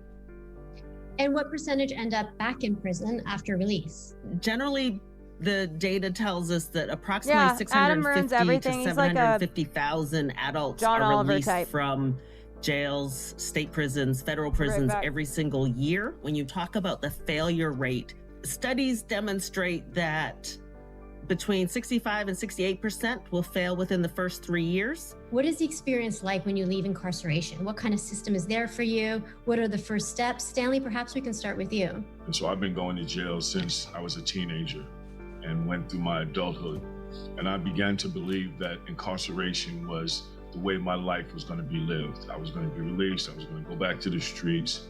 I was going to go back to the behaviors that I've known all my life. And I was going to go into survival mode. And so my last incarceration, I really wanted to lead a different life, partly because when I was incarcerated, I went to school, I obtained my GED, I went to college, and I began to understand that all the messages I heard about who I am and what I'm worth and whether I'm smart enough to hold a job and whether I'm good enough to hold a job were all lies. And there was a level of confidence that I had in myself and my ability to remain hopeful and to stay focused, so I didn't have to live that life. And so coming home, I was hopeful, as many people are when they come home. I haven't met anyone who said from the day one, I can't wait to go back. I just can't wait. It's like, I can't wait to go back. That's not how it happens. I'm gonna say I sort of had that experience from another angle, which was that when my kid's dad came home after 25 years, we sort of watched it from the family perspective, which is why a lot of Osborne's programs focus on parenting, family reunification, visiting, because families are the reentry program of first and last resort. That's the 24/7 reentry, and very often prison phrase that, which is why we have so many people not coming home to something. But I also just want to point out, even with respect to recidivism and those kinds of numbers that people fall in love with, it's not a monolithic group. So people who've done significant time for homicide have almost a 0 recidivism rate. And in New York, the majority of people who go back to prison are going back for violations of their supervision, not a new serious crime. So we have to kind of break out what is it that makes it so difficult, which Stanley pointed to, for people to if someone can be violated because they change. Just sent this, also didn't see you on here. 50 Shades of Way, updated lists, left-wing indie media, worth checking out. I think it's because people don't really necessarily associate me with left-wing media, because I don't do like politics, so it's probably why, because on here you have Humanist Report, Democracy Now!, ZTO, Hassan, Breakthrough News. I just think that's maybe why. Residents, because they lose their housing. Sydney. So there's all kinds of ways in which we have to combine what Stanley's saying with. Yeah, I'm an empath. I'm an empath, humanist W thinker. 1 in every 2 adults in America has had an immediate family member who's been incarcerated. So it's not a rare experience. I'm also fairly at the confined to Fortune Castle Twitch. Yeah. once said, when you come home, and he did about 32 years, he said, when you come home, you have to learn how to take off the jackets of survival. The jackets that you had to use to survive in those environments, to come out here in an environment, to be socially connected, to be vulnerable, to be trusting, to be engaging. I mean, when I came home, that was one of the things I had to learn. I had to learn that the way I survived in prison was to have a very aggressive look and to have a very aggressive way of handling myself. And when I came home, I had to understand that when I engaged with people, if people saw that, people would have a certain reaction, a reaction that I don't want them to have. But you got to learn how to take off those jackets, and it doesn't happen overnight. And families need to understand that. Otherwise, I've been part of a lot of groups of other women whose husbands and partners are incarcerated and come home. And sometimes they would call me and say, I think he's losing his mind because he's putting his clothes under the bed. And I said, yeah, that's how they ironed inside. It's not crazy. It's just, are we going to sleep with masks on? So if you're I don't know if coming we're home sleeping here. and it's winter, you have to put a full wardrobe together. And the family is burdened with doing that. Yes, there are places where you can get inexpensive clothes secondhand, but the idea of putting a wardrobe together or adding another mouth to feed, the space for bedding. I'm sorry. I just have to LOL for a moment. Logan Paul and KSI donated $60,000 worth of Prime to firefighters in Southern California amid ongoing wildfires.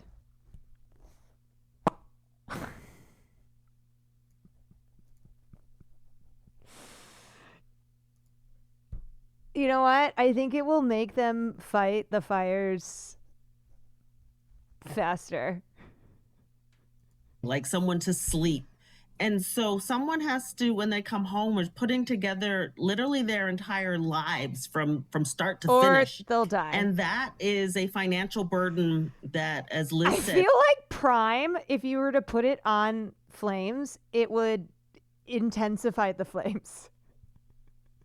I think you're like, okay, it's a liquid, it's not alcohol, maybe this will help douse the flames. It would actually make them worse. That families take on, but we also have to think of those individuals that don't have families. Yeah, if you want to help Caroline And Quandary this those time, you can individuals also are actually donate your worse Prime off in the sense subscription. that serving long sentences, family members, parents die, their extended family move, or they get married and the new person has never met their loved one and there's conflict there. But this idea that the Department of Corrections really assumes families will help people, their loved ones, when they come home. And there's those two big groups, the ones that have family support, regardless of how much or how little support is one thing. And then there's a group of people that just don't have loved ones and even one or two people to welcome them home. And there are also things that prisons can do to make it more possible for people to stay connected to families. New York is quite an exception in a good way in that our... Yeah, if you are incarcerated and you refuse to do the labor that's requested of you, they will take away they can and they do take away your visiting rights. It's like cruel shit like that. If they say, hey, you have to go perform this labor and you refuse it for whatever reason, then they will punish you. State maximum security prisons have visits 7 days a week. They have overnight visiting. It doesn't go that way. That brings me to my next question perfectly. What are other Star countries Kid doing musicals, more thank you. successfully to run, good reentry programs where there's less of a chance that you're going to end up back in prison? What are different models that you've seen that you think we could learn from?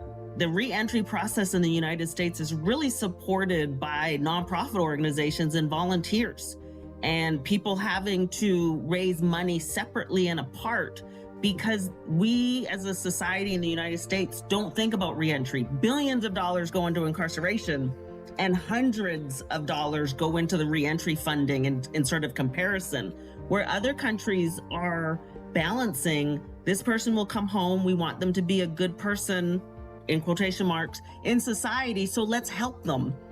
And America doesn't seem to have the help mentality. Well, we don't think people can change as part of our, Great point. You have to remember England sent the criminals to Australia and we got the Puritans. So there is that punitive thing. When the warden of the prison I was in visiting in Sweden, I said, you really believe, my daughter actually was with me, said, you really believe people can change? He said, well, of course. Why else would I do this? Just imagine, as Liz said, you are defined by the worst moment in your life. That's the banner you carry. It wouldn't be appropriate for you. It shouldn't be appropriate for people with criminal convictions. And it shouldn't be appropriate for us as a society to allow that to happen.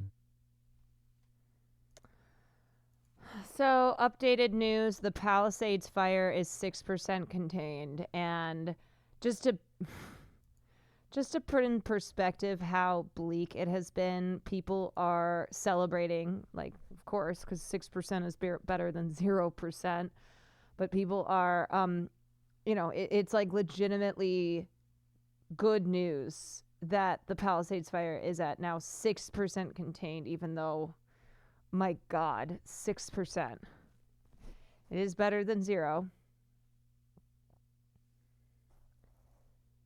That is true.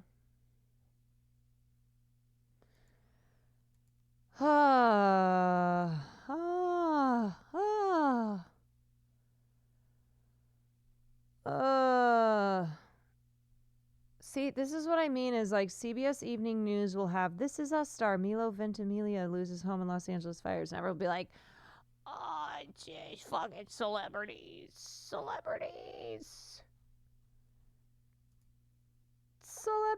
Nearly 800 incarcerated firefighters deployed as LA battles wildfires. 800 incarcerated firefighters.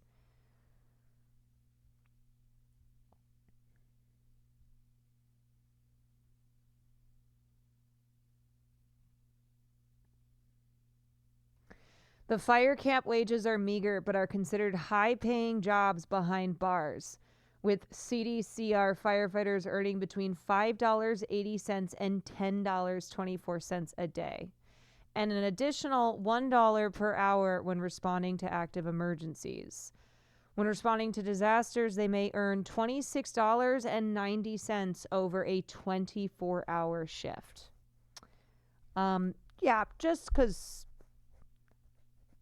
Just to give you a visual, again, of what they are fighting.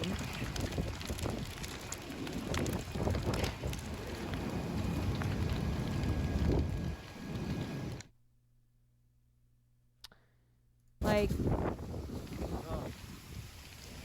John, there's nothing back. Nothing back.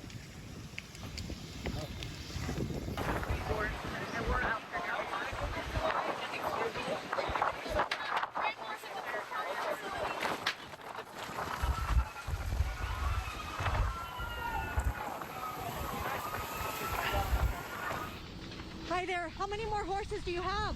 We have a couple we just let loose over there. We're trying to get as many as we can out.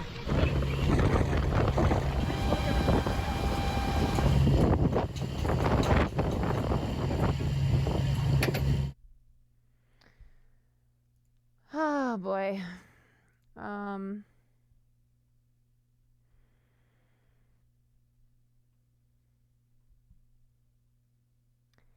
We're doing this heroic, crucial work, but many people inside cannot support their family, can barely afford to just get hygiene supplies for themselves. Nobody's saving money with wages for when you go home. Nobody's able to send money to cover the expenses that their children are incurring. Participants must have 8 years or less on their sentence, and some convictions, including sex offenses and arson, are disqualifying. That is kind of funny. They're like, arson? That's what you're in here for? Sorry. You can't join one of the fire camps. Okay.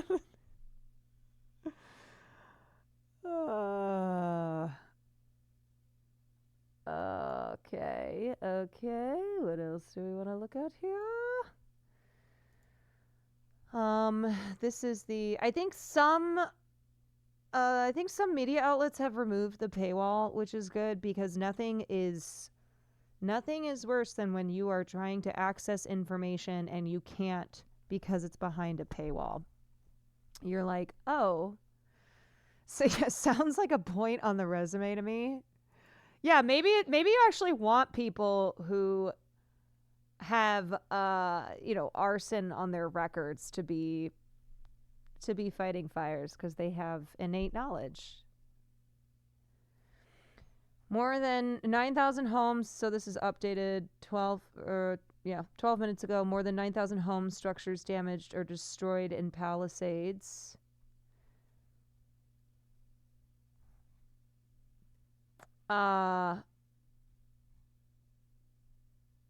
In Eaton, yeah, so all together, let's see, we're at almost 20,000 acres here. 30, 33, 34, 30. There's like 35,000 acres that have just been totally burned through. Much of Los Angeles County remains under a red flag warning through Friday night.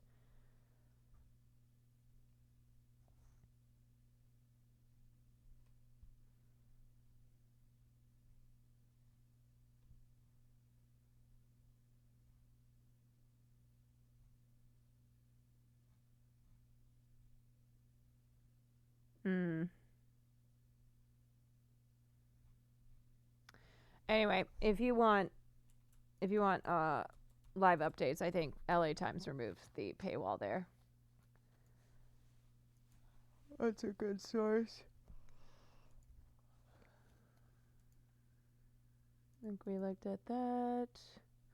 This was just so bad. Look, fuck Sky News, okay. Elon Musk is mentioned in here. Fuck Elon Musk, but this is just, she's up for re-election next year. Like, I just can't get over how piss poor the response Our has department budget been. by millions of dollars, Madam Mayor. Like, it's so bad. Have you nothing to say today? Can you back up? Appreciate it. Have you absolutely nothing to say to the citizens today? Elon Musk says that you're utterly incompetent. Like, Are you fuck considering Elon your Musk, position? But she just says, Madam Mayor, have you absolutely nothing to say to the citizens this was right after today she had who are gotten dealing back. with this disaster?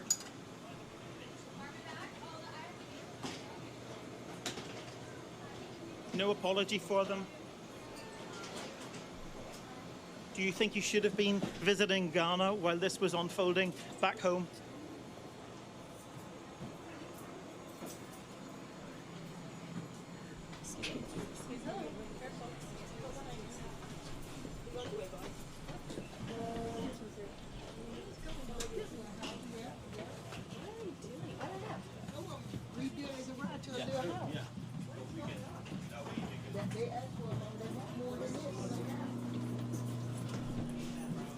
Yeah. Madam Mayor, let me ask you just again, have you anything to say to the citizens today as you return?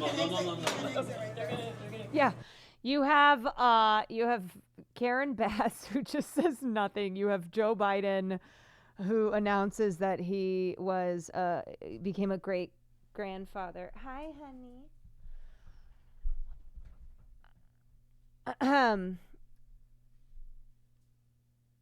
Rick Caruso. Oh yeah. Rick Caruso has not lost a moment to go onto every single news outlet and essentially be like, see, this is why I should have been mayor. Oh, I know what clip this is. I know what this is. How's that turning into a media circus?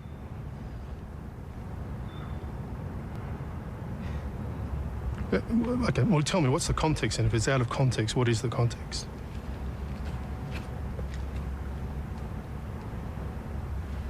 You're not saying anything, Tony.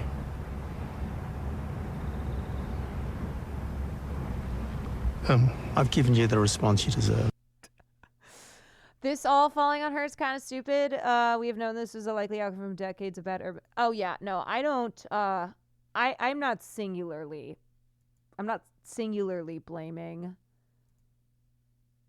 Karen Bass, but I'm also not providing cover for her and being like, no.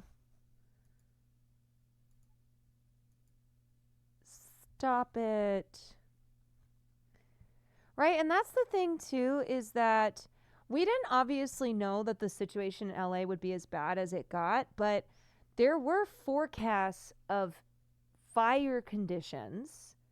And this is why insurance companies dropped people from their policies like a few days before houses burned down, because there were weather forecasts and also warnings that there could be possible fires and resulting destruction.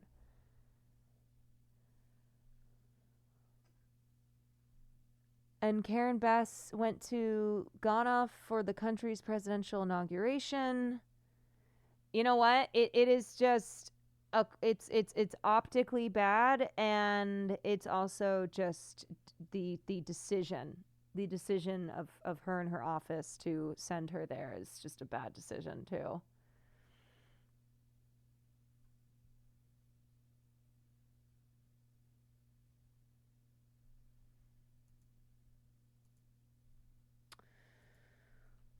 All right.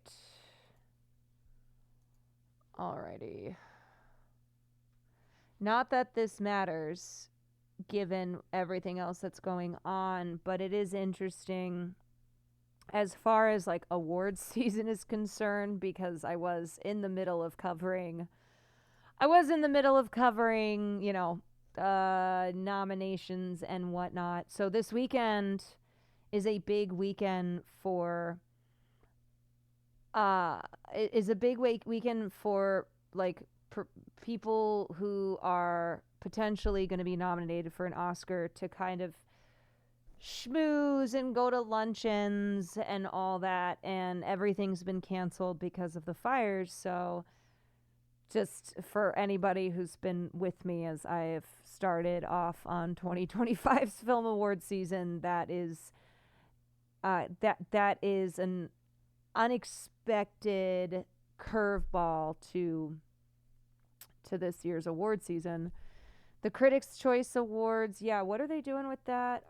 They're just announcing. I think they canceled the show. Oh, Critics' Choice Awards have been postponed. I know that they pushed back the Oscar nominations 2 days, and they're going to announce on Sunday. It got moved to Sundance time. Does the Golden Globes winners retain momentum? Well, they did release the Directors Guild and Screen Actors Guild nominations. So that's the acting, and then the acting group, and then the directors group. And some interesting choices there. I think that there are some winners, some Golden Globes winners, who are continuing to have momentum. I think there are others where it's kind of like, OMG, I watched Amelia Perez last night and woo. See, now you know exactly what I'm talking about. I think some people, their curiosity got the best of them. They're like, okay, I have to see what she's talking about. And I hope now you understand everything that I was saying. Did you see Gene Smart's comments related to award season? I did. Yeah, I did. Have you talked about The Apprentice yet? I was hoping to hear your thoughts after you said you watched it the other day. I have not talked about The Apprentice yet.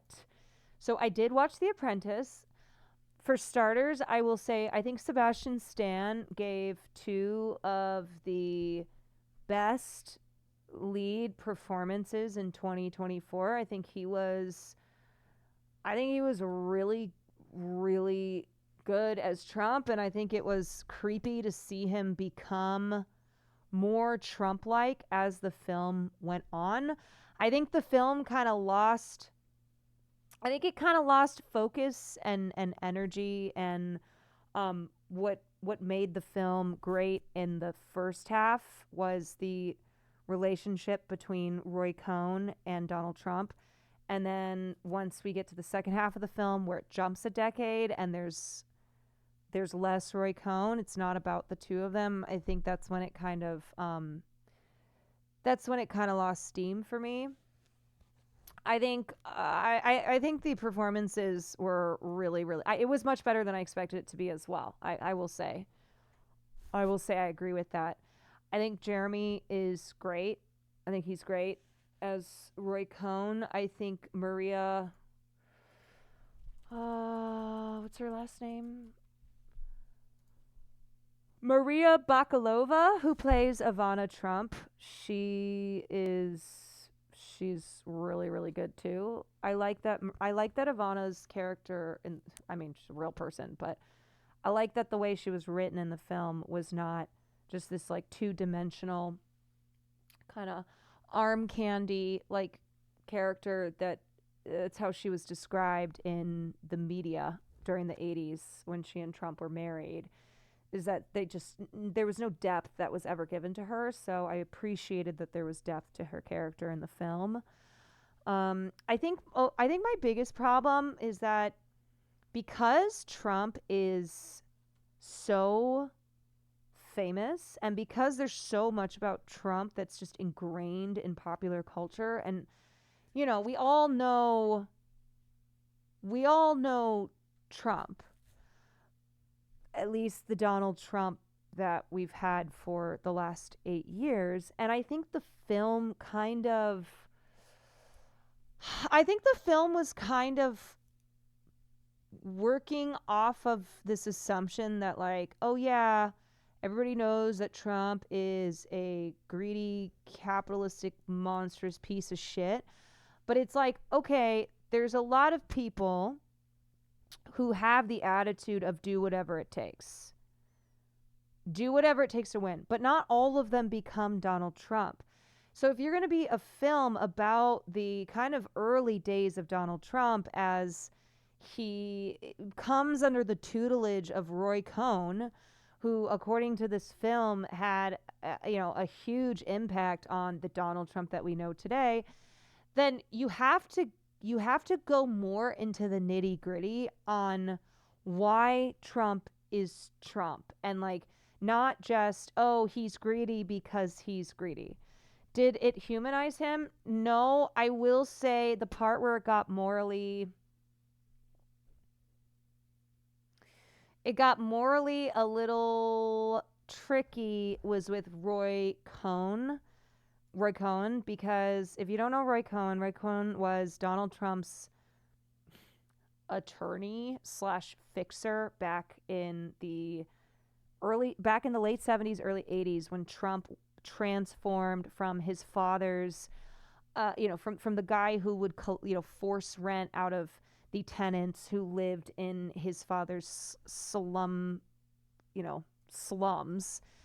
And he was a nobody, but he was trying to become somebody, and he was trying to become like Mr. Real Estate in New York.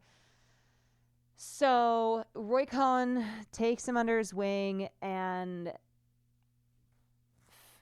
impresses upon him this way of doing things, which is very take no prisoners, do whatever needs to be done, fuck whoever you need to fuck, and fuck over whoever you need to fuck over. And the film, I'll just tell you. So the film is from that meeting, like when they first meet, so it's end of the 70s to the end of the 80s, as Trump is in his art of the deal era. So he's now, Mr. Big Shot Real Estate.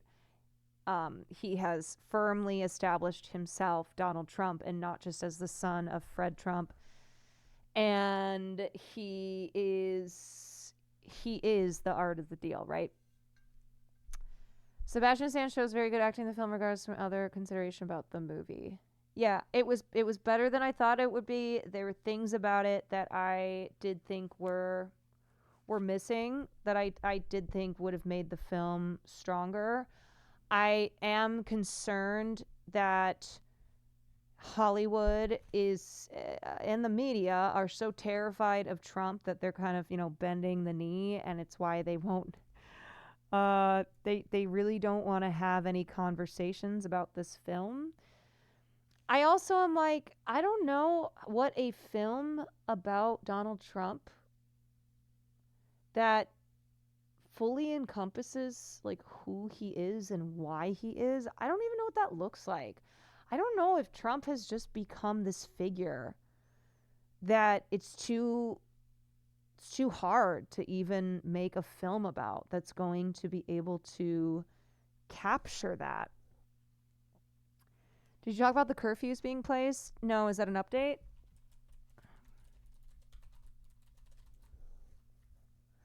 Curfew hours implemented to prevent looting in fire evacuation zones. Bro, what? 12-hour curfews planned in Eaton Palisades during the fucking town hall. The representative from the police department was like, "Oh, yeah, we only made one arrest. Yeah, it's really actually not." 12-hour curfews planned in Eaton Palisades fire evacuation areas. Could be. Wait a sec. This is could be. Could be under a 12-hour curfew. Is there anything that's like confirmed?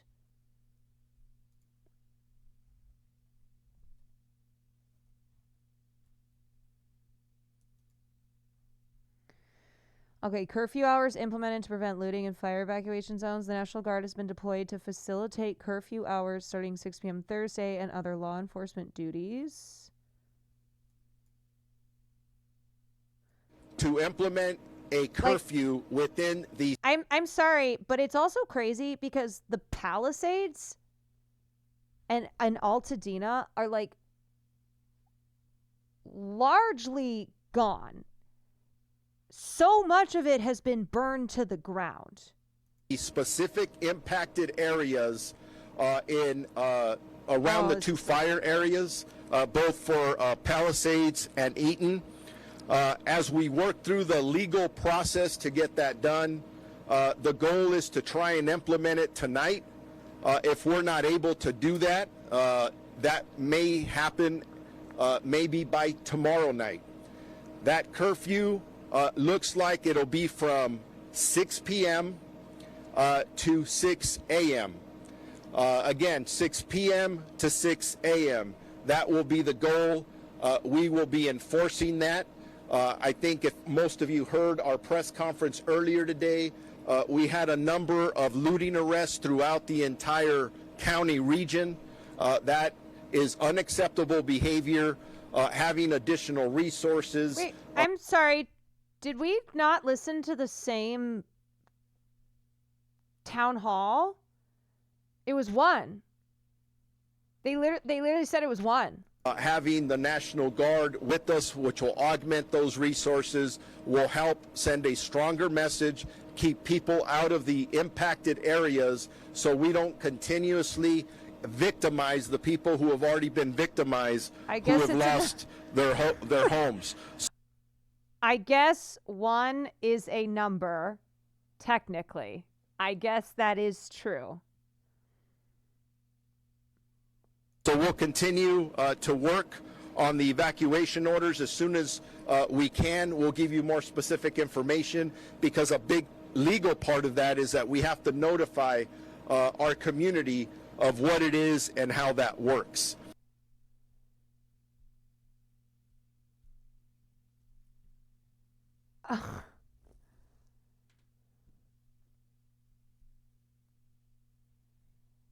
Okay.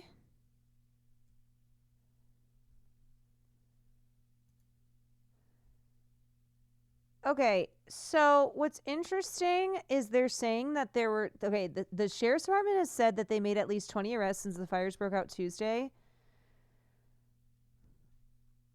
This is from 6 hours ago, updated 6 hours ago. We watched the town hall, specifically the Pasadena town hall, which is where a lot of the media has been about Pasadena. And they said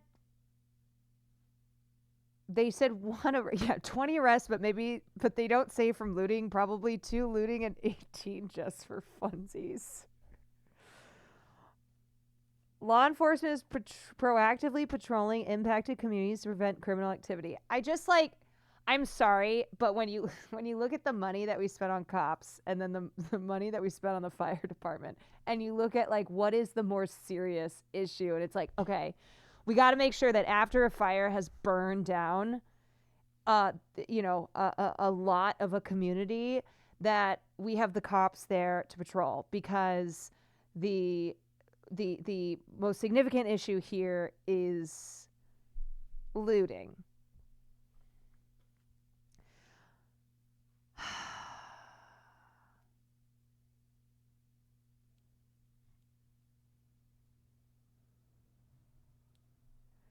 I hope that it is as clear as I can make it. Our first choice isn't to do enforcement. It's not to make arrests. It's to help people. Is it? I saw a tweet that someone was like, I think it was someone in, I can't remember which area. It was Pasadena or Palisades. And they were like, they went up to a cop's, maybe someone knows what I'm talking about.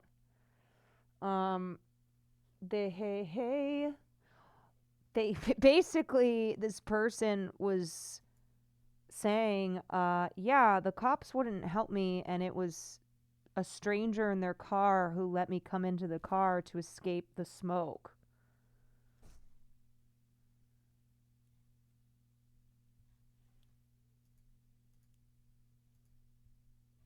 Let me see if I can find that.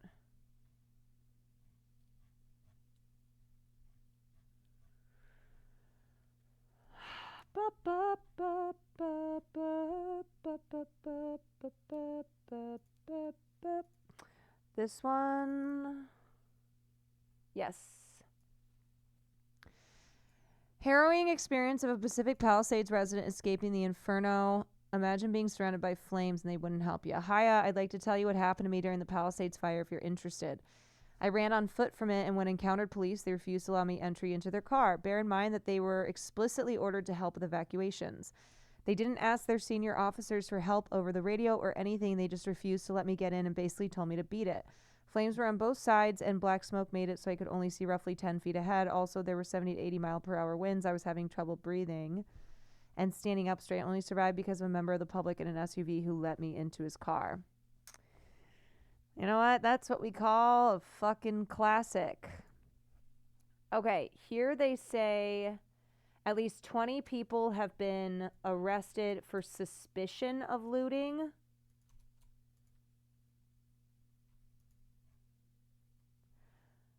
But see, this is still updated 3/39. I don't know. I mean,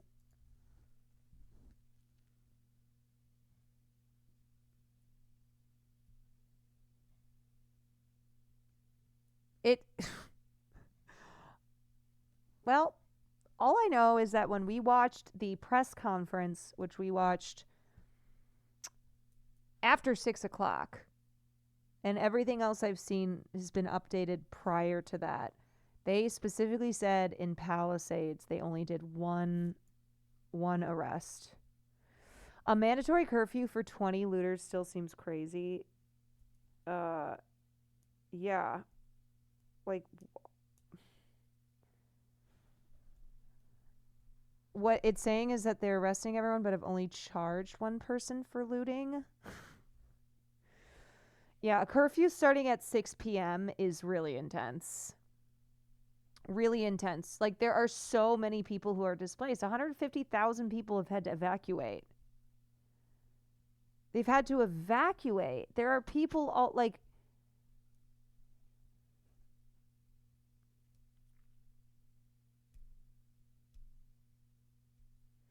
you're more likely to be taken to safety being arrested than to ask them for help.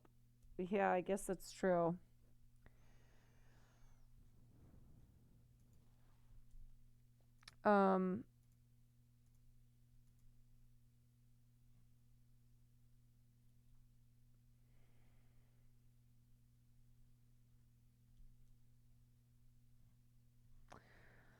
Well, I'm trying to I'm trying to think of if yeah, go to sleep at 6 and wake up at 6. Hopefully you can do that. I'm like, do I cover something else? Do we switch and do something fun? I asked Will if he wants to sleep again are we doing a sleepover again? Can we watch Anita Bryant get pied in the face? Yeah, you can link it. I'm like, are we staying here? Are we gonna go out of town? What are we thinking? Good night, Mr. Sonic Jen. Yeah, I don't really want to keep wearing this mask inside. But like I said, when we got home, the door was open. So smoke had been coming in. And I'm sure I'm probably fine to take it off now. I was just like, I already was coughing. I already felt like I had shit in my lungs. Oh, yeah. Outside is super smoky. Outside, it's like you should for sure be wearing a mask. I can't believe when I was driving to Best Buy, I saw people like walking around not wearing masks. And I was like, first of all, you can smell it, okay? But even if you can't smell it, that's not how you're supposed to base your protection. If you're like, well, it doesn't smell that smoky. Yeah, seriously, just raw dogging wildfires. Raw dogging wildfires. It's crazy. Well, the problem is that I went to try to get an air filter. I said this earlier. So we used to have one, and that must have like gotten tossed or something. And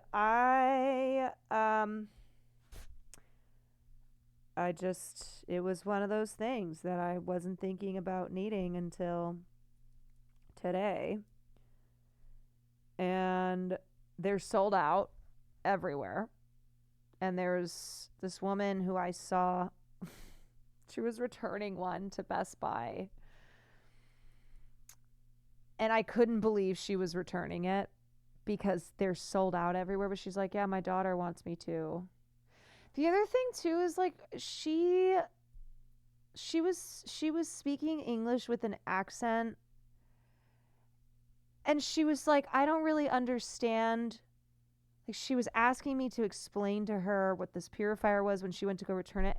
There were just so many things where I'm like, I cannot take this from this woman. And when she turned to me, it was like, what should I do? Because her daughter was like, you make the decision what to do. This ain't Squid Games, okay? All right, I'm not what's his name in Squid Games, who's like, oh yeah, you should do the umbrella, and I'm gonna do the triangle. But yeah, if we stay here, maybe we'll do a DIY air filter. I don't know. Yeah, I can look at a YouTube tutorial. Every day when my mom comes home from work, she opens all her windows. Don't be doing that if you live in Los Angeles.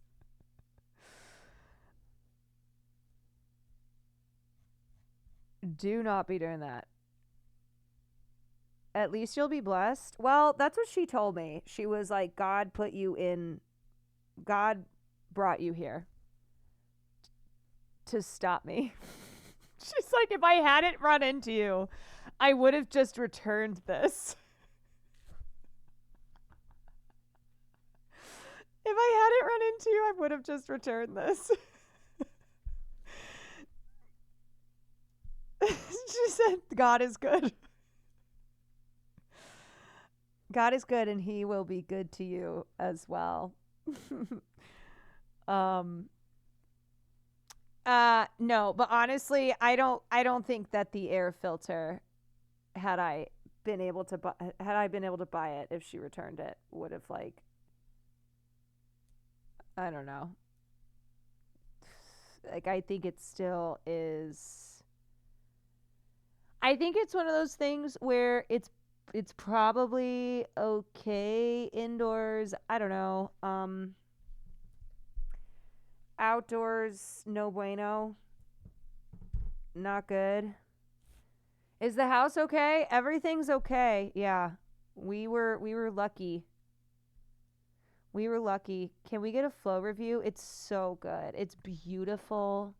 The story is beautiful. The animation is beautiful. Oh, I was the one who suggested Flow. And I could not believe how obsessed with that film Kaya was. So when Hassan went up to go to bed, he's like, Kaya, come. And she was sitting next to me and we were watching the movie and she wouldn't go. And I guess she's never done that before. And he was like, Kaya, come. And then she started to get anxious because when she wouldn't go with him, he was like, all right, fine, and went upstairs, but she started panting and was kind of like looking to the stairs and then looking back at the film, and I'm like, oh, baby. Oh. And then I was like, well, it's okay, you can go. You can go. She really loved the film. I'm not even exaggerating. I'm not exaggerating. She kept getting up and walking up to the TV like she needed to get closer. And the fact that she did not get up from where we were sitting on the couch, that she didn't get up when her dad was going to bed. She's a film girly. She is. Yeah, here we go. Look at her. Look at her. Look at her. Look at her moving her head. I could not get over it because Farley is so not interested. Like I can't get him to watch movies. I'm not kidding you. I've tried to get him to watch movies. He did not give a fuck. Kaya was locked in from the very beginning. From the very beginning, she was obsessed with this movie. Farley is a grumpy old man, and he does not give a fuck. No, he does not. No, he does not. He's so grumpy. I know. I was like, you know what, Hassan? Why don't you take Farley? Because he wants to go to bed. He doesn't want to watch a movie. He doesn't want to be here. So why don't you take him? And then, and then this morning when we got up and Farley was doing like the TT dance, I was like, okay, you gotta go TT. I opened the door and Kaya must have been sitting out there for God knows how long. And she just busts into the bedroom. I didn't hear anything. She wasn't barking. She wasn't making any noises. She must have just patiently been waiting outside the room until I opened the door. She just busts in. So unlike Farley. Yeah. The difference between Kaya and Farley is quite funny. It is very funny to see them. You know what? I would love to have Kaya as a guest on movie night because I told Hassan, I was like, I know you're not showing her great films. I know. That's why she needs me. You know who's okay, wait a second. I had no idea that Hassan's mom is into award season. We were talking movies, we were talking awards. She was picking up what I was putting down. I figured just by her relation to Hassan, who doesn't know anything, that she wouldn't know, like that we wouldn't be able to like kind of get into the nitty gritty on it. Oh, she watches all of that. I know. I need to have her. I need to have her for film night too. She also watched all of Flow with us. Hassan went up to bed and she watched Flow. What did she think of Amelia Perez? Oh, I think she thought it was silly. We talked about so much. She was very excited about Demi Moore. She hasn't seen The Substance, but she was like, I know what it's about and I love the message. I love the messaging. I don't know if it's the type of film I'll enjoy watching. I was like, yeah. It's super duper body horror. It's not for everyone, even if you love the message of it. Like my mom, I told her, do not watch Substance. You would love what the message is, but it is not a film that you will enjoy watching. So we talked about that. We were talking about, we were just talking about all the girlies. We talked about Conclave. She really loved Conclave. Yeah. She loved it. But I was like, oh my God, I'm gonna be your child. We're gonna switch some things around because Hassan ain't having these conversations with you, okay? All he was doing was singing Vaginoplasty. And you know what he said to me too? He was like, wait, but I thought that song, it was like good because it's like campy and stuff. I was like, no. It's actually the exact opposite, where they did not go full camp. And so it's terrible. Had they leaned into the camp and just gone all the way, then it would have been not the enormous train wreck that it was. Like they're being serious. He thought that it was campy and it was satirical and that it was like a joke. Like, no. No. Me no. Anyway. Any hoosers. Okay, here's some options for you guys. Here's some options. We can watch a new season of Survivor. We can do reacts. Or I can play some BioShock.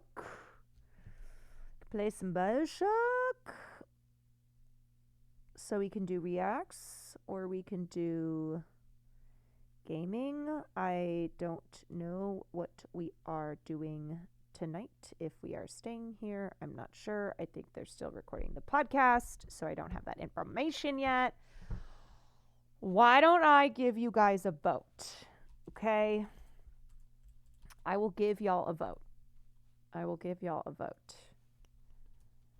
Okay. What are we doing next? Gaming or new Survivor? New Survivor season. I'm going to give you 2 minutes. Pokemon, go to the polls. Okay.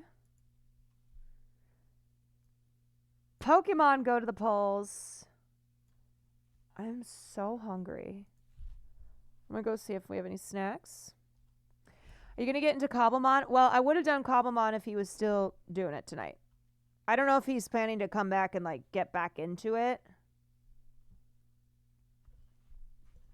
If you're in line, stay in line. Hi, baby.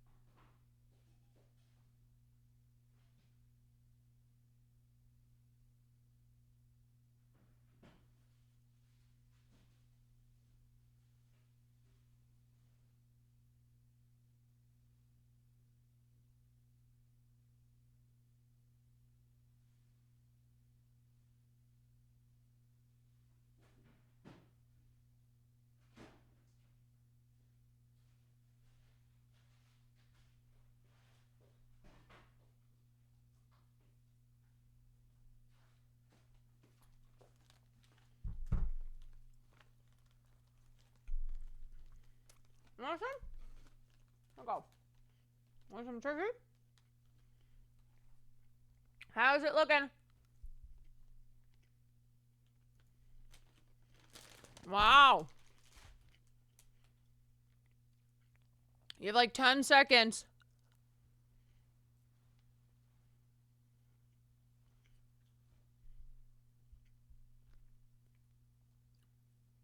Are we having girl dinner?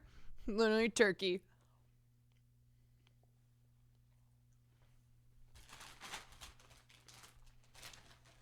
And some chips.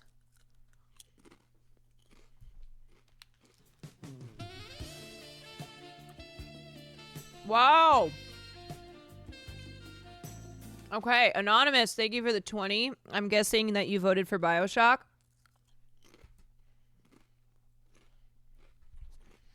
Thank you. Uncivil, thank you for the 2 months.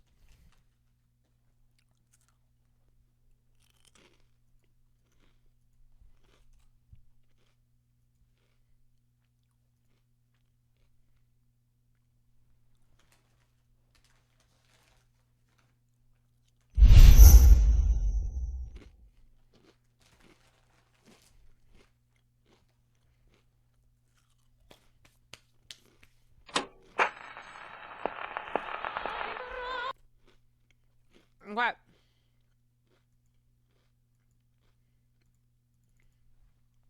All right. We are going to do some gaming to end our stream. Playing some BioShock that I started last night. No, I didn't, because I didn't stream last night. I did not stream last night. 2 nights ago. That was when we did BioShock. Oh, pardon. Okay. No, I did not do offline gaming. Yeah, as we were evacuating, I was secretly gaming. Anyway, if you're heading out, I maybe will be live tomorrow. I don't know what William Neff wants to do. So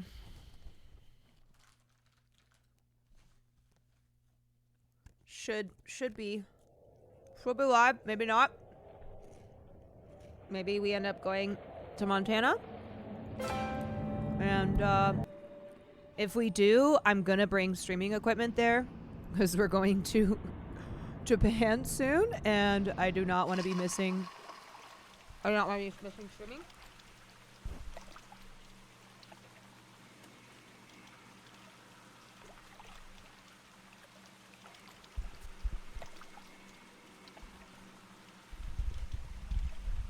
Okay, how far did I get?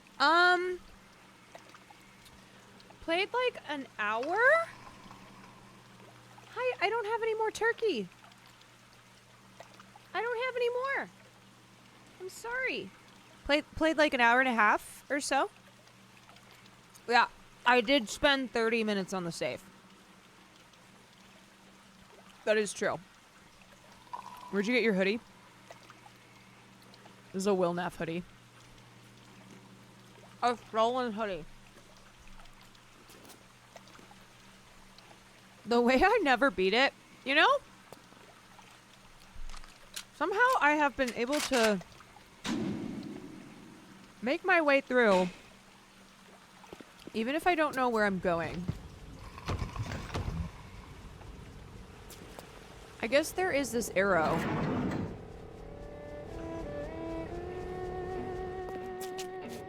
Yeah, I guess I forgot about that.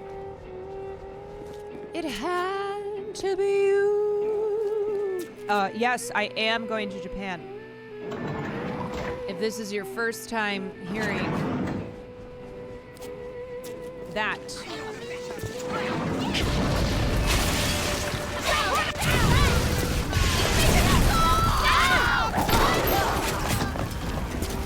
Oh, we're just getting right into it. Okay. All right. We're just locked and loaded. Everybody just needs to chill. Everyone needs to chill. I was already here, was I not? Yes, I was already here. I was already here. Farley is not going with us. He is not going with us. Approaching a little sister is a criminal offense. Okay, where are we going? Open the emergency access. So... Do not approach the little sisters. Oh? Sounds like another tunnel collapse. Welcome to Rapture, the world's fastest growing pile of junk. Okay. Oh, okay. Okay.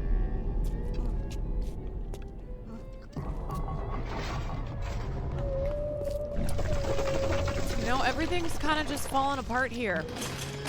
Bad infrastructure. Who's the mayor?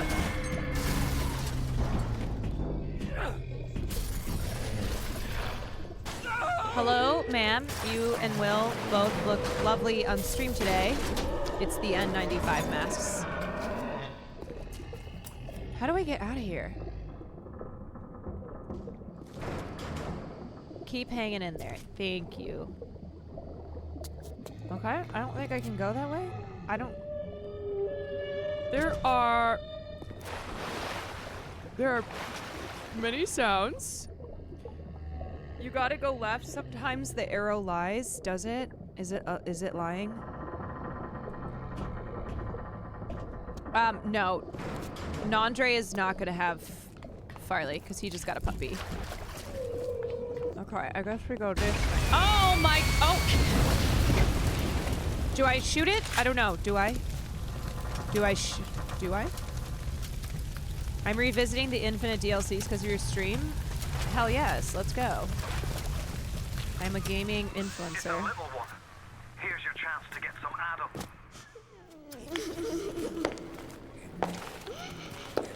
Oh, these little evil babies.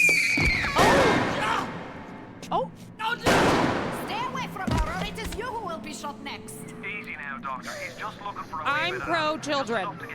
I'll not have him hurt my little ones. I'm pro kids. Lad. That's not a child. Not anymore, it ain't. Dr. Tenenbaum saw to that. Bitte, do not hurt her. Have you no heart? Aye, that's a pretty sermon coming from the ghoul who cooked up them creatures in the first place. Hold on. I'm gonna move my camera. I forgot I like to have that there. Took fine little girls and turned them into that, didn't you? Listen to me, boyo. You won't survive without the antidote. Things are carrying. Are you prepared to trade your life, the lives of my wife and child, for Tenenbaum's little Frankenstein? Here! There is another way. Use this. Free them from their torment. What? I will make it to be worth your while. Somehow. Oh, shit! I'm so sorry. What? How am I supposed to... Okay, choose whether to rescue or harvest. If you harvest her, you get maximum Adam to spend on plasmids, but she will not survive the process. If you rescue her, you get less Adam, but Tenenbaum has promised to make it worth your while.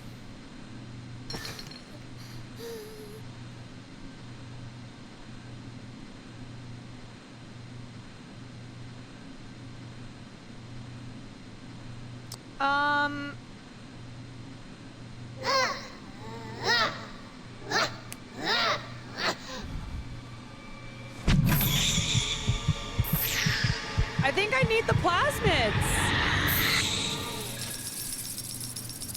Well? That Adam should do the trick. You did the right thing.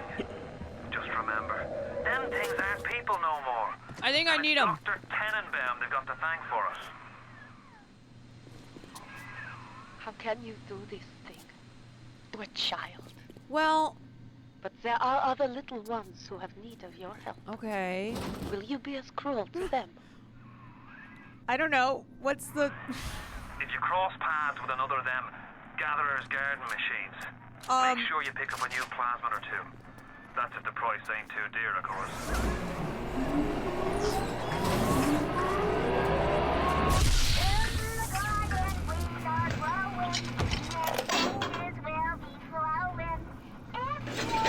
Okay, how much money do I have? Health upgrade, increase your maximum health, increase your maximum Eve.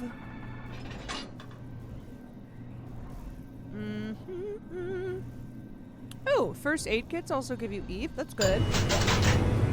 Okay. Let's also do the health up. Okay. How much? I have 60. I have 60 left. Okay, can't get that. Yeah. Wait, you've run out of slots. You'll have to replace a plasmid. You can buy more slots at a gatherer's garden. Look! Replace plasmid. Ship!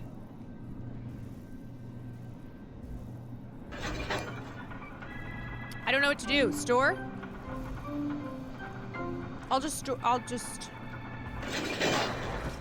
store that for now. Not only are those little girls veritable atom factories, they're nearly indestructible. They regenerate any wounded flesh with stem versions of the dead cells.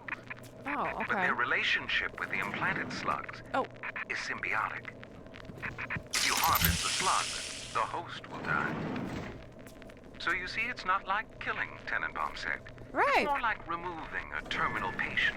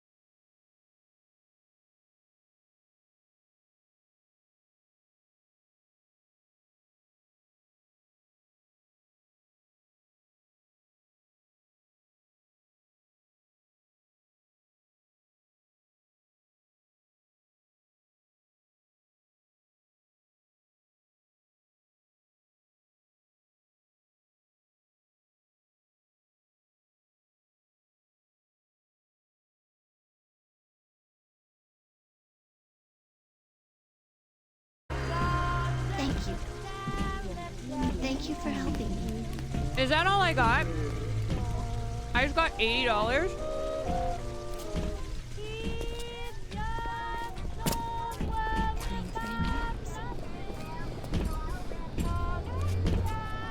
That doesn't seem...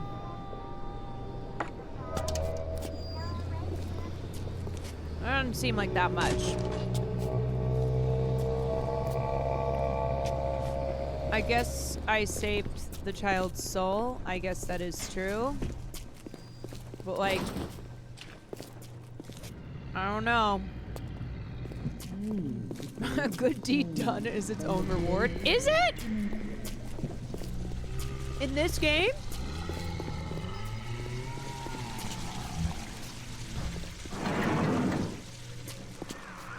Are you almost back to emergency access? No. Come through as soon as you get there. You got Ryan's eye now. You won't hear him coming, but he'll be there before you know it.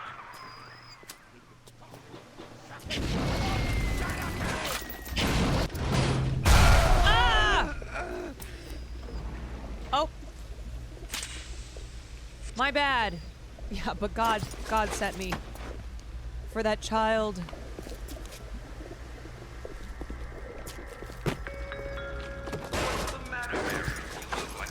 God, there's no supplies. So great. I'm dizzy, I'm nauseous, and sometimes I'm even seeing things that aren't there. There's no supplies. Why has everything been looted? Okay, I'm gonna hack this and then buy stuff.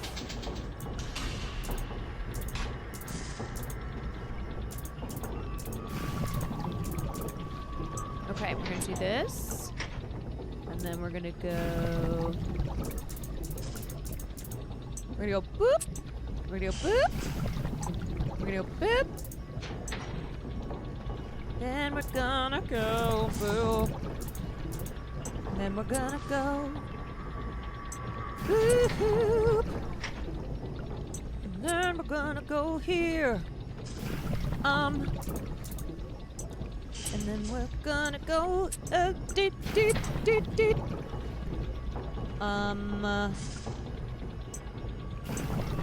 And then here. Nope. Then we gotta go straight. Okay, we're good. We're good. Good. All right. We got ourselves a sail. Welcome to the Circus of Value. Okay, let's get some... You know what? Let's get some shotgun.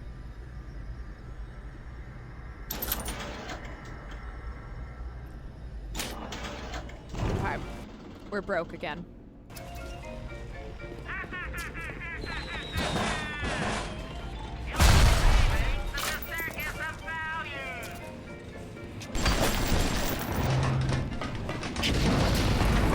Ah! Who is this guy? Question, my God! Did he die yet? Oh!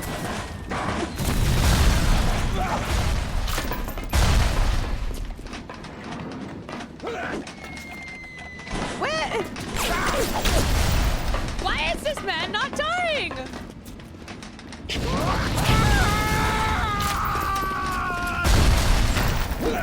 What the?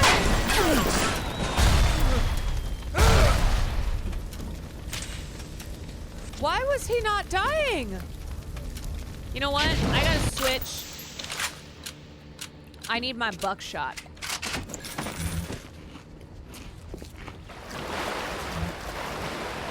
Yeah, I gotta hit him in the head. Yeah, I gotta do some headshots. Yeah. Security alert deactivated. Thank you for your patience. I don't know how you managed it, but you did. Come through to Port Neptune now. I'm looking forward to shaking your hand. Why do I feel like this guard's gonna turn out to be a bad guy?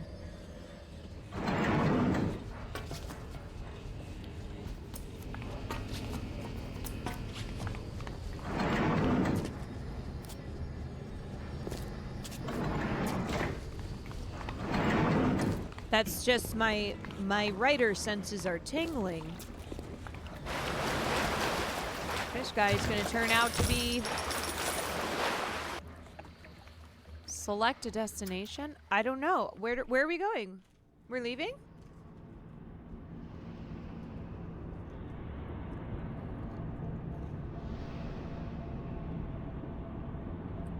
Are we going?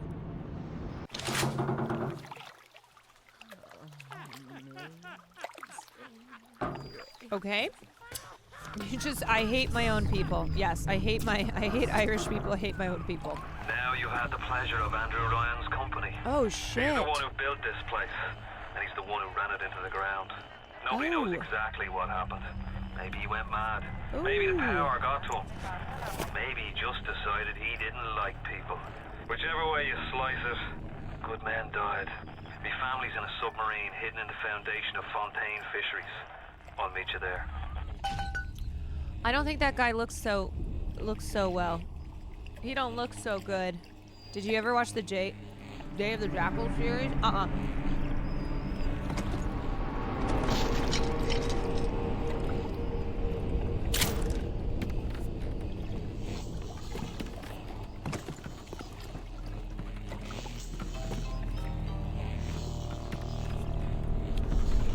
This is Peter Thiel's Utopia.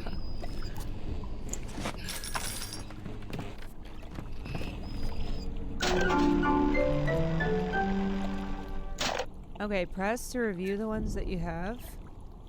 Set object. Wait, yeah, I already know. Okay. Oh! Do I want to switch around? Maybe I do...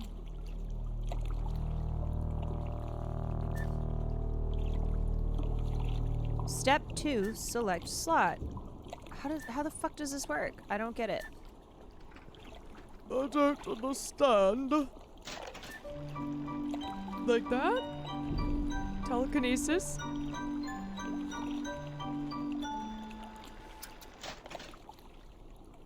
Oh. You mostly have attack ones. Okay.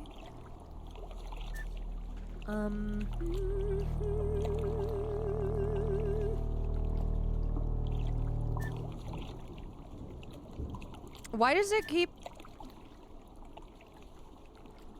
You can do this. You can do this.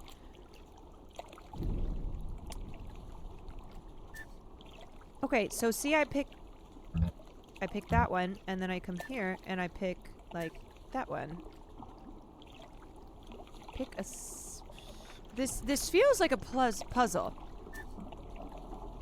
This feels like a puzzle. Okay. So here's that one. Oh. And now... Here's this. Where I pick one of these. Like... this one. See? And then it... Oh, okay. Oh!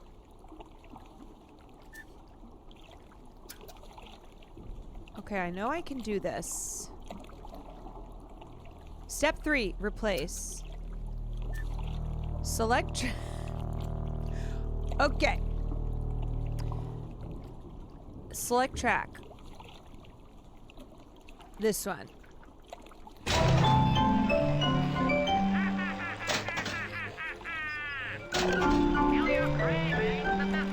The UIs... Wait, which one's ass? I keep clicking the back button. What the fuck? Okay, select slot. This slot. This slot. And now select track. You guys, I can't do this.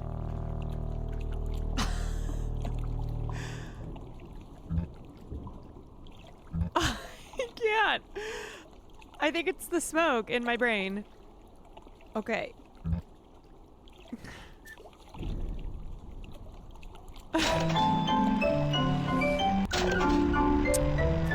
I think I'm just gonna stay with these ones. You can change out the attack plasmids. It's the only one you have more than... You are trying to add tonics and tracks. You don't have extra. You can only have plasmids. Okay. You know what? I'm actually feeling really good about those two.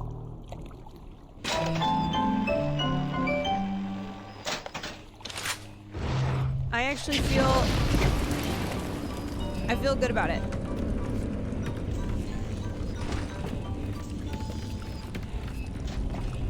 Now I just gotta figure out how to get out of here.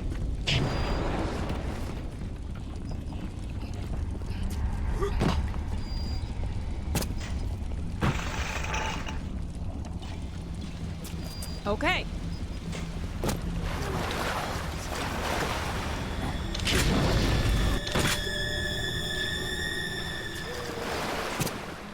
Okay. Who was that? Who was that? Who was that? Why did she disappear? Wait.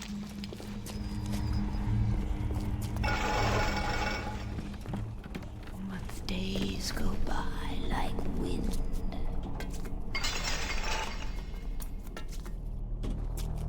It's probably just the wind. Oh, Jesus!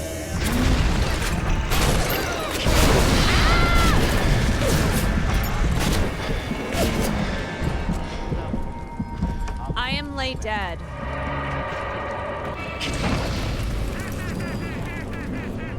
I am late dead. Okay, you know what I'm gonna do? I'm gonna come over here. I'm a lurker in just about all chats. I want to say watching you grow as a streamer has been amazing. I hope you keep growing because you earned it. Thank you. I always love meeting lurkers. Wait, I can just sneak past.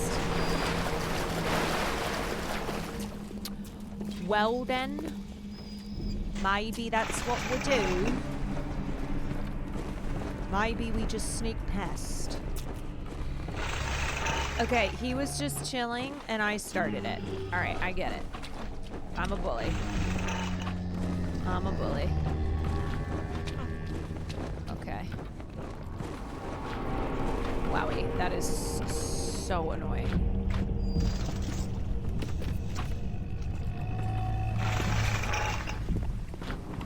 Okay, I'm being nice. Wham! Give her to me!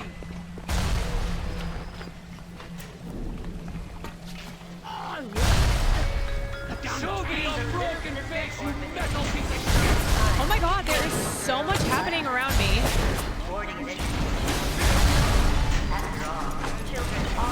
But I'm like, maybe I shouldn't get involved. Nope.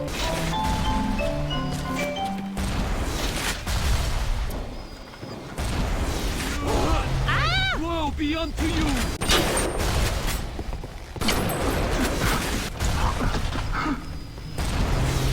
Oh my god, this is there? kind of cray. Oh!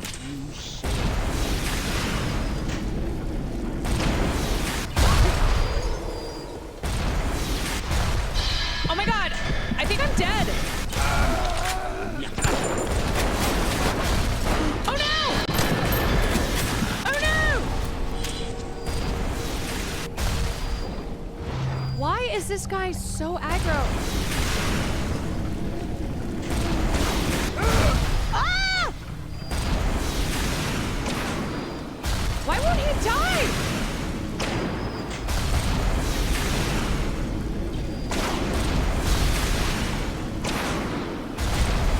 We're just like trading back and forth. We're just going back and forth. We're just...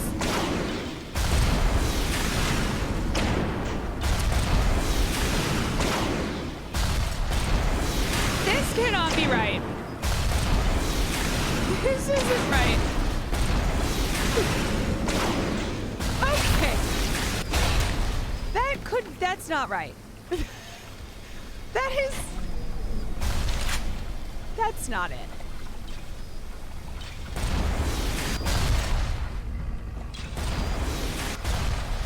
I don't think that that's correct.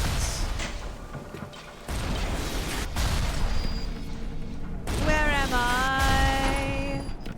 Where am I? Check what machine? This one? No. I'm good. Oh my god. I think you need to try one more. Yes.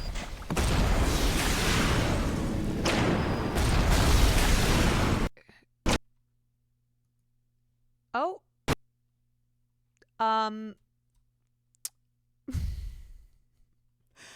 I think my game just crashed? Question mark. I think maybe I was back and forth too much with that robot. I think we were... Do I want to revert in-game options to default setting? No?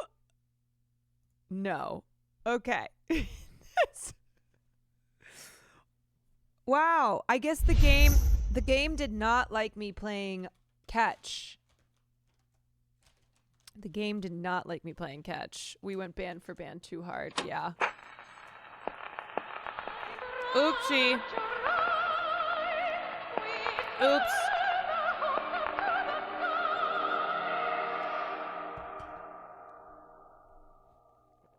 The game was like, no, I do not think so. That's not how we mean for you to play the game. How dare ye? How dare ye? Andrew Ryan got tired of seeing the shenanigans. Okay.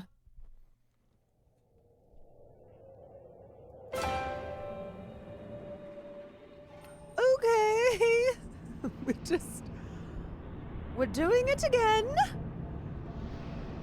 It's common to crash around this area. Well. Oh, shit. My bad. Now you had the pleasure of Andrew Ryan's company. He's the one who built this place, and he's the one who ran it into the ground. Nobody knows exactly what happened. Maybe he went mad. Maybe save early and save often. Maybe he just decided he didn't like people. Whichever way you slice it, good men died. My family's in a submarine hidden in the foundation of Fontaine Fisheries. I'll meet you there.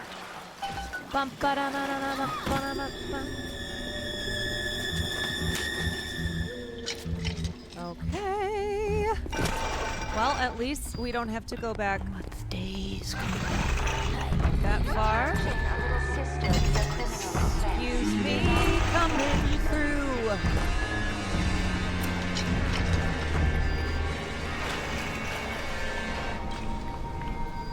Different enemies are affected by different plasmids. Okay. Oh my god!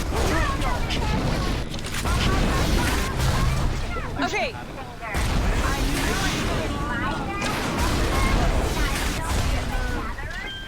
Okay, I'm like, seriously, I don't mean to be like doing the same thing again.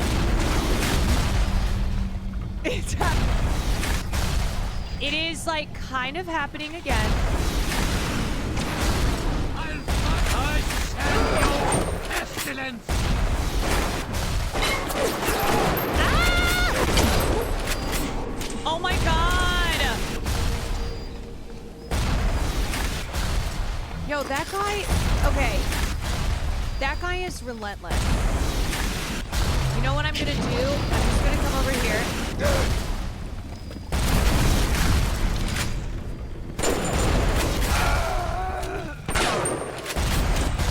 Oh my god.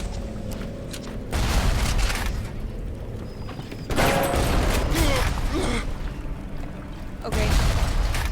This is... I know, it's a machine. I know it's a machine! I don't have the shock thing! Okay. What? What is happening? He just has unlimited bombs? Alright. I need some help. I need some help. You know what? I don't have time.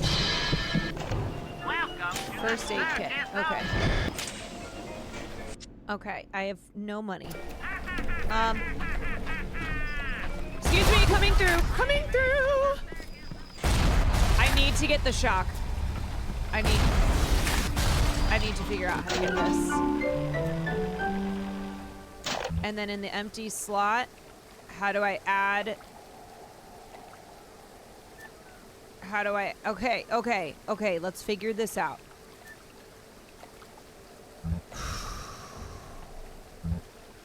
Select slot. Okay, select slot. Here. Here.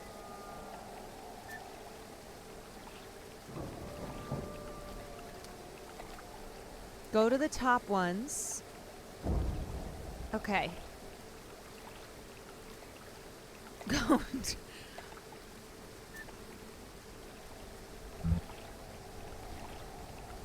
You need to replace either the fire or telekinesis. Right, so I'm gonna... Okay.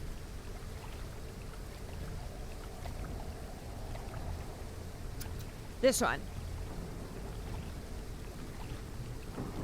Okay.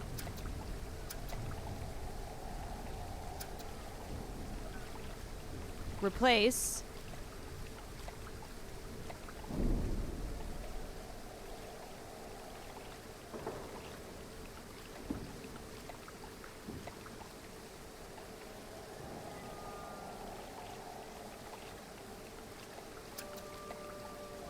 Okay.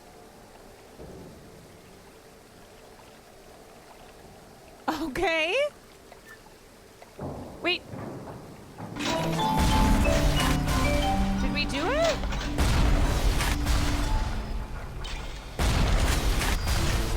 Yes. Okay. Oh my God.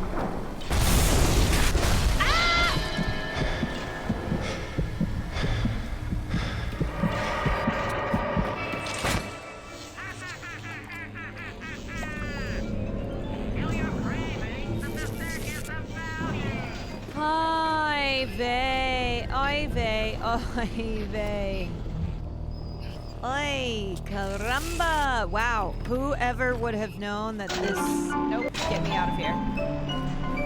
Who would have known that this was a boss? That this was a boss of the game. Oh, I'm so sorry. Pardon me. Pardon me.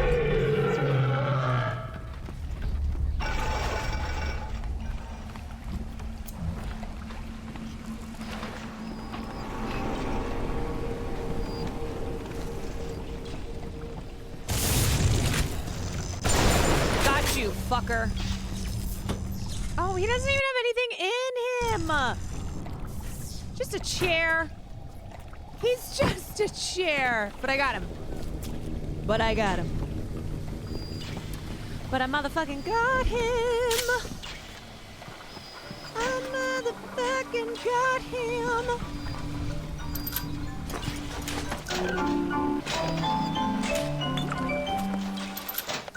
I don't want to keep opening that.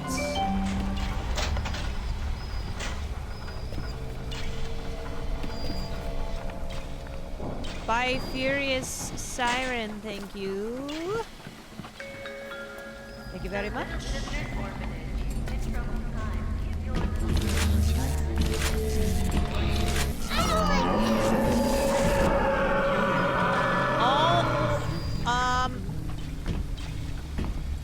Hello, Big Daddy.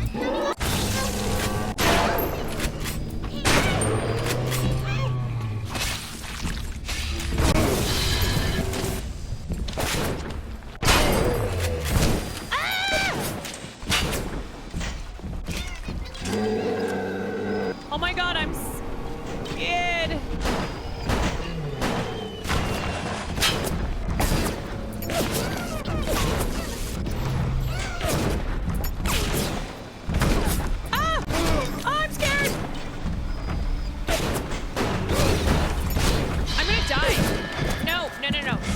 game. Save game. Save game.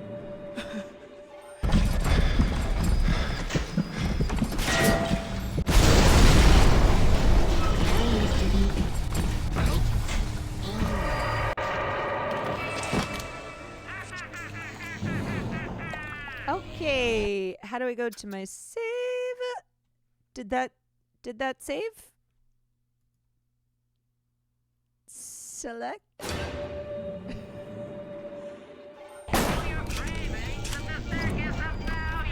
Where am I? Oh, I'm still. Wait, load? Yes. Okay, everybody hold on.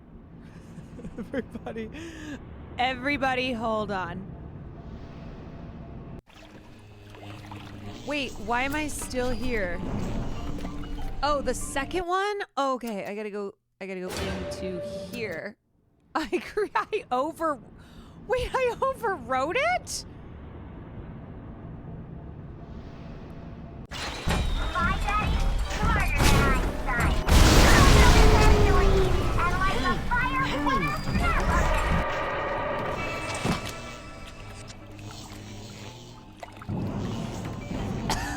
Okay, one more time, but I have a plan.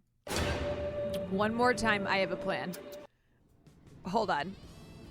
Just hang tight. Soul Boot, thank you for the 5. Okay, ready? Here's my plan. My plan is to run. Run away.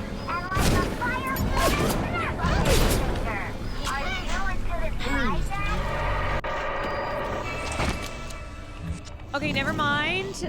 Never mind. We're not going to do that anymore.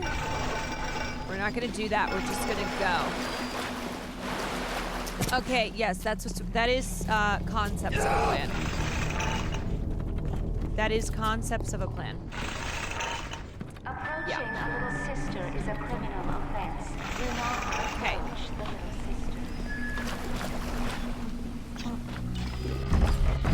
See? Okay. Bye. You know what? I'm just gonna let you guys. Fuck. How do I get in here?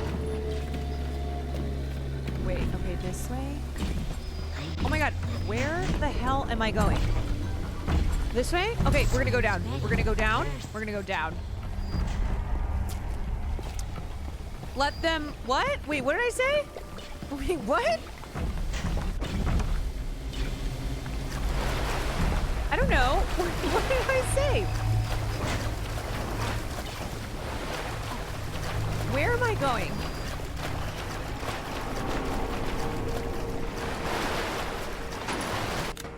Enter code.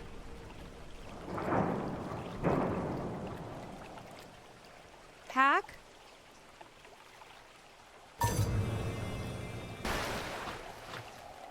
Enter code.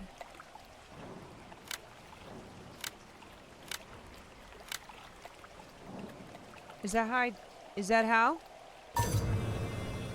Okay, what if I do hack? Successfully hacking this store. Oh my god.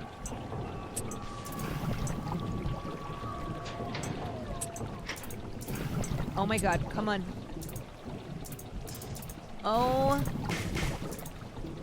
Oh my god.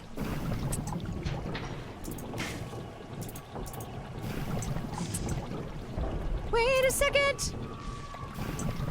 Yes. Yes. Woo. I will vote for Donald Trump. Okay, so yo-ho! Are we doing something with this guy, or what's happening? Nope. Okay.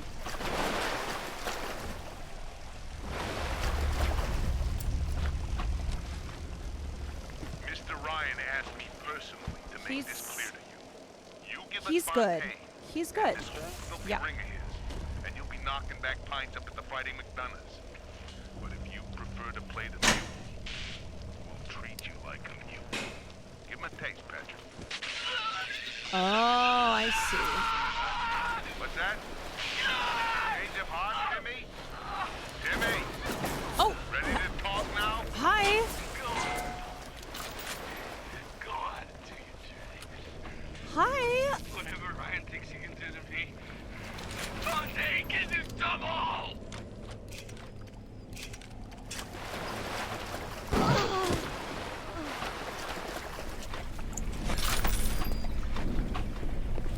Timmy, no!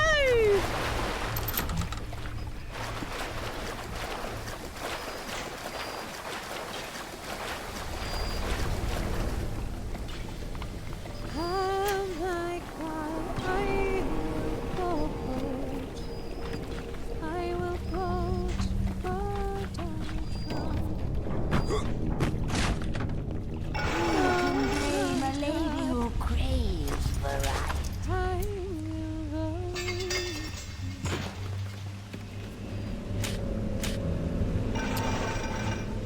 Just dead people everywhere. And one day, gentlemen stopped calling. Sorry, I am not meaning to do an acoustic version of that song. Somebody got it stuck in my head.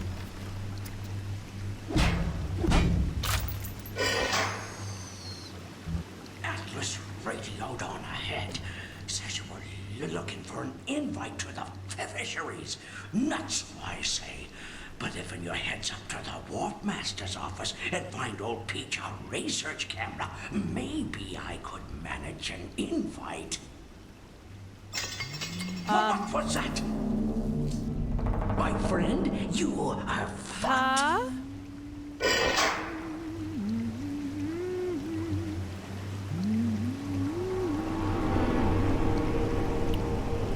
Yeah, this wildfire's fucking with my brain. Wait, how do I get in here? Can we not?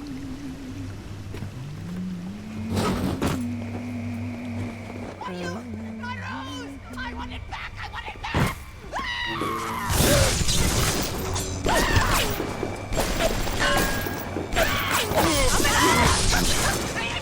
Oh my God, she's insane!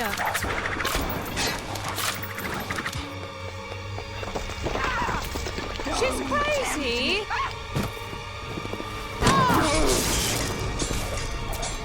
Is that me doing it? Wait.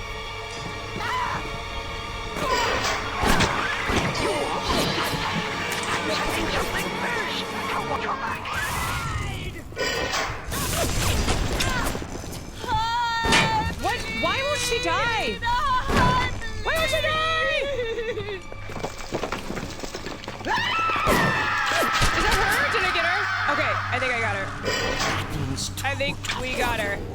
Look on the conveyor belt. You'll find something to keep you alive. Now, go get that camera and then snapshots of those that crawl from the ceiling. Then I'll let you into the fisheries. I feel like that's what it's like at I smell an ounce Waffle of House. Fontaine on you, and I'll have you in a box. Atlas gives you the vouch, but I ain't. Oh! Just on his say so. Oh my God. I just got a fucking grenade launcher? Are you kidding me? Grown man jumping at ghosts. Fontaine's dead. Are you And everybody kidding knows me? it. In the ground for months, and half the place still jumping at his shadow. Christ, even Ryan. You never mind all that. We got work to do. Wait, so we are. What am I getting? I'm getting a camera. I'm getting find the research camera. Find the research camera. I've got a quest. God damn it.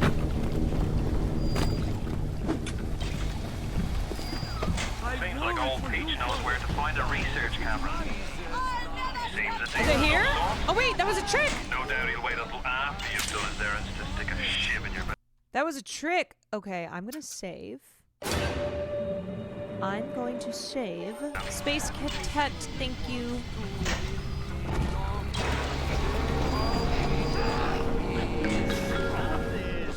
Is that you had to fight me for her? Oh my god!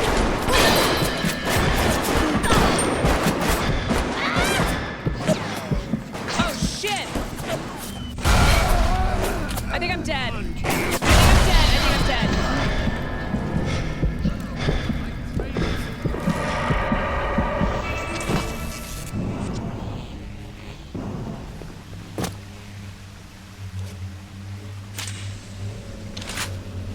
Methinks I died. Turned away from your life.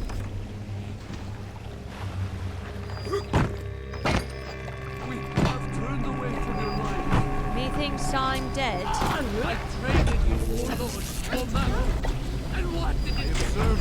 I just there's too many guys. There's too many guys.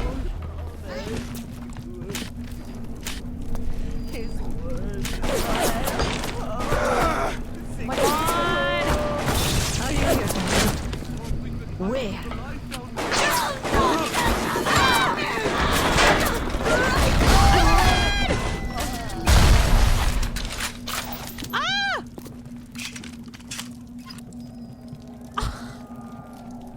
Okay, that might have been a little extra with the grenade launcher, but I didn't know what else to do.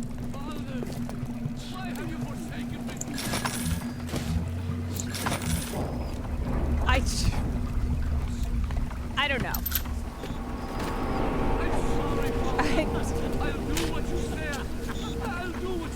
Sometimes you gotta bring out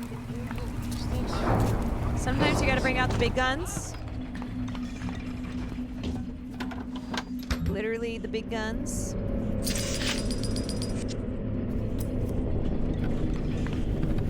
I have to find this fucking camera.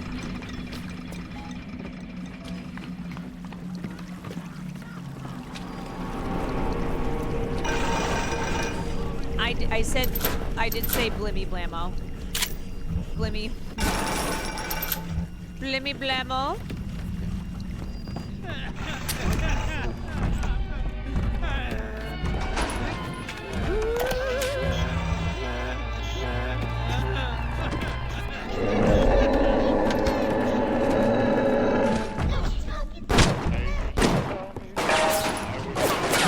Not everybody's fighting.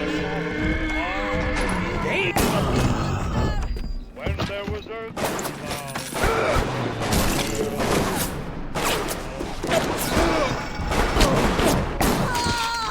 Yeah, take that. Take that. You ain't got nothing on me. Ain't got nothing. I feel like I just have to take these. I don't know.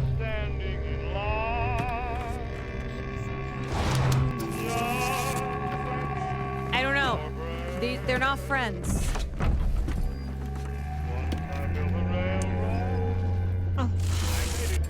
I think it's time to cook.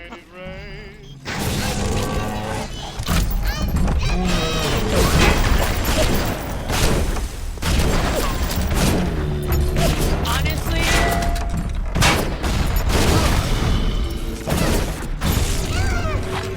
kill him.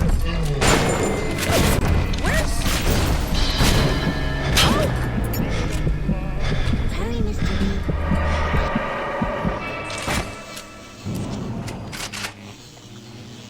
Wait, this isn't like going the way it should. Wait a second.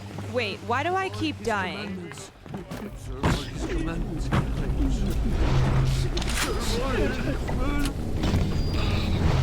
Why do I keep dying to these fools?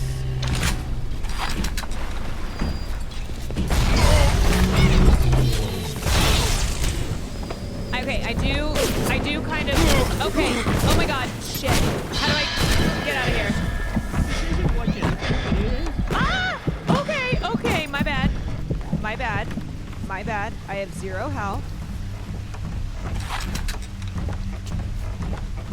Is he coming after me? I don't know. Oh!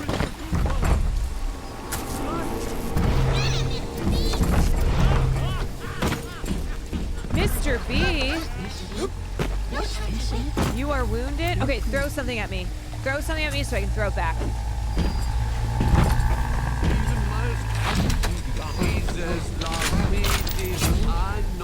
Throw something at me.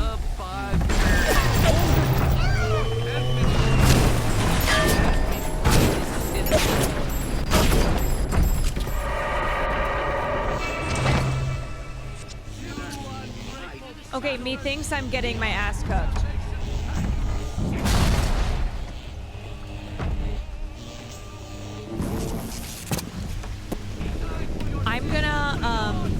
I'm gonna not do that this time. Just a trickster playing with my ears. I'm gonna avoid. Wait, I gotta pee. Hold on. Pause. Actually, if I do I need to pause it? I'm sorry, Father. I'll do what you say. Can I just hide? I'll do what you say.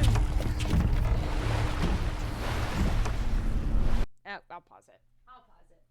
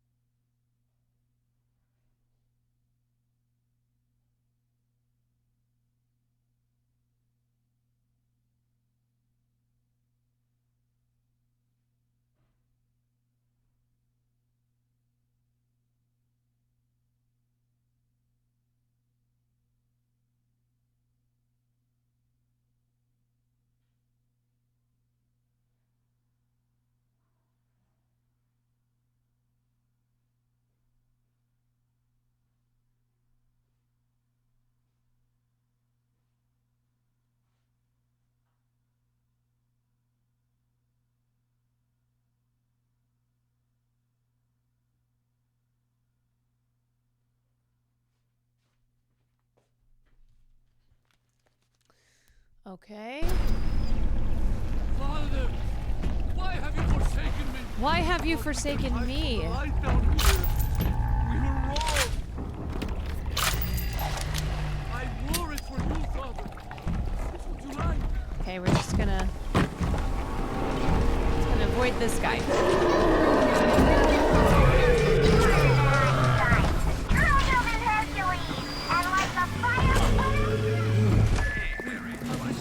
Guys, just fight it out. Just fight it out. I'm just gonna.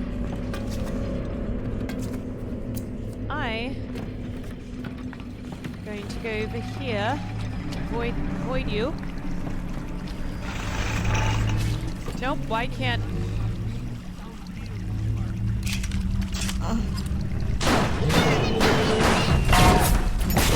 Why do I keep doing this?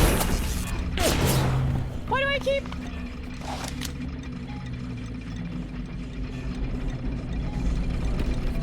Oh, hi. Has he been out? Hi, like has he on potty? Yeah. I don't know. He always hits his bell to go potty. Hey, are we sleeping here tonight, or what do you want to do? I mean, up to you, but kind of depends on what you want to do tomorrow. Okay. How's the podcast? Good. Okay. Okay. Well, I'm almost done.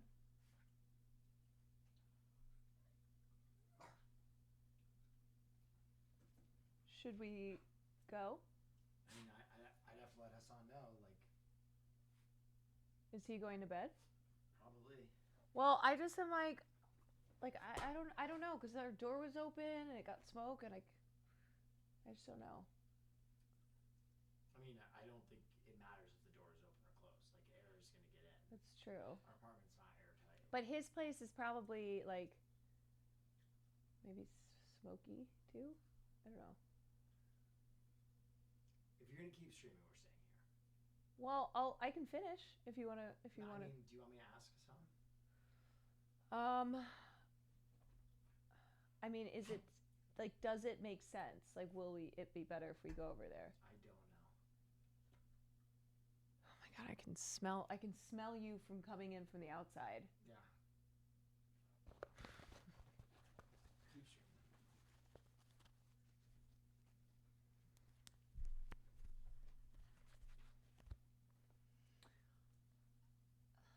Yeah, I mean, honestly, I feel like it's probably the same.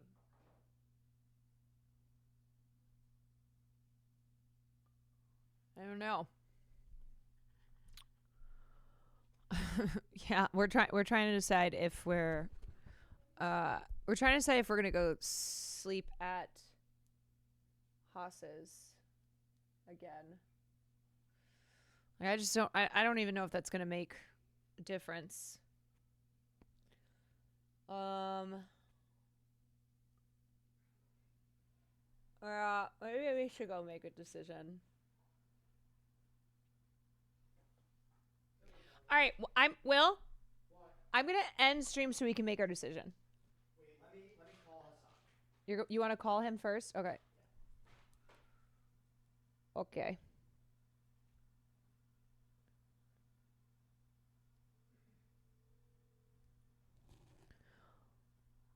Hold, y'all. Hold.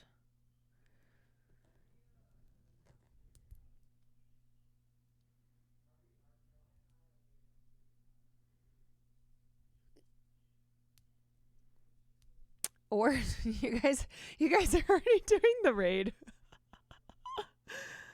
Do you think there's a high chance you'll need to evacuate again? If so, I mean, right now, no, but also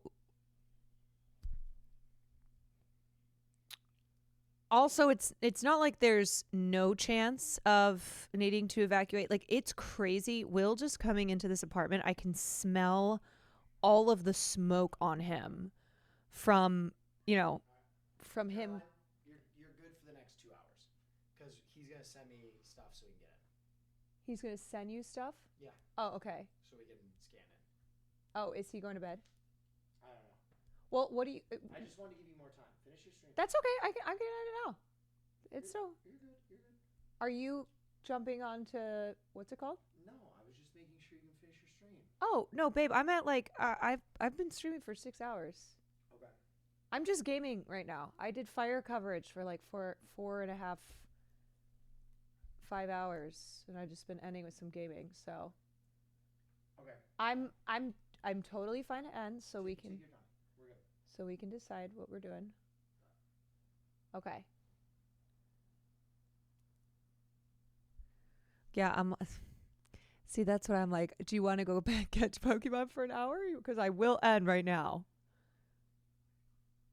He was like, take your time. Take your time.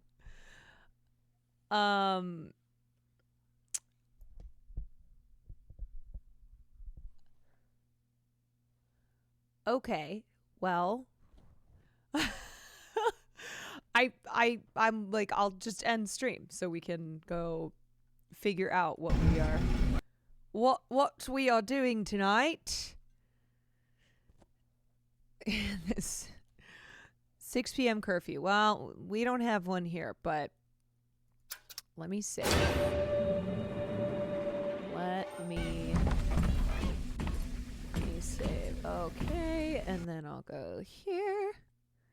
Quit to main menu. Yes.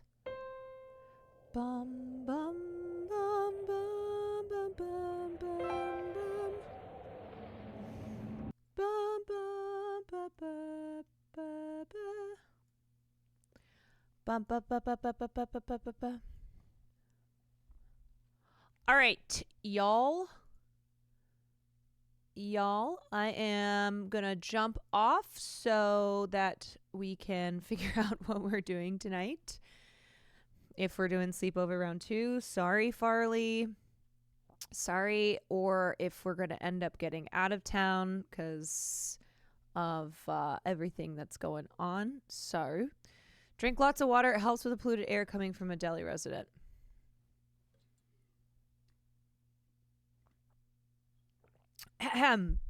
Sorry that it was short gaming. Hopefully I'll be live tomorrow. Hopefully I'll be live tomorrow. If I'm here, I'll make sure that we get some good gaming in tomorrow. But thank you guys. Thank you for joining me. Thank you sincerely for all of the well wishes. I appreciate y'all very much. Excuse me. Okay, I'm gonna send you guys to Mafia Jinx. Yeah, also if you're not on the Discord, join the Discord. That's where I do updates and stuff. Thank you for the coverage and excellent stream. You know what's great? What's great about Twitch and what's shitty about Twitch is that everything is happening in real time. So it's really nice to be able to communicate with you guys live and be, talking about something that is as big as what is happening in LA. But then of course there's always the dummies, and I hope that at least one dummy learned something called empathy. I hope at least one is like, you know what? Actually, maybe my instinct when a city is burning, it shouldn't be like, ha ha. Yeah, it's all rich celebrities. But we can only hope. We can only hope. Okay. If you are in Los Angeles, please take care of yourselves. Let what happened to me last night be a warning for you that fires happen fast. Evacuation orders happen really, really fast. So please be prepared. Please be ready to go, even if you think like you're being silly or it's over the top. I promise you it's not. And yeah. Wait, Will's playing Mike. I fucking knew he would. No, I'm going to grab him off his computer.